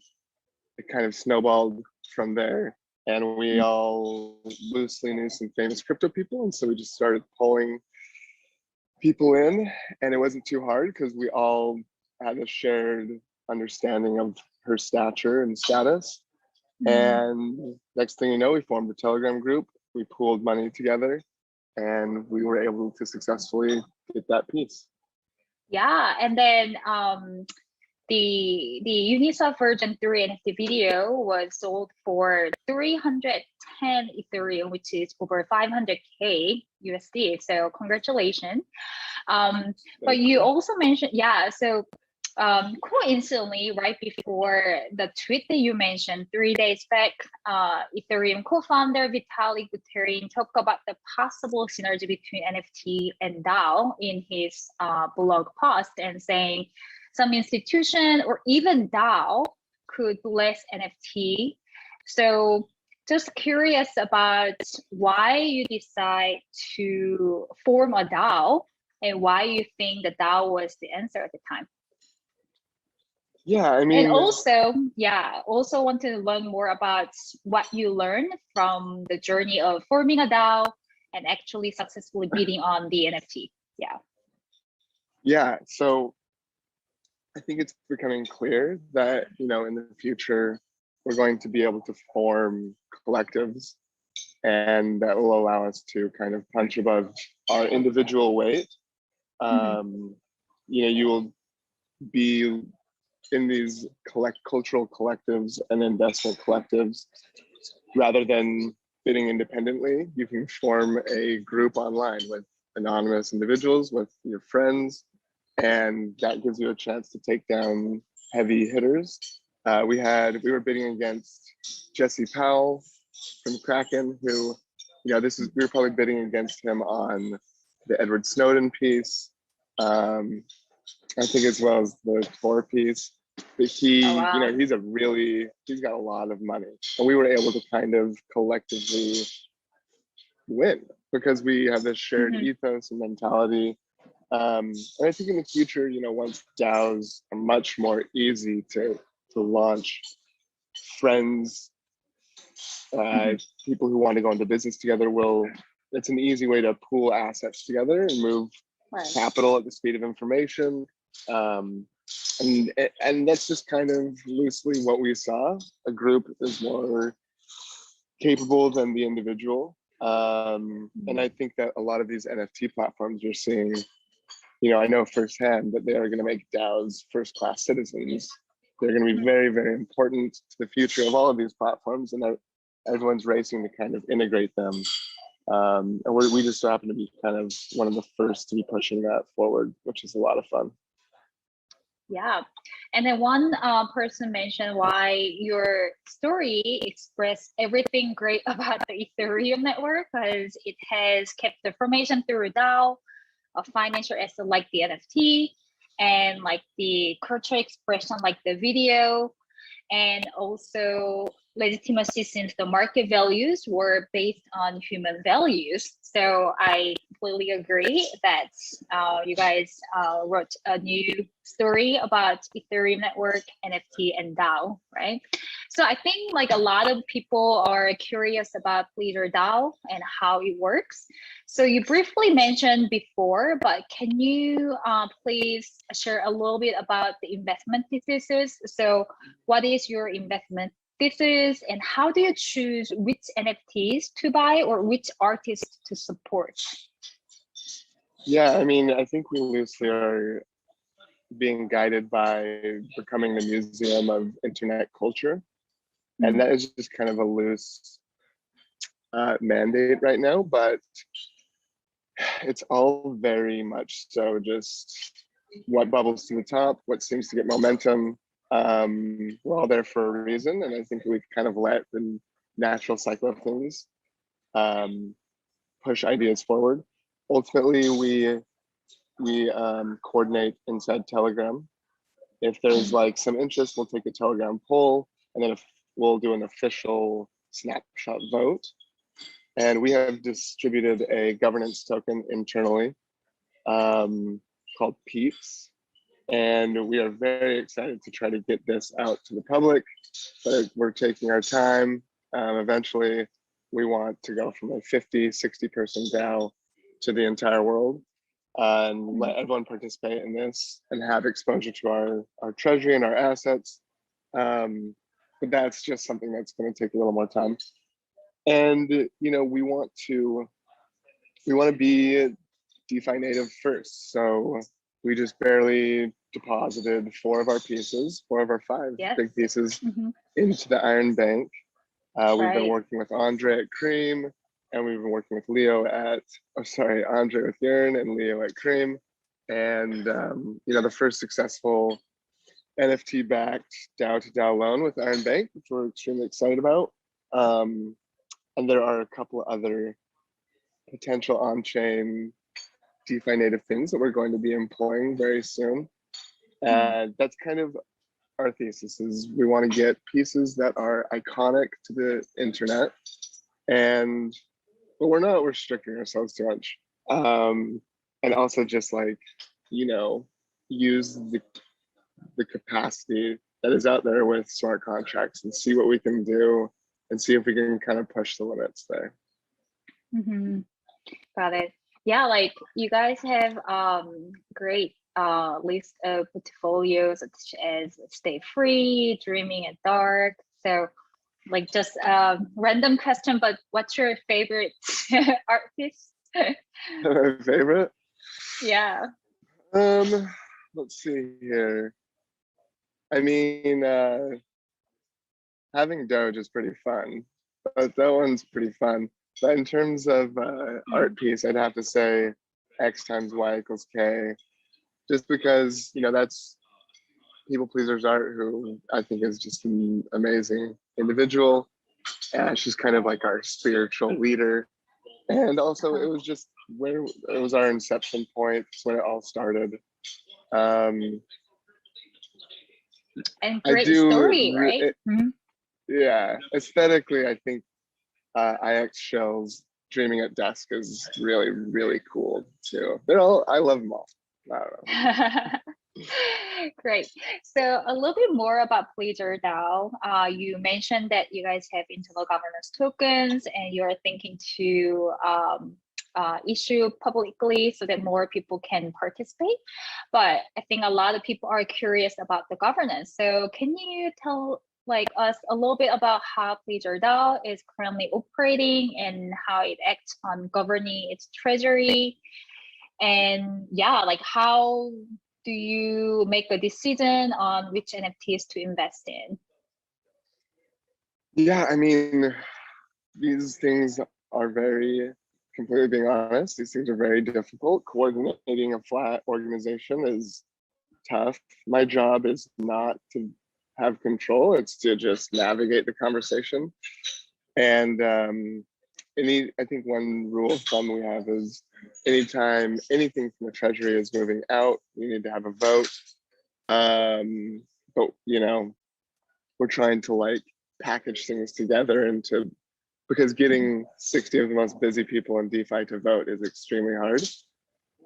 So we're trying to package together things like a budget, let's say, rather than just a one-off vote for $5,000. But like I said earlier, we coordinate on Telegram, and you better decide if you want to do Discord or Telegram first, because moving communities is impossible. So we're on Telegram, and it's a lot of organized chaos, but I think it works for us. I kind of help guide when we vote on something. We have formed a board that just kind of helps again with guidance.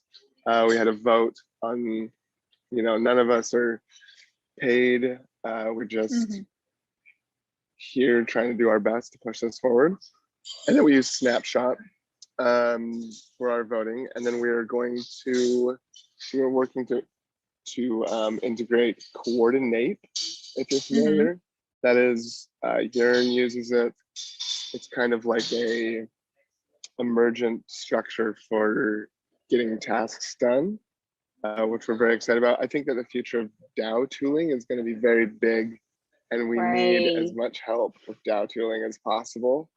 Yeah, I mean, it's all very cumbersome because, like, when we need to vote on we have to finalize a vote first to decide to participate in an auction, and then in an auction you have a maximum bid, and you have to keep the vote anonymous, so you keep that in Telegram because you can't have your opponents see what you're going to vote on.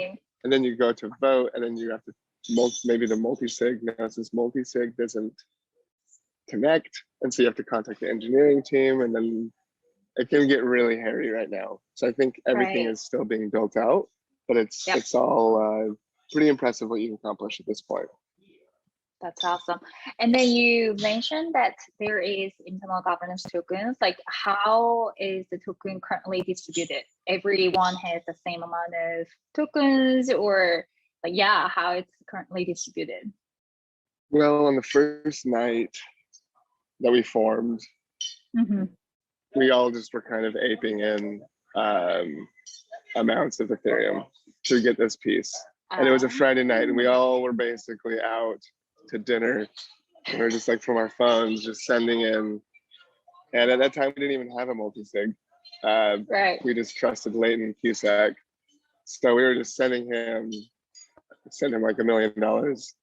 And then we basically created a token a few weeks later, and we issued it back pro rata to members.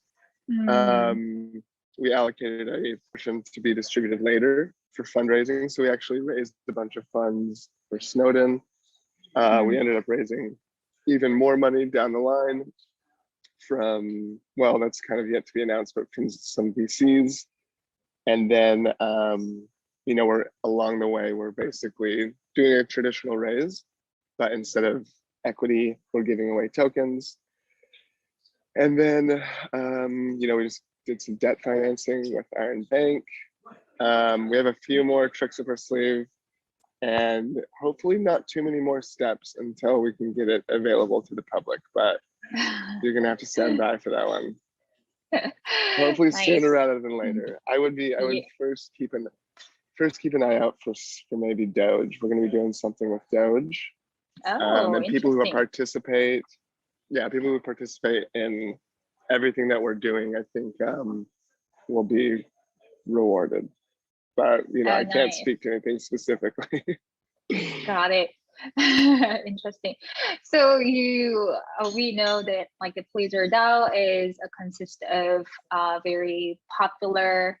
You mentioned around 60 DeFi experts and influencers. So how do you guys choose its member? Is it open or invite only? And what should ordinary people to do if they want to invest with BeetsDAO or invest in BeetsDAO? Well, in terms of members, it's been very, like, we had our group initially.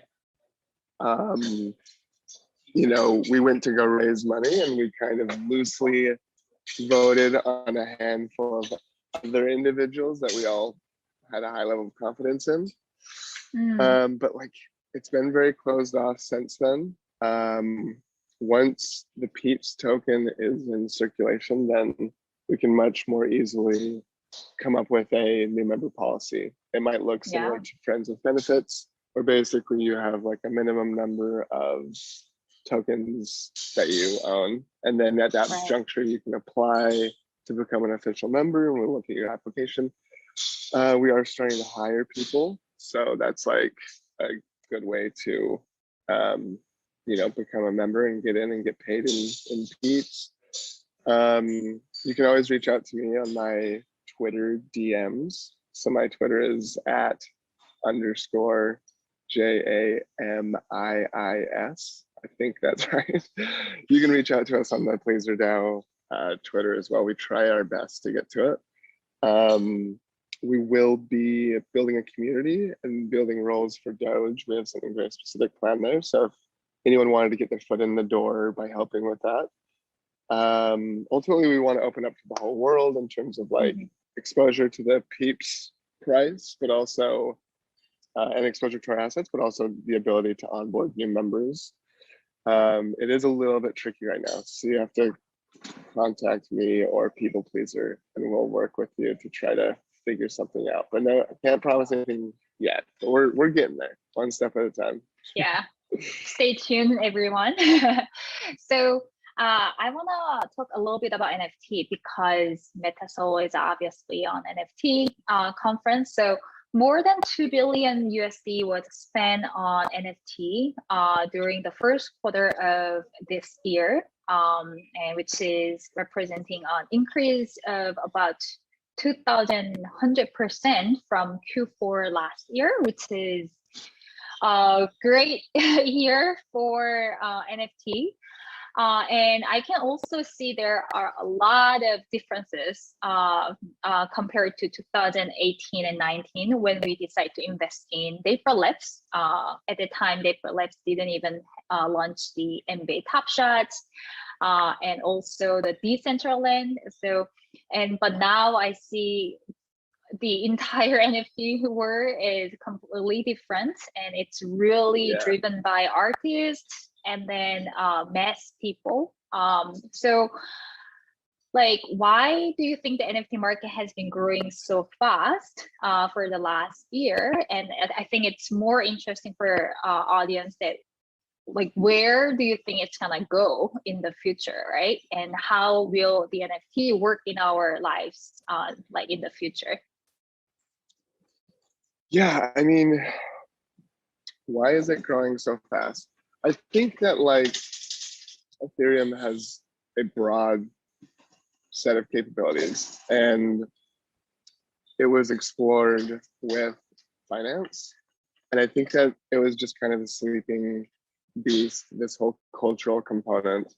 You know, you start seeing this kind of the Twitter OGs tracking down like archaic, doing like archaeology on old NFTs and stuff. And I think that, you know, these platforms all started coming online, Foundation, Zora, the interest was there from the artists. And then I think the money was there from the booming crypto market. And I think they just kind of, it was that final moment where we started onboarding culture to Ethereum. Where I see it going, I think that, you know, two things that I think are kind of coming down the line that are a lot more like that you can do inside of this digital realm above, say, the traditional art market. One is just integration into DeFi protocols. You know, the Iron Bank is a perfect example, and that was a person-to-person loan. You know, that wasn't even using the underlying mechanisms necessarily or liquidation mechanisms. So I don't think it necessarily has to be restricted to a, you know, smart contract. But once you get these appraisal networks online, like a collective appraisal network, and then you have enough liquidity for borrowing and lending, you know, you could see a situation where the more dominant fractionalized tokens become an asset that just plugs right into it's a Aave or some new, maybe Rarible, because they're a little more flexible on what you can borrow and lend. You saw the project from Aave that was like, you know, the winner of the auction deposits into Aave and then streams the interest to the creator. I think that we're going to see a lot more creative, just innovative ways of programming these NFTs rather than just the generic form that we see now. There's going to be a lot more composability with other networks. And then another component is just real world access. Like I'm ranked DGen score number 20, and that alone has gotten me, I mean, I could have gotten a lot of interviews with some of the top people just because of my on-chain history, you know, and it's provable and it's recreatable. And I think NFTs are going to be largely both your digital, but also real world access to special events, conferences, to communities and friends.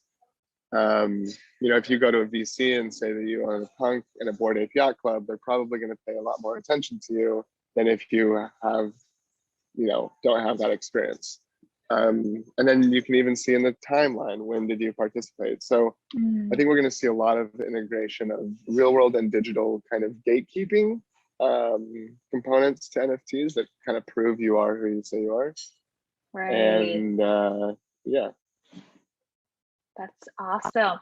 Hey, Jamie, I know that we have only 20 minutes and it's already past 20 minutes, but thank you so much for joining. And then just like a very short 10-second question. So what's next for you and BeetsDAO? That is a good question. That is a very good question. I would just keep an eye out for Doge. That's all I would say. Okay, where can we get the information? Make sure to just follow us on Twitter. You will get all the information that you need from our Twitter. We're just at BeetsDAO. There's no second E, so PLEASR DAO.